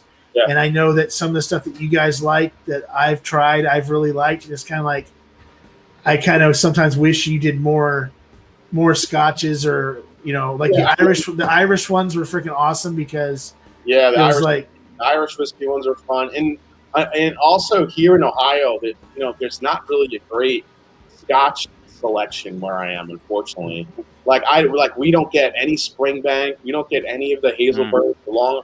I would love to review some of those, and I did a review a while back, but that was because I went and I had to buy some stuff in other states. We just don't get the amazing Scotch stuff here for whatever reason. I just think everyone is so bourbon focused. I live in a college town, so a lot of people drink a lot of cheap shit. But at the same time, I do have a good. Somebody in the chat asked what my Scotch selection is like. You'd be surprised of how many Scotches I have. I probably think out of all my maybe 700 to 800 bottles I have, I think about maybe 200-ish is probably Scotch. So are you looking forward to the new Kilkerran 8 cast strength? Is that the sherry finished one? Because I have one already. I don't know. Is that sherry kit finished? The 8 cast strength? Yeah, the first one was the first one was the oversherried and charred, and the second one is only come out, which is less char and less sherry. Oh, okay. Yeah, I have the first one that everyone went bananas for. I have a bottle of that, and it's freaking awesome. The second one, I don't know if I'll ever see, especially here in Ohio. I mean, we do have one Kilkerran, but I'm not sure what the distribution of it is. Just a regular, I think just a regular Kilkerran 8 to get. But yeah, I just got a Springbank local barley that I'm looking forward to reviewing. So yeah, there's a few Scotches I have in the pipeline. I mean, honestly, I don't get as many views for the Scotches, which isn't a huge deal. I do still want to highlight them because, I do love them. I did a great video. I think I got a lot of great feedback on top Scotches for bourbon drinkers. And that was a lot of fun. You should probably watch that one, Wags. I think you'll probably find some hitters in there that you might like. And then, because have you thought about, because the junkies started recently getting into the Scotch end of things, like the single malt Scotch, what is it, single malt? Yeah, Single Malt Whiskey Society. Whiskey Society and stuff like that. The video on SMWS. Yeah. That maybe you could do something with with the junkies, or now that Klein has changed his mind about Scotches. He's starting to like more and more Scotches. He tells everybody like you and Blanton's, how much it sucks, and then the next thing you know, he's like, oh no, but I like Glenfiddich 14. Oh no, I like freaking stuff like that. That's the thing, because I think especially guys that are very pigeonholed into bourbon, they don't realize the amount of flavor profiles across Scotch and across Scotland. If they tried, like God forbid, like Ardbeg or something was the first thing they ever tried, a lot of them think that all Scotch tastes like that. They don't realize all the different flavor profiles that are across Scotland. I mean, it's insane. I mean, you can go from one distillery to the other. Even peats taste different from distillery to distillery. Like Ardbeg Lefroy And the big three: Ardbeg, Lafroig, and Lagavulin. So different. Yeah, and Lagavulin. Like all three of them are known for their big whiskeys, but they're all very different. So. Yep. Cheers, Dan. You're up. Jason, you mentioned light whiskey earlier. Yep. Does that have a legal definition, or is that just a term that's thrown around? It's got. I don't know if it has a legal definition, but I can tell you the parameters of it. To be a light whiskey, normally a light whiskey is anywhere from 98 to 99% corn in the mash bill. It's distilled over the 160 proof point that bourbon normally is. So we're getting into like a vodka category. Like you're getting over 160. And then it's usually aged in a used barrel, which is why you see the high age statements on it. You can't, a light whiskey of that high corn content and that high of alcohol can't be, it can't be in a barrel for 4, 5, 6 years because it's going to taste like shit. You have to use it for 12, 13, 14 years to really get all that flavor. I mean, kind of the same idea with like a, kind of a Scotch being put in a used barrel. It needs extra time to get all that flavor. So that's really what makes a light whiskey. Yeah. I asked because I had picked up a local whiskey, which I have since strain poured because it was terrible. And I didn't realize until I looked at it, I took another look at it. And on the back label, they said light whiskey. And I'm like, this is 90 proof and distilled from barley mash. This is not light whiskey. Yeah. Liars. Well, okay. So but isn't it also, Jason, that there's the minimum? Okay. So hazmat is 145 for a regular whiskey. But if its entry proof is over 145, it can be considered a light whiskey because it's above that threshold of what a bourbon or anything else can be put into a barrel at. Yes, yeah, I've never heard of any of the rules for light whiskey as far as entry proof goes. From what I've heard and what I've read, it's all about what it comes off the still at. So once you're coming off the still at over 160. It ceases to become a bourbon. So now, like what these guys choose to put it in the barrel at, I actually be really curious because I mean, if they're putting it in the barrel at, God, if they're going in at like 170, 160, that'd be pretty crazy. Well, yeah, but you're seeing, like you said, that. I mean, if you think if you just think of the fact that.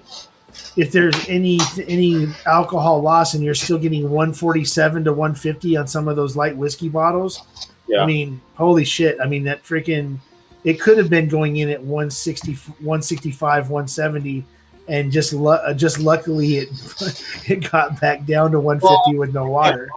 All these light whiskeys we're seeing are distilled in Indiana. They're in there for a long time, 12 years, 13 years.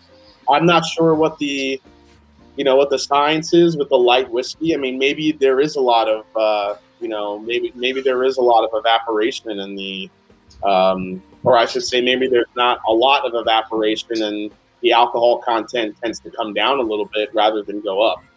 So. Yep. And I was going to actually say, rotation and the with the barrels and the temperature and everything. Yeah.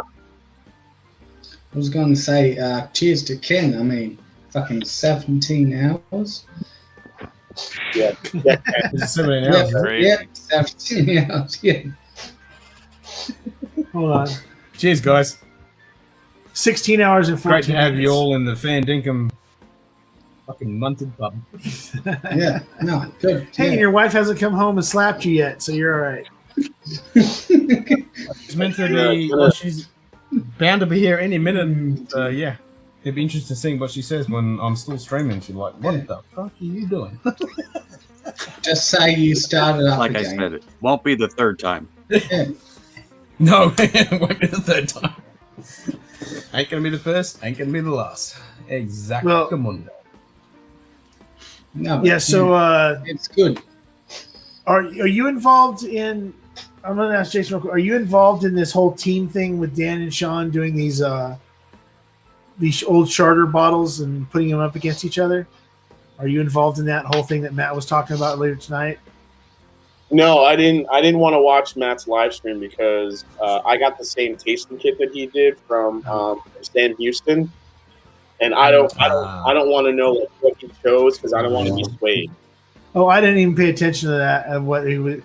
It's one of those things where unless he's getting ready to tell me that, oh, by the way, I just picked my freaking. This is going to be the ADHD whiskey freaking Sam Houston pick for me, and you guys will be able to get him on Patreon. You know, it's everybody's putting in their 2 cents to Sam Houston for Sam Houston to pick out something or whatever. That's that's cool. Well, I mean, and everything else, but it's a smart move, I think, on their part. Basically, what they're doing is they sent out these really beautiful tasting kits, as you saw, and they're basically crowdsourcing them from YouTubers and bloggers and podcasters, and basically you get to taste it. You either write on a card or you upload it to their website, like the best. And they're gonna like batch some of these barrels together to complete the batch, and then at the end of the batch when it's released, I think they said it's going to be released in May at some point. Everybody that was involved in blending it will get a bottle, and then we all do the final review to see how it came out. And I mean, I just think there's a lot of distilleries that haven't really gone to the Whiskey 2 community just yet, but I think they're starting to catch on now, so we'll see how it goes. Yeah. Everybody except for, of course, Heaven Hill ain't gonna reach out to you guys, and neither is freaking. I'm sorry.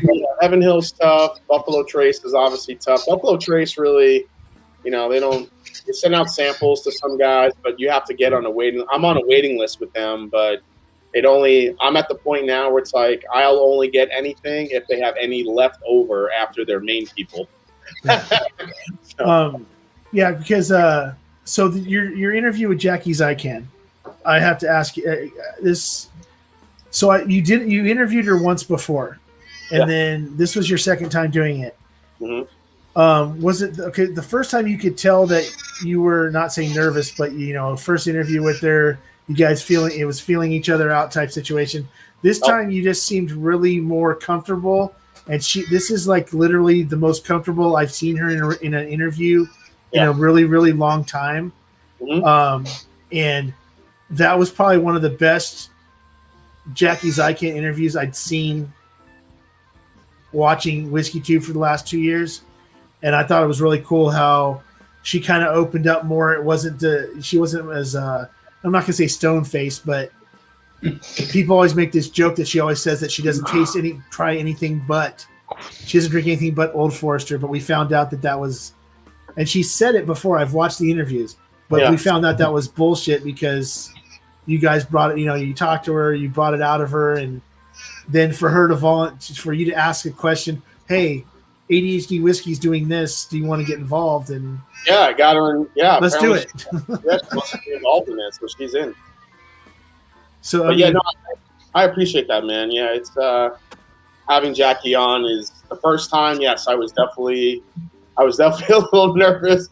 I was equated to the old SNL episodes with Chris Farley when he's doing the interviews, and he goes, "Remember that time we did this?" He's like, "That was really cool."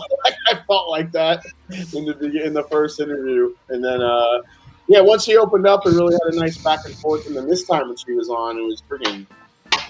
We were joking around. That was awesome. Yeah, she was so casual and relaxed. Yeah, it was great. Learning some of my Italianisms, and I was learning some of her stuff. It was really funny. Yeah, that was funny. It was like I said, it was a freaking water. It was just a really, really, really freaking cool interview. I like the way you went about doing that interview, and you were just like really freaking just like you got right into the mood and really got into it really, really quick. And it wasn't like beating around the bush trying to find a pace. You were already like, I mean that's the thing when you kind of do stuff like even the back-to-back I did with Minnick. I mean the first episode. I mean, we had talked a million times before, but never did we ever, do anything online together face to face. So I think we were feeling each other out a little bit. And then by the time he came on my show, I mean, it was like he really opened up too. So it was great. I love doing that, and I do a lot of prep work before these interviews. I take them very seriously. I make sure all my questions in order, my ducks in a row. I don't like to wing anything. I like to really prepare. So, but I mean, even Old Forester, I mean, they kind of make you, they kind of make you send in the questions to get, approved because you're not allowed to ask certain things. Right. But I never felt like Old Forester has their rules, and then Jackie has her rules. So you get a little bit more from Jackie than maybe Old Forester would want. But at the same time, that's what makes it such a good interview and makes her so endearing to so many. Well, see, the thing is you made Fred Minnick a real person. See, when you did those interviews with him, people seen him, people who followed him and stuff knew kind of how his personality was, and then everybody kind of lined up with, kind of really started liking him a lot, not thinking he was pretentious with the whole ascot thing and stuff when he did his I'm a veteran freaking video. And stuff like that, and they kind of saw that he's a real freaking guy with real feelings. Yeah. And then when you guys did the stuff together, people started realizing that he's just another guy who just has this persona of wearing this freaking, wearing this ascot and being kind of bougie or whatever. And as soon as the words "fuck your train" came out, everybody fell in love with Fred Minnick, and it was freaking crazy when they did it, because I was sitting there going, as soon as he said that, I said, that's it, Fred Minnick's freaking, he's finally broken whiskey tube, because he had literally not that many followers. People don't realize how many followers he had when he first came to YouTube, and he's gained a bunch of them since your interview, like a shitload of them compared to what he had before you interviewed him. And "fuck your trains" is going to be the 3 words that freaking that kind of made him likable. That made him went a little nuts. But no, So who's falling asleep? Are you out, Jim? Jim's going to be. Jim's been gone. Jim's been off and on for like the last 45. So if anyone's going to be the last man standing here tonight, it's going to be Ken. Ken's going to go. Yeah, Ken. Yeah. I'm like, what's with you soft cocks? Yeah. Colin in the chat has a good question for Ken that I want to know. Ken, what like local, distilleries or any producers in Australia kind of are piquing your interest? Anybody out there doing anything really crazy and different and good? Lime burners. Yeah, I'm biased because Lime Burners from my hometown, and they're actually producing some really good stuff. They're winning awards every single year. Their distribution's a little bit short at the moment. Like they're over in Eastern Europe. They've got some in some couple of states in like Phil and Deeper. They've managed to get a couple of bottles, and a few other people have said they're starting to get the Genesis. And also in Germany, they're getting a bit of distribution. But yeah, definitely one to keep an eye on. They're producing some really good stuff, and they're kicking ass. They're winning awards every single year. And the Whippersnapper Distillery. What bottle's that? From Perth, local. Yep. Oh, Whippersnapper. That's the outro. Yeah. Yeah, they're doing American style whiskeys. Yeah. Like over here. When you say American style, they're using like your corn, rye, and barley type of mash. Yeah. Oh, really? Yep. Interesting. Yeah. There's some guys up north that are doing in the Ord Valley. They're using sorghum and corn and rye and whiskey and stuff, and they're doing some really good stuff. They've got some really good rums and stuff. Yeah. And they're sourcing all their grains, right? Unfortunately, you guys can get it. They're sourcing all their grains right there in Australia. Yeah. That's awesome. Yeah. Yep. A lot of them getting the grain stuff in their local area. Like the guys in sorghum, they've got their own corn. They're getting their own sorghum. They grow their own shit, so it's all locally sourced. Yeah. It's all stuff. Hey, Yeah, Jason, wine bitters. question for you. Have you got to try the single barrel and the Old Forester? The barrel proof ones. Yeah. Yeah, I haven't been a fan of most of them.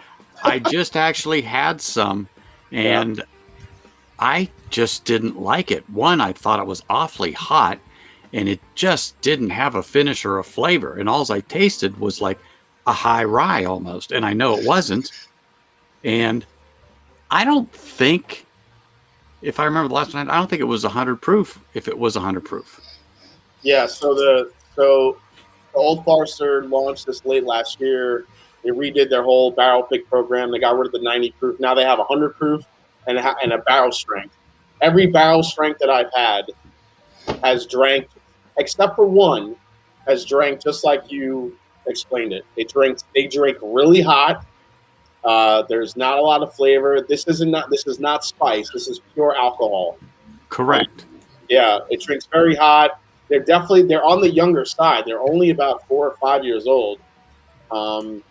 And I think it comes back to one, it's a little bit too young, and two, I'm going on what Jackie says. Jackie always says that Old Forester, she thinks, excels a little bit more when there's some water added to it to bring out the flavors in the barrels. And I think that's why the barrel strength ones aren't really working. Like I said, it wasn't good. So I actually asked him, I says, hey, I know you're just too simple. Can I have one more? I need to take a try. So I waited about 10 or 15 minutes before I had the next one. Same thing, hot, no flavor, no finish. And the heat from it stays with you. It's not something that just, it stays. It's like drinking gasoline, some of them. And it almost had a numbing effect. Mm-hmm. I'm like, and I even said to the person, I go, this isn't good.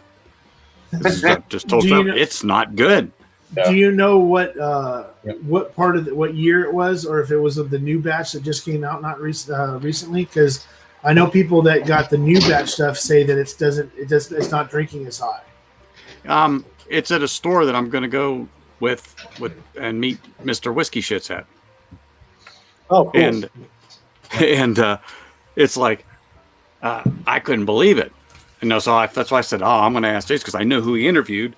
And I said, okay, let me see if he's had any of this to see maybe if it was just me. No, but it just wasn't good. It just was not good. I got one single barrel sample that someone sent that said it was really good, and it was. I mean, it was well rounded. It was like super full of flavor. Wasn't too much alcohol.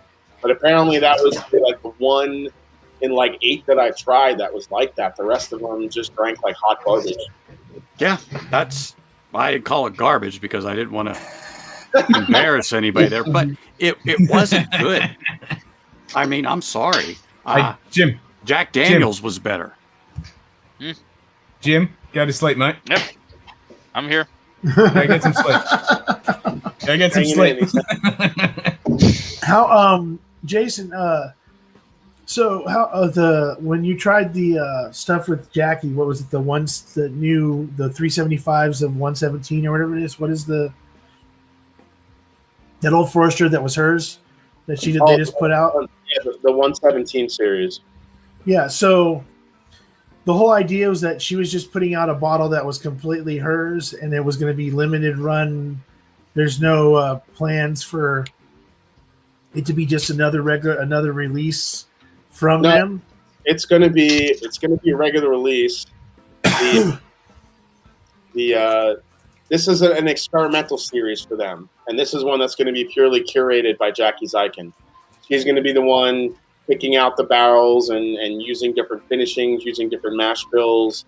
The thing that everyone was going crazy for with this release is because it was the first release, and they did a lot of publicity behind it because it was going to be the first bottle. It was going to be the first bottle in the over 150-year history of the brand that was going to have her signature on it instead of George Garvin Brown, which is a big deal. So there was a lot of publicity behind it. So her vision, which I think is pretty cool, is to make this. They're not going to publicize every release. What they're going to do is, she's going to curate these specific little small bottle. They're all going to be 375s. It could be anything from a cask finish to a new mash bill to just something she finds like an angel share that's really funky, and she's just going to drop. They're going to be dropped in the gift shop and in stores here and there. So if you happen to be at Old Forester at the shop, you could walk in and see a new 117 release on the shelf. She doesn't want it to be like a huge announcement for every release because she wants it to be something special for people to find. Because I was reading an article about that, and there was no limit at the store at the distillery, and there was people that were walking. There was a 4-bottle. There was a 4. There was a 4-bottle limit. Yeah. 4 bottles. But 4 bottles, and even a 4-bottle limit was a little. I think would be a little bit much, especially for all the people that were there already waiting to get it. And then the secondary, that same day went to freaking through the freaking roof for that little 375. I was like, holy crap, man! Freaking. I mean, I understand there's a hype behind it, but big a hype. It's not going to stop the flippers. I mean, those bottles were on the secondary the minute these guys bought it and went to their car. They took a picture and posted it for $250 to $300 a bottle, or 375 milliliter. I mean, well, that's like I picked up a Jim Beam Distiller's Masterpiece, and I guess the place couldn't get rid of it, and I got it at a hell of a deal. When I say a hell of a deal, with tax, $129. Holy crap! That's a $250 bottle. That's awesome. It is. Well, yeah, it is. I couldn't pass it up. Mm-hmm. So I saw it online, secondary market, $400, $500, $800. I couldn't believe it. And honestly, I think it's good, but I don't think it's that good. Well, I mean, that's just me. Listen, a lot of people, when it comes to pricing, you have to remember what's going into it.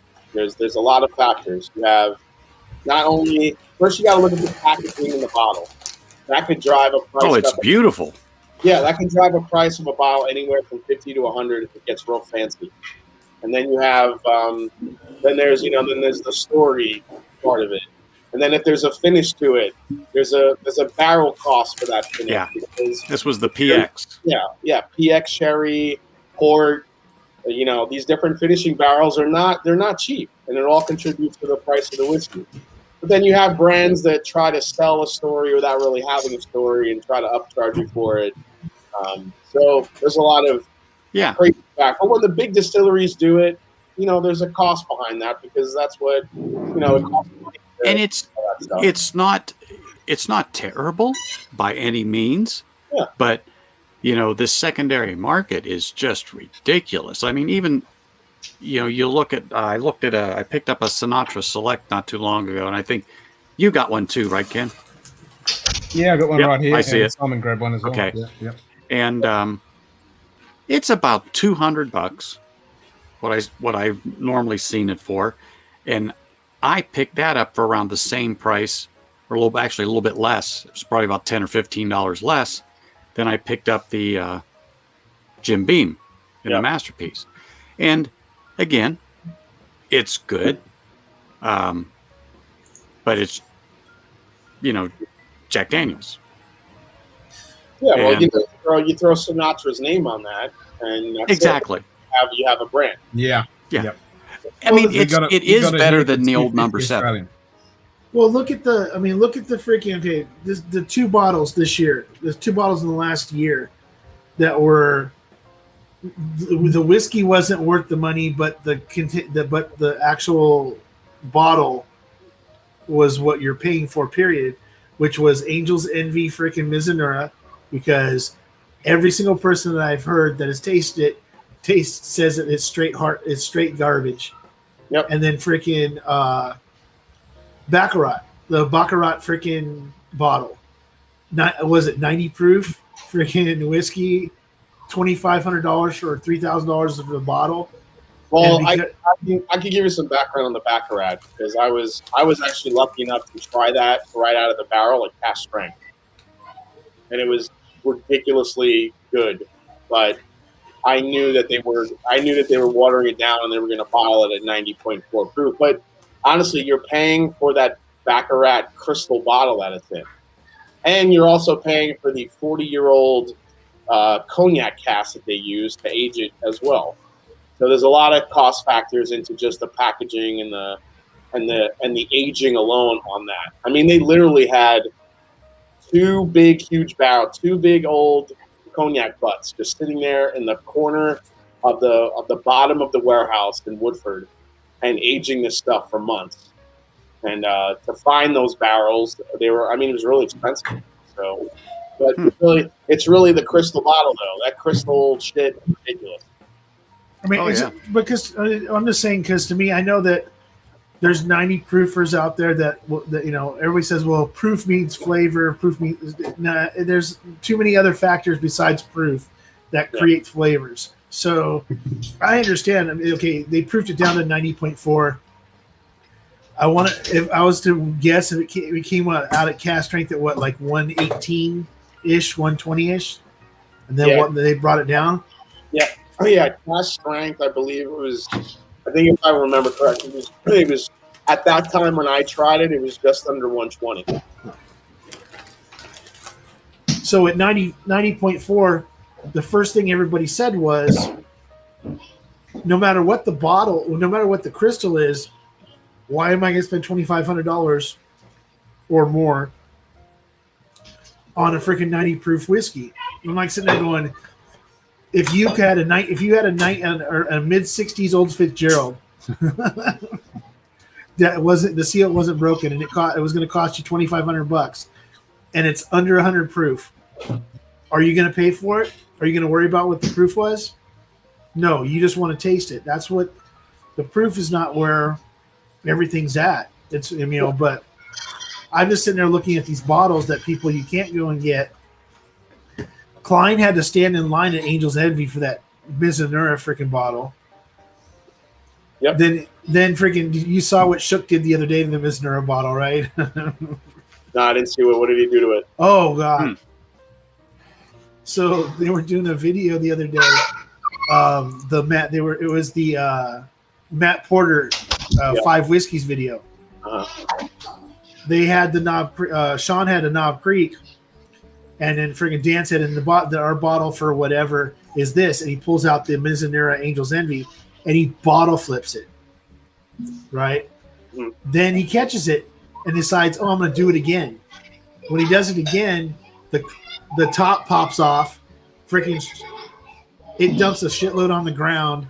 It freaking goes everywhere. He drops the bottle on the ground. It didn't break.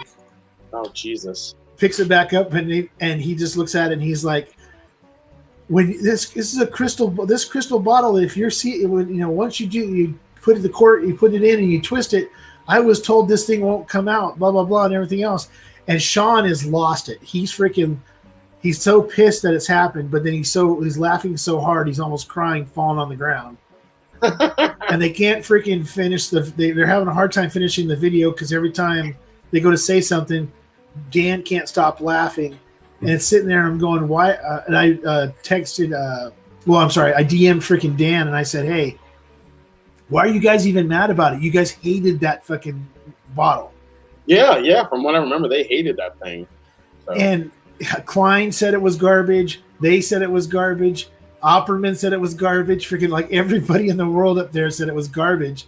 Yep. And I said the only reason you got it is because it looks good on the shelf. You guys haven't touched it since day one. Yeah, I mean, I had an opportunity to buy one, and there's no way I'm giving Angel's Envy that much of my money for anything. Well, I mean, it's hard enough to give them just for the freaking the rye, which is actually real. I like the freaking Angel's Envy rye, but I wouldn't pay what people are paying for it now. I got mine for $89, and I see people asking me, "Do I think that $149 for an Angel's Envy rye is freaking too much?" You're fucking right, it is. Yeah. But all right. All right, Hey, guys, Simon's back. I'm gonna hop off because I need to actually edit again.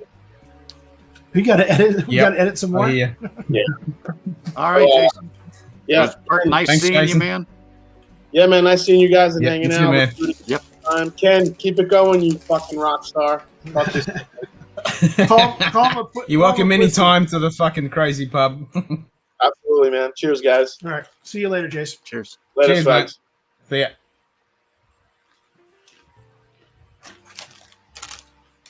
Nom, nom, nom, nom, nom, nom. Holy shit! There's still 16 people fucking here.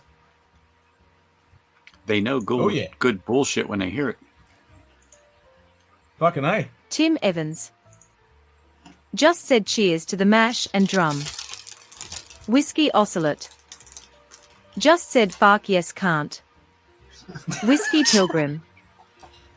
Just said the polar bear was a mean bastard. Whiskey Ocelot. Just said, but doesn't all bourbon taste the same?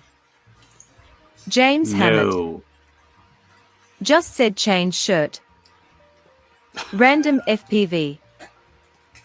Just said Ken, how da fuck are you still awake, you madman? Bauer Ben.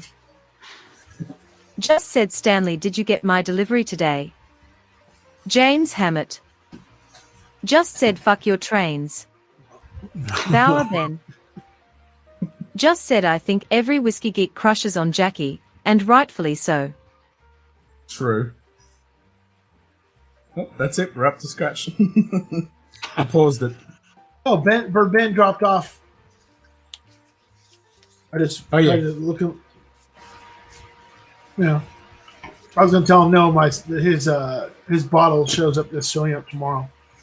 JD Bourbon Approach. Just said St. Cloud whiskey juice is average at best, but bottle is cool looking. James Hammett. Just said your shirt is awesome, Ken. Thanks, mate. I'm sorry if I took over that thing with Jason. I don't get it. That was cool, man. That was I haven't cool. really got a chance to talk to him the last. I usually talk to him rather often, either on a live or I try to send him I try to send a text to him or a DM to him every once in a while and stuff like that. But he's usually on Wednesday nights. He usually pops in on my live for a little bit. So this week it's been a couple weeks since he had, so I hadn't got a chance to ask him the question since the Jackie Zykind interview. So it was like, my chance to do it. But good. Because normally he'll pop in every now and then, and he says hi, and pretty much he's busy when he does his editing and stuff. But no, that was cool. But that was a good. I do appreciate the fact that I was sitting there looking at the chat because, like right now, I'm looking at OBS because I can't watch the chat on OBS, so I have to go back and forth, and I don't see what's going on in OBS right now because I'm looking at the chat. And I started noticing all these I speaks coming up, and then I'm not hearing them. I'm like, what's going on? And then when you just did that, I'm like, oh, he paused the I speak. And then as soon as Jason was off, he went click, and then it's like, brrr, all it goes through all the I speaks and everything else. That was cool. It was just hard to hear everybody, when Jason's talking, you're talking, or Ken would have a question or something like that, and that thing was going off. You had to really start to listen. So. Good it was call getting a little there, crazy. I thought I'll pause it just for a bit until it settles down a little bit because there's a lot of people in here. Everyone was hammering it, and I thought I'll just pause it for a bit. Yeah. Mm-hmm. By the way, this middle finger is for nobody on the screen. Nobody. Nobody. It's for somebody in the chat. Now, somebody who might have the first name that starts with S. Maybe. I'm not sure. Yeah, he might randomly be Canadian too. Did you get a gift, Simon?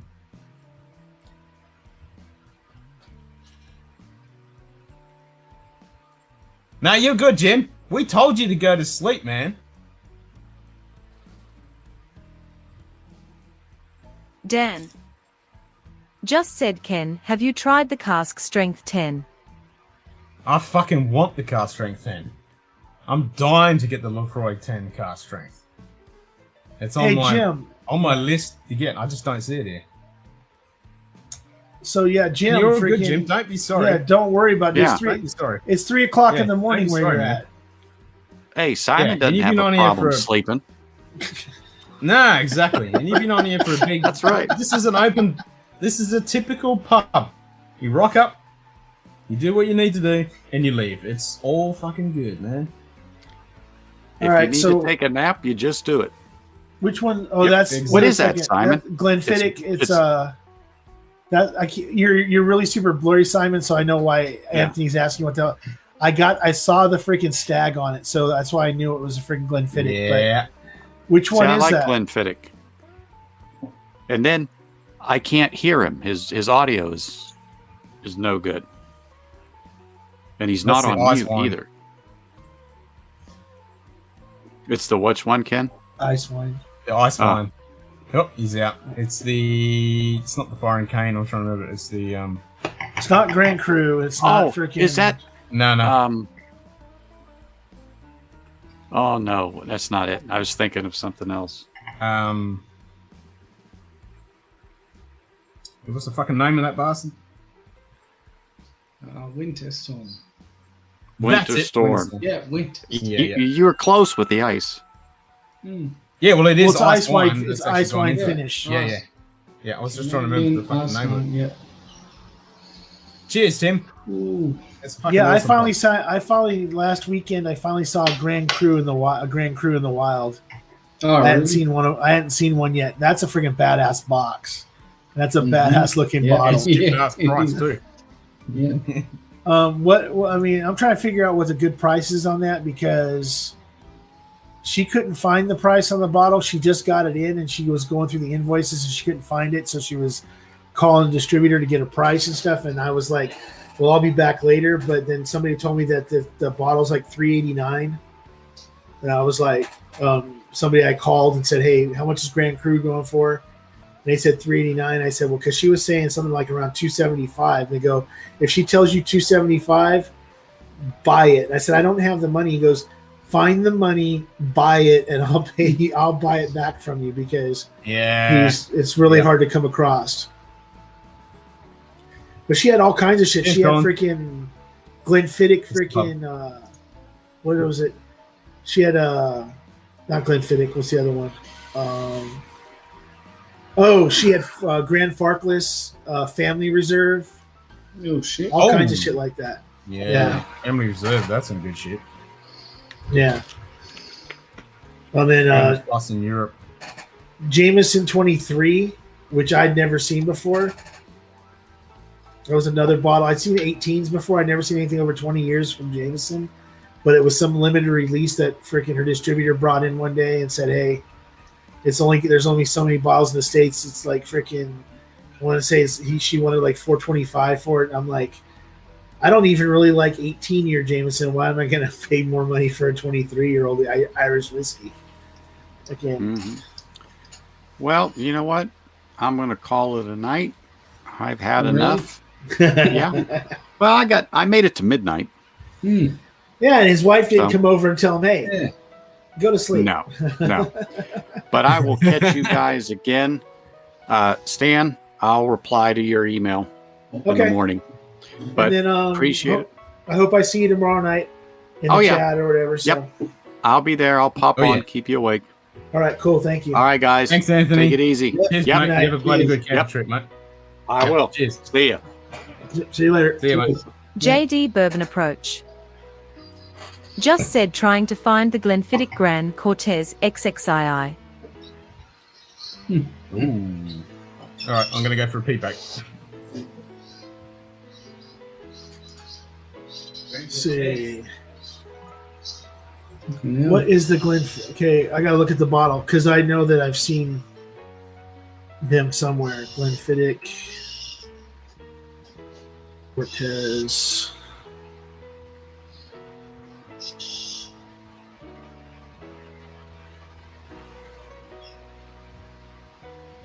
James Hammett. Just said unlock the secret power of empty water bottles.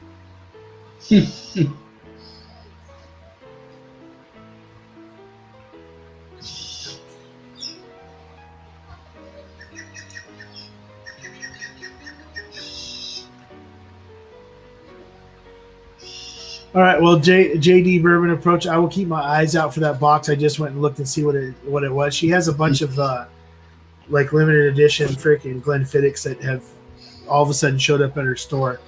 So when I go back up to the high desert, up to Hesperia, I'll check it out for you and see if she has anything like that. I know she actually has 3 Grand Crus, and she has a Glenlivet 21, I think it is, or 20-something-year-old Glenlivet. She has that California limited edition freaking Johnny Walker Blue, a bunch of stuff like that up there. So JD Bourbon Approach. Just said the Glenfiddich Phoenix. Ooh. JD, send me. You know what, JD? You know how to get in touch with me. Send me. DM me on freaking Instagram with pictures of the bottles. Because and then if they have a special box, so I could. She likes to keep the boxes in the back, so if I don't recognize the bottle right off the bat, I miss some things. So just send me if you got pics of those type of bottles and stuff, or somewhere where I can see. I can keep my eye out around here. And gee, I can just tell your wife. I can tell your wife where it is when I find it, or tell you to tell your wife. Excuse me, because I don't have contact with your wife.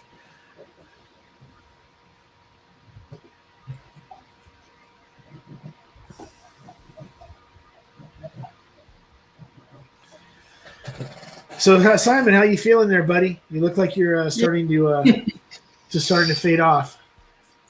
I mean, we've been drinking for about James Hammett. 16 hours. Just said contact his wife. No. See, now they're gonna start shit freaking. What he said? Contact his wife. Yeah.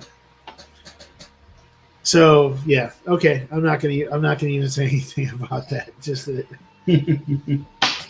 Well, no, because like remember earlier he was saying JD was telling me that I can get if I want to send something to Ken or you guys in Australia, that I can just just get it to his wife to ship because when she sends his next package over and stuff like that for that. Yep. So if I find the bottles that he's looking for, then I can tell her where they're at. So, fair enough. Yeah. And by the way, Simon, you haven't been drinking for 16 hours. You took a nap for like 2 or 3 hours. Yeah. You're Okay, freaking. Yeah. I'll take it. Yeah. But I think Simon reinvigorated his freaking being drunk, being schlammered before his nap. Has come back at a faster pace this time. So, yeah, because he's round 2. Yep.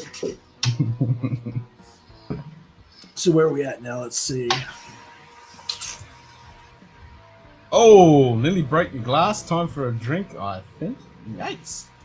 You want to break your glass?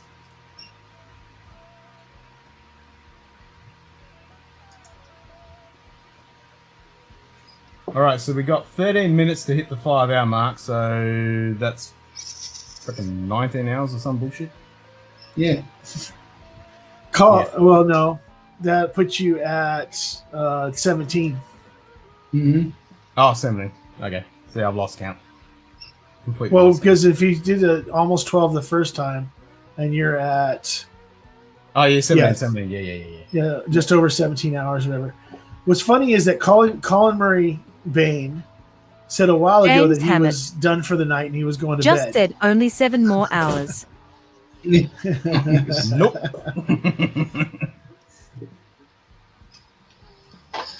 But I anyway, need some more cheers to butter. Ken. Cheers to Ken for fucking staying up this late. Oh, cheers to you guys for being in the Yeah. pub. Freaking awesome. Yep. Yeah, Colin, K&L's been doing a lot of really good stuff and everything else. As a matter of fact, if you want to talk about anything that has to do with K&L, what they've been doing or anything like that, JD is a patron of K&L wines, That's where he has sent the bottles that he's donated to the channel have come from K&L. When they're so, and then tomorrow night, Dan. I got a bunch of shit to Just drink said tomorrow. Slangy Varken. Nice, bro.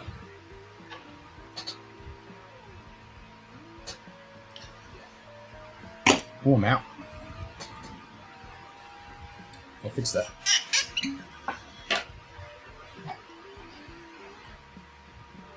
Yeah, 2 a.m. crew, yeah. So, wait.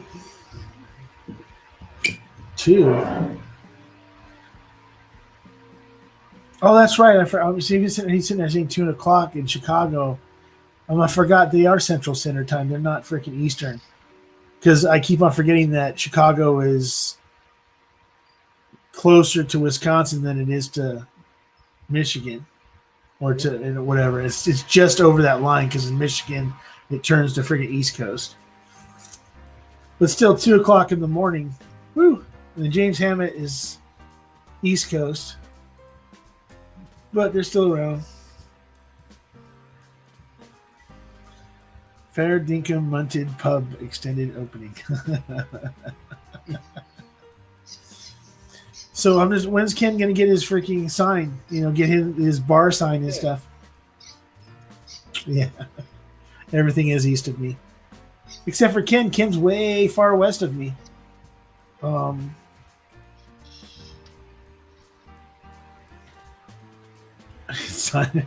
Simon, you're killing me. I'm sitting there and you just got like this half smile on your face and you're just like, yeah, I'm still here. Yeah. I'm still doing this. But let's see. No, I'm just waiting because it's like he needs to come up. He needs to actually have like a bar sign that says Fair Dinkum Munted Pub, and he needs to have like some sort of sign that everybody. Did you see the thumbnail? What's that? Did you see the thumbnail for the streams? No, I didn't look at it. I just clicked. Are you on Discord? No, everybody tries to get me on Discord, but it's too. I just have a hard time following all that shit. Well, just join the Discord, and then you can go into I'll add you to the private group, the private room, and I posted the thumbnail there, and I did a neon sign with Van Dinkum Munted Pub. Okay, so now, give me the explanation. What the fuck is munted? So munted is an Australian term for someone who's completely inebriated under the influence of alcohol, but also can mean someone who's an inbred, fucking degenerate. So, in a way, so we might say colloquially here in Australia, if someone is an idiot and does something stupid, say, "You're a fucking munted cat." Okay, so when talking about somebody who's extremely inebriated, I could say that Simon is munted, right? Yeah. Yep. But if Simon doesn't know me, he would think that I'm calling him inbred. So, no. Munted generally means you're drunk. You're munted. Okay. Like I would say, if I was completely pissed off my head, I was I'm munted. Okay. I would say that. Yeah. So is Dinkum? So what? Okay. So what would be fair? You said Fair Dinkum Munted Pub. James Hammett. Yeah. What the Just fuck said is get crunk. Fair Dinkum? What is? So Fair Dinkum is an old saying. It pretty much means it's 100%. You're above board. You're true blue. You're rigid edged. So you're a good person. You're above board. You're not going to screw anyone over. Or the thing that you're talking about is really good. There's nothing wrong with it. It's okay. Boxed. It's really good stuff. It's good stuff. So Fair Dinkum. So it's really good drunken pub. Yeah, exactly. Okay. And that was Shane Long. He came up with that. Yep. Okay. Well, he's not even Aussie. Yeah. See what we need to do is for this 24 hour thing or whatever, where we're going, or these multiple day thing, and everybody has their own. It's their own freaking version of your pub. It's everybody's own pub. then everybody has to come up with a bar name that they have a sign or something behind them, even if it's just a printed. If they printed off their freaking, they need to come up with a bar name where like that's a good you're idea. the Fair Dinkum Munted Pup. You're the Fair Dinkum Munted Pup, but then the next person who's going to take over needs to have their own bar name. Hi, I'm welcome to frickin' such and such. I'm the frickin' bartender, the mash bill. It's such or a whatever. Pub. Yeah, that's a really good idea. You could have a pub name. That's awesome. Yep. And Old Man Joe, that's my family name. And Munter in England, mostly East Midlands, also means someone ugly. Yeah, we would say that too. It's like, oh man, that person is munted. Means they're all messed up. So yet again, exactly. Yet again, it describes Simon a little bit. Freaking.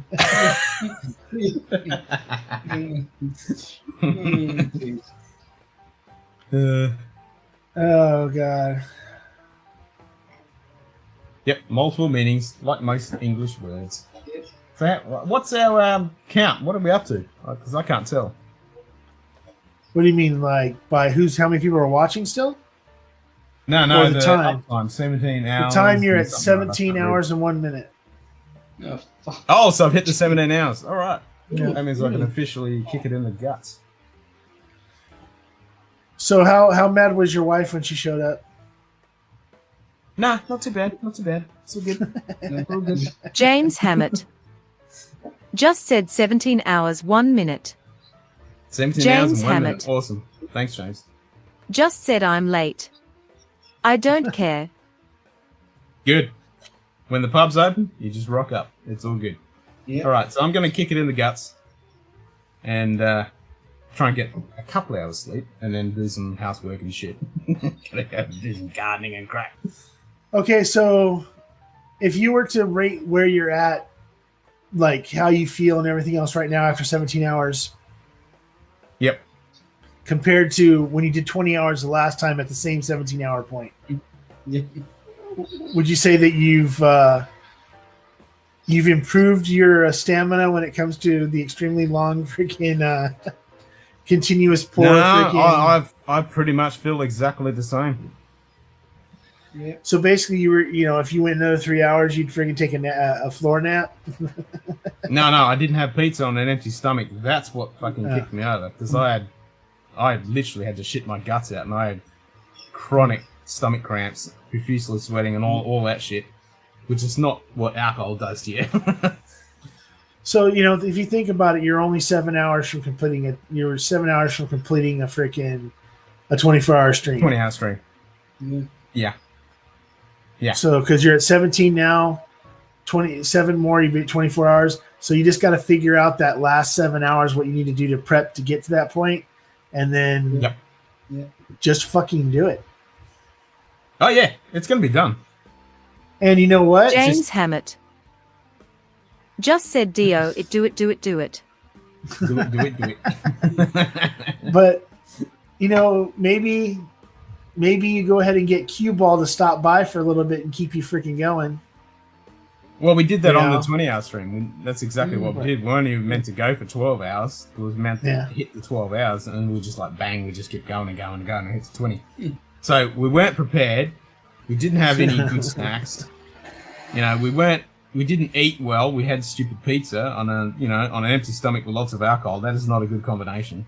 So, and it needs to be a 3-day event because it's 24 hours, so that's 1 day completely gone. So you need that prep time to make sure you've had good sleep, you've Colin eaten Murray well, Bain you're rested. just ready said to go. one more pour, Ken. Oh, I've got a pour right here. And then that recovery day, you need that recovery day to make sure you don't have to do anything that day. That's really important. So it's a 3-day event, really. Right, because you don't want to do one of your regular 6 or 7 hour streams and freaking drink and then go to sleep for 5, 6, 7 hours or whatever, and then wake up, have something kind of decent to eat, and then start a 24-hour stream. Yeah, you're gonna have to add, one of those things where it's like competitive eating, where they eat a whole bunch of lettuce to make their stomach expand. Yep. Now you just got to you got to figure out what that formula is to be able to And then, truthfully, you know what? And this is like a cheat code, I guess you'd say. You can figure out how many drinks that you can figure out a drink pace to where you're never going to get to the point where you feel like you're going to be hammered because you're going to eat at a specific time. You're going to drink water. I never worry about that. I go on what my body tells me. I can tell where I'm at. And so if I just drop it back on how many sips I'm having, I drink a bit more water, and then I just span it out. I'm pretty good with that. I know what my body is telling me, and I just go with that. Okay. All right. Well, I'm done with my last pour. Ken needs to finish off his last pour. Simon. Yep. Simon's already finished his last. He's still got part of a pour, but hopefully he finishes it before he freaking falls asleep. Dude, your eyes are so far closed, dude. Just said you just need some speed. James that would help. Just said jokes. Yeah. A few people have already suggested that. Just need a ping and then you'll be going for 24 hours, not a problem at all. Yeah. But then you have to have the right amount, because if you're drinking alcohol, which is the depressive, against the the speed, well, that's you got to get that right combination. Yeah. I'm good with what work is telling me. Yep. James All right, Hammett guys. just said, why not 4 days? Dan 4 days. just said Dexes are legal. Old Man Joe just said not speed, but cocaine. Yeah, I was going to just snort some cocaine every couple of hours. It'll be all good. Nah, I'm just going to do it El Natural, because I reckon that is the way to do it. And everyone else can say, well, yeah, I've done a 24-hour stream completely drunk and drinking the whole time, and I was on such and such and such, and I'll say, yep, pussy. I did on nothing except alcohol and water. Yeah. All right, Ken. I don't even do caffeine. I don't do coffee. I don't do energy drinks. I don't James do any of that Hammett shit. Just water. just said snorts and drams. Snorts and drams. I like that. If I was into the snorts, that would be a good name. All right, guys. I'm going to kill it. Otherwise, I'm going to keep going for another 5 hours, and I've got to get some shit done. Good night, sir. Thank you, everybody. And I hope to see you in a few hours. Yep, most definitely. Thank you, everybody. It's been an absolute awesome pub. I need to close the doors, and we'll open very soon. Until next time. I'll see everybody tomorrow night at my bar, I guess. Talk to you later. Yep, we'll go out to Swag's bar. Yep, most definitely. We'll go to Swag's, and then we'll go to Cheaters. Cheers, everybody. Bye. Lunch it.